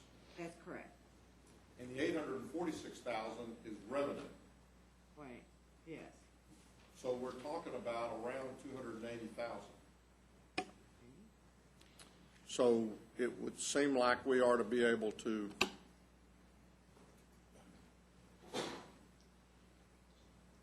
do whatever, I mean, if we can continue to increase our volume or see that kind of an increase in volume, then I would say we probably ought to go ahead and hire that person.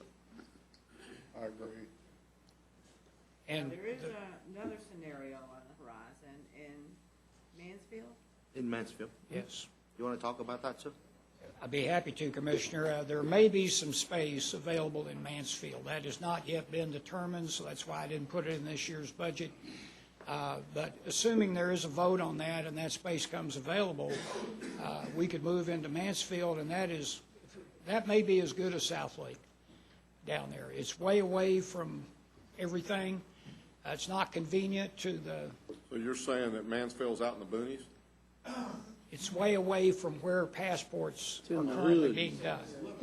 It's out in the hood. We're gonna have a passport office in our new building. Okay, so that's going to be, we're talking about, when is that going to be? We don't It's know. not going to, it could very likely, and it will very likely be ready by January the January. 1st. January, and So we don't have anybody in there for that? No. Well, there'll have to be renovations done. I mean, it's not as soon as they move out. Not much. Well, and what you're asking for, though, is the one person and the part-time person you're asking for right now is a total of about 70,000, Yes. Fully loaded. fully loaded, and We're carrying 275 plus with And 2 so months to then- go in the fiscal year. well, but that right there is actually assuming it's going to go forward. So where are you going to put those 1 and 1.5? Where are you going to put those 1.5 people right now? We have our manager, Jessica, come up, please. The 1.5, you're not going to just assign those to one particular place, right? Those are like floater people, or perhaps you want a further explanation. Is she the one that really runs the operation? Yes. Why don't you That's the step back and let supervisor. somebody who knows what they're talking about? Here, I've invited that to happen. Yes, sir. So you're going to, by putting in this 1.5 person, are we going to expand hours anywhere or expand, what are we going to do with that? We're basically going to cover the needs that we currently have. I mean, on most days, if I have one girl out, and even without having one girl out of the office, I'm not covered. And we don't close for lunch in any of our locations and things like that, so I'm either having to give overtime or I'm having to run all over the place to cover lunches or cover the end of the day. So the 1.5 that we're currently asking for is just to get us covered to where we can have 2 people in every office every day and not have to worry about lunches and lines and wait time and things like that. So what if everybody's at work one day? What's that 1.5 person gonna do? They're going to do passports and public access. I mean, Where? the need is there. The way you explained it, you didn't increase the volume with the 1.5 people we just had. You need to rethink about how you explain this. Okay. Because your explaining didn't increase our volume any. But we are. I mean, the volume is increased dramatically. I Yeah, mean, that's we're better. extremely, 50% just this year. We're extremely No, busy. I do see that. I hear what you're saying, but I mean, hopefully, I guess what I would say is if we open up Mansfield, in effect, we're going to have more people. We're going to have some more people. One more plus What are another you gonna do when part-time. Hurst reopens? Gonna have to have some more people. But again, What is the fee for passports right now? Our portion is $35, and that includes the pictures that we take. So there's a $25 execution fee and a $10 photo fee. And how much of that goes to the feds? That's what we keep. That's what we our keep. fees. And is that regulated by law? Yes. It's exactly what the post office $100 charges. or so to get a passport. If we keep Actually, we're adding cheaper than the post people, office on pictures. are we Right. still going to generate excess revenue I over believe that we expenses? will. For one thing, we have a very large installed base now of passport people. Commissioner Johnson was our first customer years ago, and now, past the 10-year marks, all these people are coming back to re-up, as well as the new people moving in, and people are traveling more and more as the economy gets Didn't I just out of write the- you a check a month or 2 months ago? You did. I just Commissioner did. Wynn. So I'm came glad body you You said that we shop. couldn't change the $25 fee, but He's you- talking about when they started doing passports, I was the first customer 10 years ago. Well, I just You're the became a last. customer. You didn't have to have a passport back then. You're not the first or the last. But I think one of Jessica, she'll the, come to the house and bring a deputy. the $25 fee, we cannot, that's regulated by the feds. Right, it's mandated by them. But is the photo fee, who sets the photo fee? We do. And how much is the photo fee? $10. And you're saying it was 15 by the feds. Right, the post office charges 15. And how many photos do you take a year? Goodness. While she's Approximately. digging that out, we also have the drugstores to compete with, and they get about $7. So we're in the middle, so. Yeah, so Yeah, last time I looked, you can't get one of them out of them little booths. for the first 9 months this year, we've done 13,607 photos. So if we increase the photo fee by 5, we would pay for, we'd pay for your, just about pay for your new employee in that. So I might suggest that you increase, that we'll give you those two positions, that one and that part-time position, and ask you to increase your fee for the photo from 10 to 15 I bucks. don't think the post office does that many photos. And you've Post got office, you every told me was getting out of drugstore it. in town, including Costco and Walmart, do passport photos. Right, we're in extreme competition, and right now, I think we take as many as we do because of our cost. Walgreens, CVS, Kinko's, they all charge a lot more than us. I mean, typically no more than 15, but there's even a couple out there that are more expensive. So So how many people come in with photos already?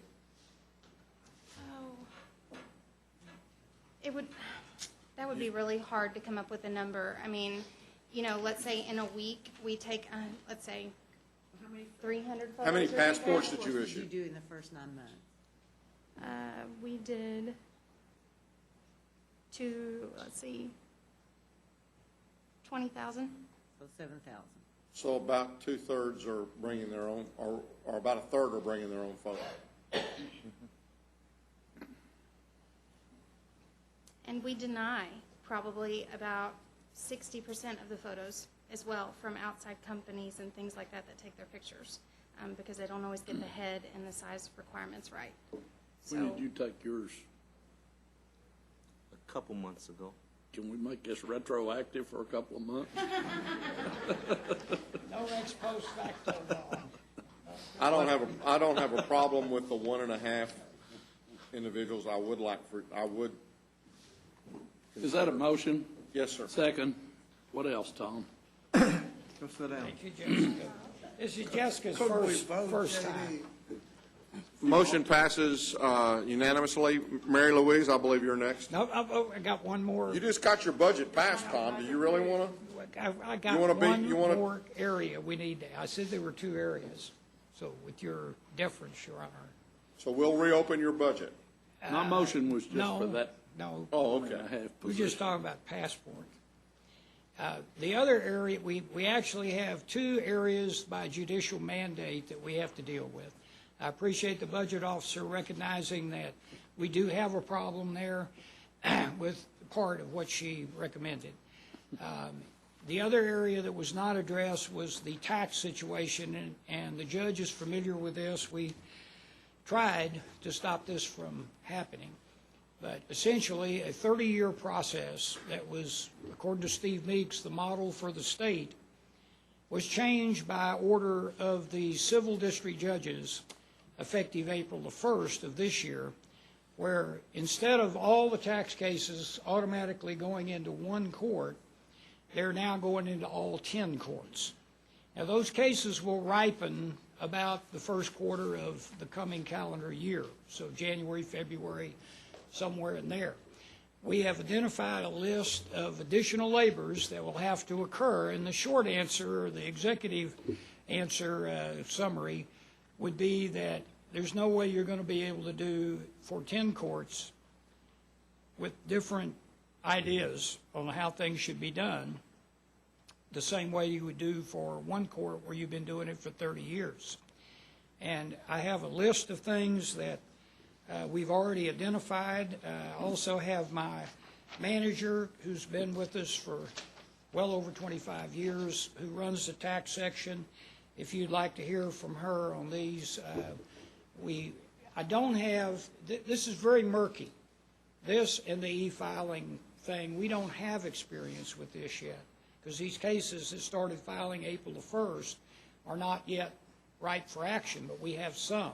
So what I suggested to the budget officer was 2 positions to take care of both of those, but if I didn't need them, I wouldn't hire them. I thought that they had decided that they were going to, even though it was going to be spread out among 10, that they were going to hear it until January 1st only. So then we go to the full bore spread. I guess we could take the... What's the benefit of spreading it out to 10 courts? Frankly, well, you go ahead, Judge. What? He'll let me stick my foot in my mouth as opposed to him. I don't know. It's kind of like political, and maybe I guess we could take the cost of those 2 clerks and reduce their supplement by that amount, and then we would be a break even. Split it 10 ways. Split it 10 ways, and, it's just... Again, I'd be happy to, Annette. And to put our position on the line, and Mr. Wilder and I talked about this, his scenario is that if they're not needed in 14 and not filled, the positions will be removed from the 15 budget. Our suggestion to him was, if you get into this situation with a new tax suit situation and the e-filing, and you see that you're drowning, then you come back. And so we leave it an undesignated until such time as we know that we have to do that. Right. And if that's your pleasure, that's fine. I just would appreciate a mechanism that if we start drowning, which we're already experiencing, we're putting in 70 We'll hours save a you. week. You're not so sure. I'm sure. 70 hours a week. I'm just saying as far as the drowning. We'll save her. Go ahead. Go ahead. You better have your life preserver on.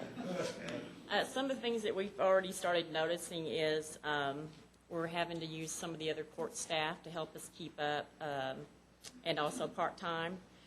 Some of the things that we've noticed so far is some of the judges are requiring special orders, like the attorneys will send in what they call notices. Well, these judges are wanting orders. So these orders are signed, so therefore we have to mail these out. So right now, I think we're mailing out like 50 a week. And this is on tax cases? Yes, tax cases. Greg, is that Where meeting before- on, Greg, is the meeting on Wednesday the criminals only, or is it all the district judges?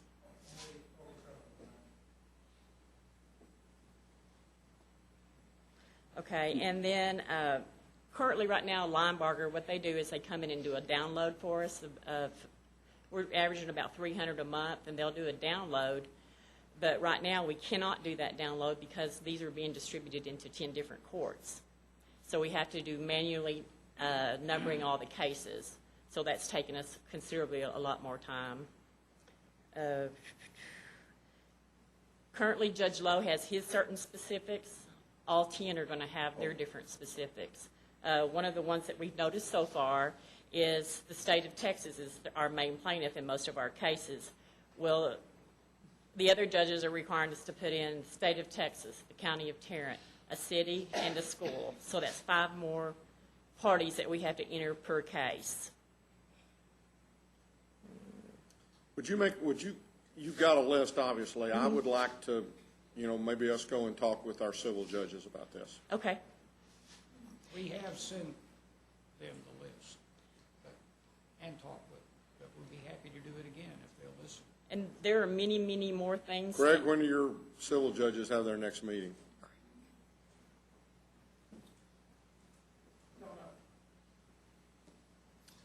There are many, many more things that could begin to change after January the 1st when they all start hearing their own cases. Right now, Judge Lowe is hearing all of them. Okay. But those are some of the things. Is that going to affect our contract with Meeks at all, with that law firm? A lot of the work they have been doing, I believe, is now going to have to be done by us. But it won't affect the contract with Meeks. He'll still get the same amount of money, And just one And other we'll still- stat, we currently but have now we're 10 going to have to do a lot more of the work. We currently have 10,000 pending tax cases. So it's not just the 2,500, 3,000 a year that are new files, it's all these others that'll have to be. And let me say that the law firm was much preferred it the way it had been as opposed to. I'm trying to find the benefit of changing. I think it's time for you to talk to your judges. He did that. I've done it once, but No, I'll go I'm over talking it. about the judge. No, I have talked with them until I've talked with them. I'll hold my tongue here for a second, for a change. For a change. So I will try to go have another conversation with the judges. You gonna mention salaries in there? I'm sure that will not come up in the conversation. Checking. So I guess that will be let's do it the way, and we'll throw you the life preserver. Just don't have him too close to you when we do it. So we'll leave that undesignated then? It'll be over our undesignated reserve. What else, Tom? Move approval of the remainder of the budget. Second. We have motion and second. Any further discussion? Please vote. Motion passes unanimously. I bet this next one's not a problem. No problem. No, I just want to say one thing. No, I just want to say, for this particular budget cycle, we did not have a CPA, and we are the second largest generator of money. So I would like to thank Chief Jeff Nicholson because he had to enter the budget for the first time. So thank you, Jeff. He did a great job. And Debbie, thank you for helping us. You helped us along when we needed somebody. And we have a new CPA hired, James Knowles, and he will be handling it from here on out. But we appreciate it. The budget looks good, and we appreciate your time. Thank you. Move approval of the budget. Second. A motion and second. Any discussion? Please vote. Motion passes And that's unanimously. all of yours, right? Yes, sir. Domestic All right. relations. Domestic relations has no issues, but before you take a vote, we did have 3 new business manager positions this year in major departments, sheriff, county clerk, and IT, and they have all done very, very good jobs to be so new in their positions. DRO, they are satisfied with the recommendation. It does include 1 new position. Move approval.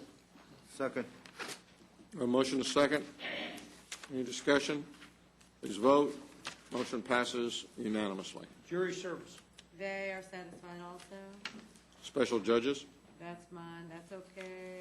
Courts and judiciary, unless you have questions, that's okay. County judge. He's okay. Is that yours? Not mine. So we'll go up through courts and judiciary. Move approval. Second. On all 3. Please Jury. vote. Motion passes unanimously. I'm okay. I'll move approval. Second. Passes unanimously. County administrator? Here we make. Very some- satisfied. Move approval. Second. Have a motion and a second. Please vote. Motion passes unanimously. Non-departmental. On departmental, we covered most of the bases earlier. You can see we've got a pre-adjustment coming out of here on a designating. That was for the actions that I had added into the spreadsheet before we came in here today. But outside of that, there's no questions. And I guess the one thing that we did that might have an That'll impact. reduce even more, is my point. Huh? It'll be reduced even further by the changes we made today. Undesignated. Right, but the deal that we did with, That's reserves. with the reserve, with the resource connection, does that potentially affect? I'm not sure mechanically how we're gonna do that, Judge. I'll have to step back and think and talk with the auditor's office. Okay, And in the past, we put that money into debt service. We could do that, but that's just a one-time delay again of that tax. if we put it over there, then there wouldn't be as much of a transfer over there that we discussed earlier. We may put it in capital, that way it's available for Okay. resources. If we're going to talk about transportation non-departmental, I'd like to have a discussion real quick. Are we ready to go into that? Do you want to approve the? Is that the other one? $10,000? No. It's, What? Oh, is that in this one that Debbie's got here? no. Okay, so non-departmental, the first one, the one that we're talking about there is the 11401. It's 11401. general fund. Yeah, and that's the grand total of 90 million. Correct.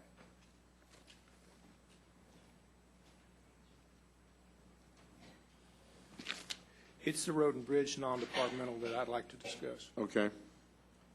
So do I have a motion on the non-departmental? Move approval. Second. Have a motion, a second. Any discussion? Please vote. Motion passes unanimously. As it relates to non-departmental transportation, probably about 6 or 7 weeks ago, we made a presentation to court concerning a transportation consultant. And there was discussion on the court that we were going to check with our partners, local municipalities and regional partners. Commissioner Fickus and I have been discussing this also, and we're requesting that we add $350,000 into transportation non-departmental for a transportation consultant. I guess If we go through the process and we make a decision, then we've got the money in the budget. I guess my thought would be, I mean, again, I think we've talked about going ahead and meeting with our, with our other partners, which I would consider to be the cities and this process. And I would hope that, certainly that we're not spending the 350, and I would hope that we could pull that, instead of putting that in this budget at this point in time, is just know that whatever number we decide on, we can pull that out of the undesignated. We could do That's that. what we've got to do anyway, isn't it? Technically, yes. Yes. Technically, yes. Yes. So everything that we've added, we're going to pull from undesignated? Everything that we've added today will come from undesignated, unless we've got changes in revenues. I mean, I think we've got to discuss, and I really want to move forward much sooner than later on the whole process of this transportation. And in fact, at the conference this past week, I had an opportunity to talk with some folks from the United Kingdom who, as a country and as local, the cities ended up having to do the same thing that we're talking about in this county, along with the cities, I think. And so I believe, and I hope that we'll make some headway on that, but I think that I sure hate to put that kind of a number out there and it look as though we're budgeting that and we haven't got any support from our cities on that deal. Well, I think we're going to have to go through a pretty detailed strategic planning process. And we're going to have to look internally to see where we as an entity can improve upon transportation capabilities. And then we also have to look outside to our partners to see what we can do to collaborate and leverage that collaboration to enhance transportation in Tarrant County. Either way, we're going to have to allocate some financial resource in case we need it within the next fiscal year. I don't think that any one of us on this court would want to spend $350,000 just for the sake of spending $350,000 or even $1. But I think the urgency is there, that I think we need to be prepared for it. So whether it's 200 or 300 or 400 or however we do it, I think we need to allocate some financial resource in case we are ready to act within the upcoming fiscal year. Undesignated will be there. I'm okay with that, as long as we have an understanding. If I like the thought of putting something in there that's designated for this, because then it makes it a whole lot, I think, meaningful for us to move forward with a plan and not just talk about a plan. And that's what concerns me. that we won't move forward with the plan? I think if we allocate the money, we should be prepared to be the only one standing. Our cities don't have large pots of money laying around to do planning that many of them would consider to be our responsibility in the first place. And I certainly wouldn't use the United Kingdom as an example because they have a culture of democratic socialist kinds of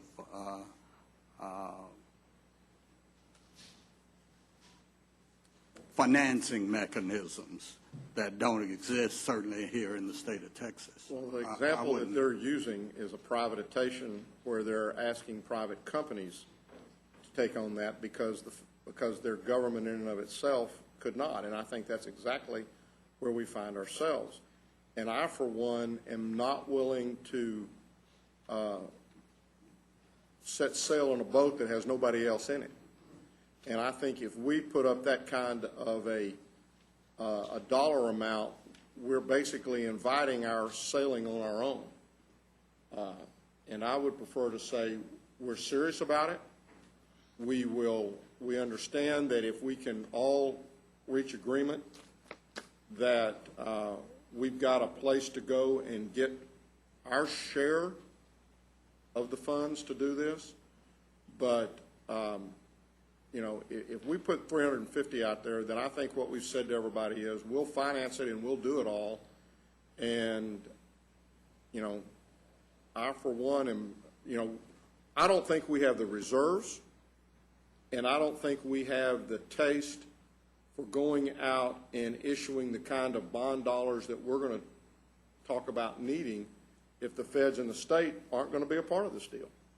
And so I'd be darned if I would want to spend $350,000 for somebody to end up telling us that we need $100 million that we're then not going to be willing to go out and raise. And I think that's the whole process of what we're talking about. And that's why I would like to hear anybody's ideas on how we're going to affect paying for infrastructure improvements that need to be done in our county if we don't have money coming from the feds or the state. Well, I should hate to engage in a conversation of transportation right now. Is it appropriate to do that right now? Well, if we're going to put $350,000 in the budget, it is. Let me share my view. Okay. There are a number of things that we can do to bring about enhanced transportation infrastructure in Tarrant County within the next 2 or 3 decades. The facts are clear that the state legislature will continue to have a hard time funding infrastructure needs in the whole state of Texas. And the one thing I have known in Precinct 2 is State Highway 360 South. And even that is still in the limbo. It's still in the limbo, despite the memorandum of understanding signed by NTTA and TxDOT. Everybody knows that's not a guarantee. If we look at 3 different parts if we put all the things that we can do to enhance transportation into 3 different parts. Part number 1, we can look internally within Tarrant County regarding transportation department under Bill Riley leadership, under the precincts, and define the things that we can do to allow us as a government entity to improve our ability to advocate for transportation projects within Tarrant County. I think that is something that we can do. Some people call it retooling our transportation department. Something that we can do without having to rely upon the city of Fort Worth or the city of Arlington and so forth. So I think in bucket number 1, that is something that we can do without having to have partnerships.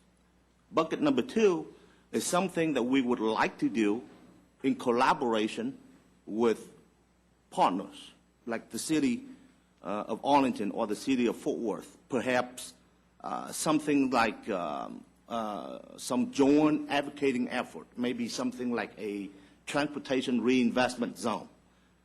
In such area, in bucket number 2, those activities include things that we can do alone, but it would be a whole lot more effective if we have the collaboration of all cities. And then in bucket number 3, it would be things that we can do, but we can't be successful without the collaboration of the cities. So if you're looking at those 3 buckets, bucket number 1 and the bucket number 2, that is something that we can do internally, okay? Just like when we try to retool or revamp a certain organizational structure within Tarrant County, we tend to bring in an outside expert so we have a little bit more objectivity, if you will. Perhaps we can carry out bucket number 1 and bucket number 2 activities with some help from a specific consultant. Now, and I have said this before, and I'll say it again. I don't have any particular consultant in mind, okay? We have not yet to define the needs yet.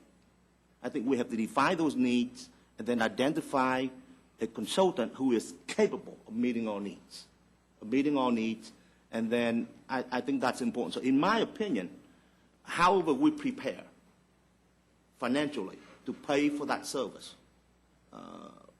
whether we put it in a bucket that is specifically designated for that potential plan, or we can put it into an undesignated, as long as we have a clear intention, that's what we're going to do, that's what we're going to move forward with, then I think we need to take action on that. So that's, I'm sorry for the lengthy opinion, but... It's shorter than the DA's. Well, I think in order to have any chance of getting partners involved in this activity with us, we're going to have a plan. And we can't devise a plan by ourselves. We need help to devise a plan.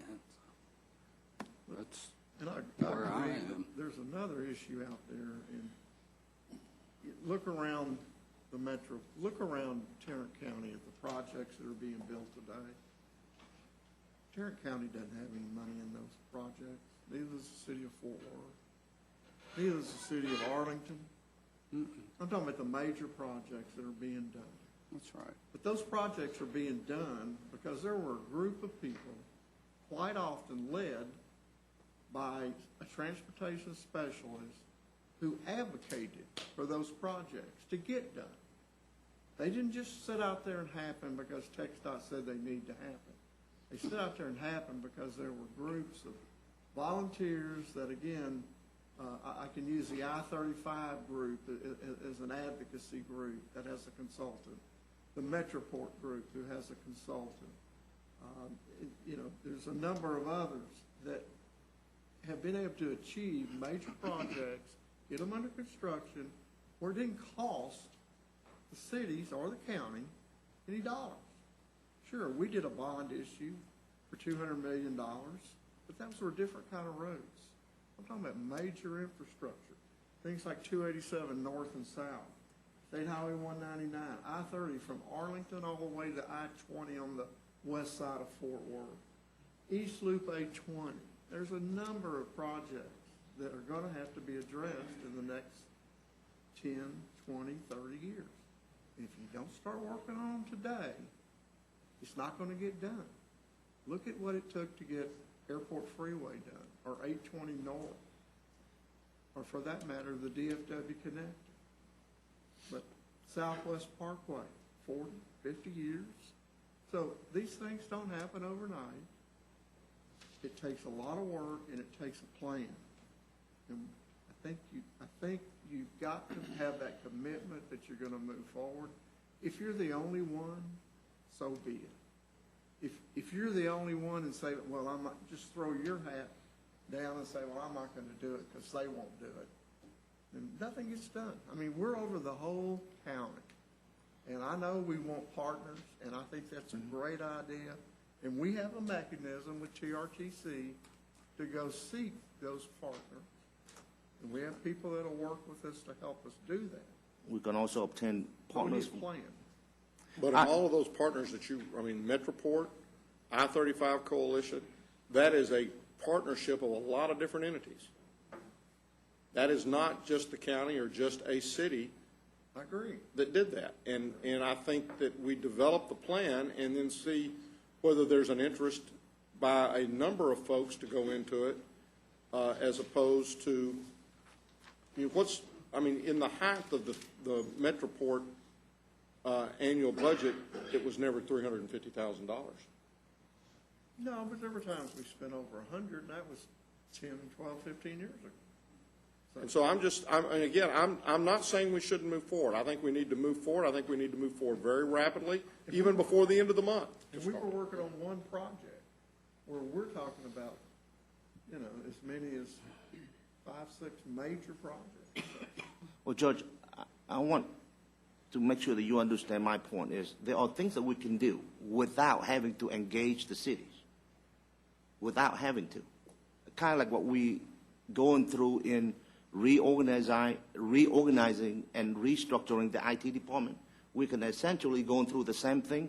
I'm not saying transportation is not doing a good job, but right now, given the new circumstance that we are in, perhaps transportation, including the maintenance centers, can shift our attention a little bit to other areas besides the unincorporated area.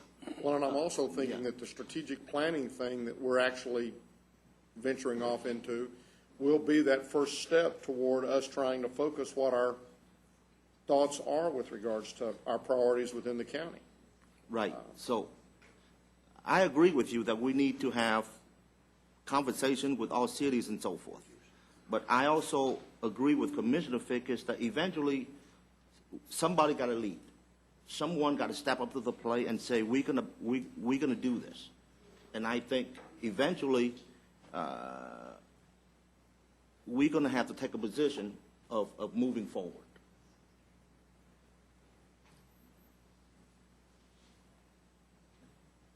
We're the only entity that can look at this globally for the whole county. I don't expect anybody else to do that. That's exactly a good point.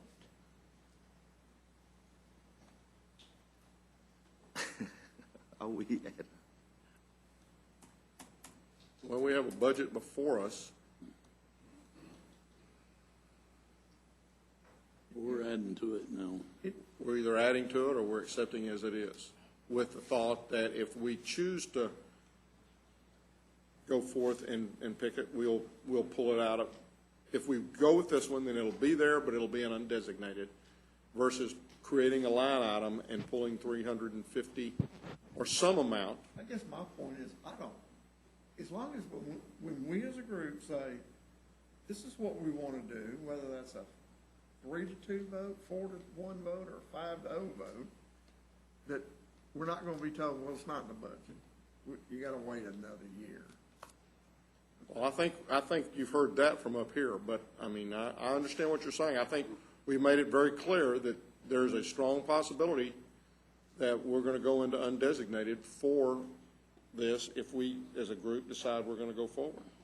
Commissioner Fickes, if you want to lay down a marker as a way of showing leadership on this issue, I will support you. Well, I would hope that by the first of the year, we would be in a position and know who our partners are going to be. But we've got to start the process, and I don't have any problem with starting the process. Glenn has started the process by seeking, questions and answers from different leaders around the county. And I think we got some good input from most of them. So especially from Vic, our transportation consultant on Tarrant Regional Transportation Coalition. So I think he has some great ideas and a great format, but when you read his emails on his ideas and his format, you basically need a consultant to start implementing them. Okay? That's the problem. That's what I'm saying. But we need to get a meeting, we need to facilitate a meeting with our partners and see who is interested, but we also need, and maybe Vic can help us, to put together some kind of guidelines and plan on how we would move forward if anybody wants to put any money in. And I've volunteered Tom, and I will, continue to push toward, by either the end of this month or at the latest, the end of next month, we have our, at least organizational type of a meeting. It'll probably be a special meeting of some of the members of TRTC. I think that, and then we'll invite the folks from some of the cities to be a part, and, it'll be a meeting that'll probably be up here, and it'll be a public meeting to where anybody who wants to participate and come can participate and come. Then we can decide if we want to hire a consultant. That'll be, at least that will begin to I hope, determine whether or not we're going to be on that limb by ourselves, or whether or not there'll be other people who are at least as interested in understanding what we may be talking about as we are. And I agree, but I think the point is that at some point, it's like, cut bait or fish, okay? And if we're on that limb by ourselves, sorry nobody else wants to play, but that doesn't mean we shut our little tent down and go on down the road. I think that means we move forward. I agree. I don't disagree with it. I think that will be the decision that the court will have to make at that point in time. I just have to be very honest that if we're the only one on that limb, I'm not sure where I'm going to be on whether we're going to cut bait or fish. So, if we take all of this conversation as there's a portion of that undesignated that we're going to potentially earmark for consultants, then with that, I would move approval of the R&B non-departmental budget as it's listed in our thing. Any further discussion? Please vote. Motion passes unanimously. Okay, we are now going to move to debt service. Debbie.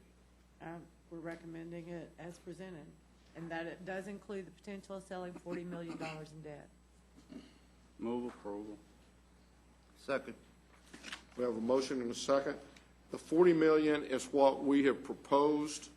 Are we actually voting on whether we're going to? No. Okay, I think well that'll then- be presented tomorrow. Okay, then we'll just go with this. And any further discussion? Please vote. Motion passes unanimously. County auditor.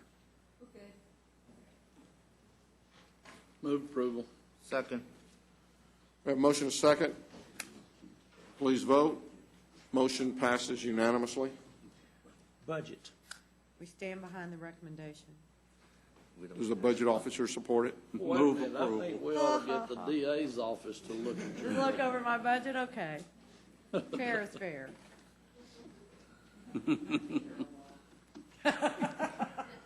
Well, she reduced her budget by 14,000. That doesn't matter. It's turnover and staff. But we are adding a temporary, what we're hoping to do is find I'm sorry. Somebody who intern. can temporarily work for you? No, I find the intern to help on the risk management side.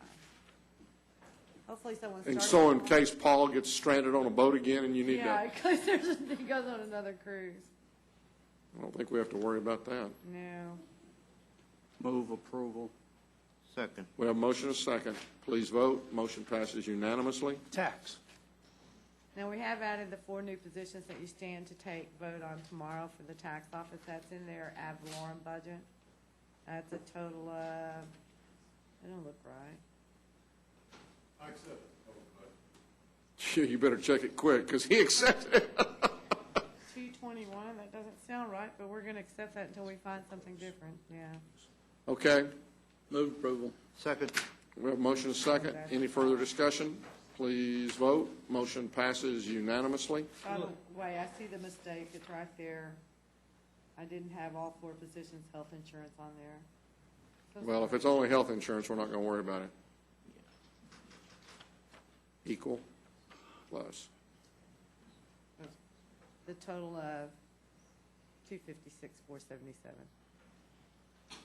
He picked that up for us in a couple of other places. Okay. Elections. Move for approval. Second.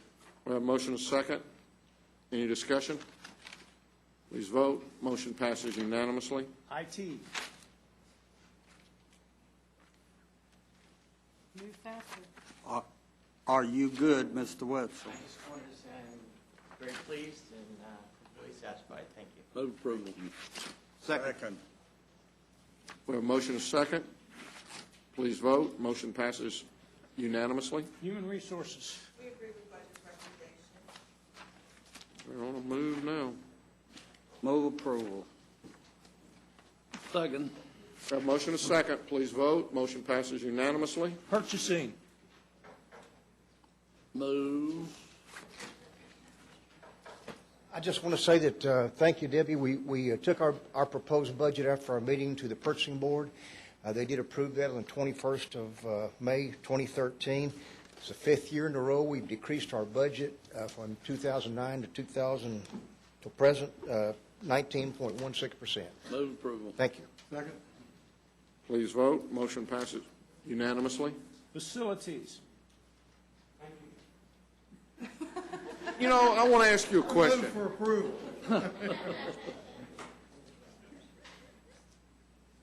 You ain't got a second yet, so you're not out of the boat. Well, I'm on second so we can talk about it. Okay, come on up here. I thought that $6,000 a day machine we were having was going to work 7 days a week. I think it got tired. Some days it has to rest its jaws. Boy, it was chopping through it, but it wasn't chopping through anything on Saturday. Our contract's a fixed sum, Judge, so it equates, if we were to extend the contract or delay them anyway, it would be $6,000 a day. But we haven't. Thank you. That was a non-answer, wasn't it? It sure was. I didn't get anything out of that thing. We're gonna. So what happens if we worked and got it back to them sooner? How many days did we get it for? Oh, we've got it for, I think they figured 45 days or so. Getting close. However many days we want to pay $6,000. They took a break this weekend. It was hot, and they told me they were tired. They didn't work last weekend either. Yeah, they were tired. So they didn't charge us for this week. Those 2 days, The labor. labor. So it's a fixed sum.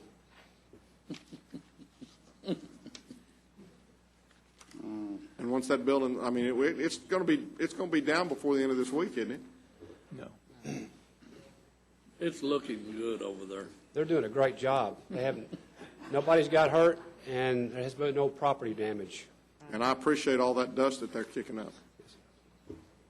Most of it's coming from those trucks that's coming down the highway. Thank you. You need a vote. Please vote. Motion passes unanimously. And that was for facilities, management, departments, and all the I buildings. think I am.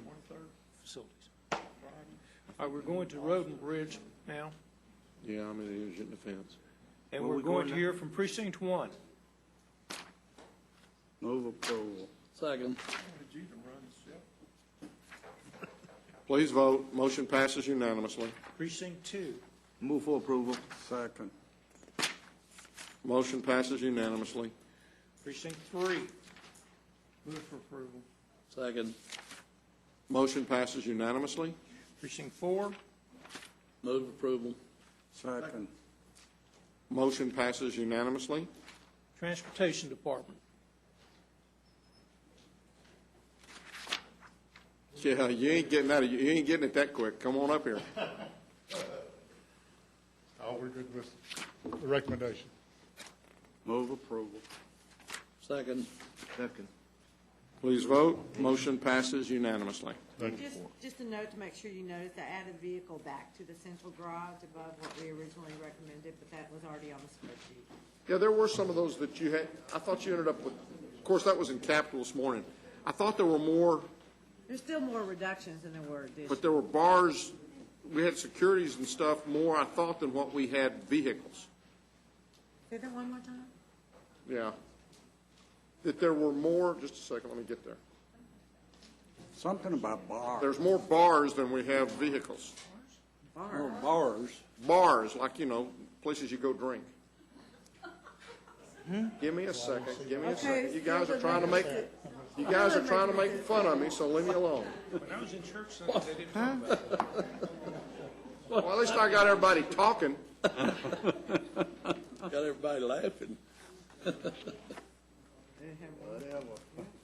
I'm gonna go through the statement. Okay. Under central garage, Yes, Thank you, Bill. I've got, you're on capital. yes, I've got 18 sedan packages, but I only got 16, I think, things that could look like they were sedans.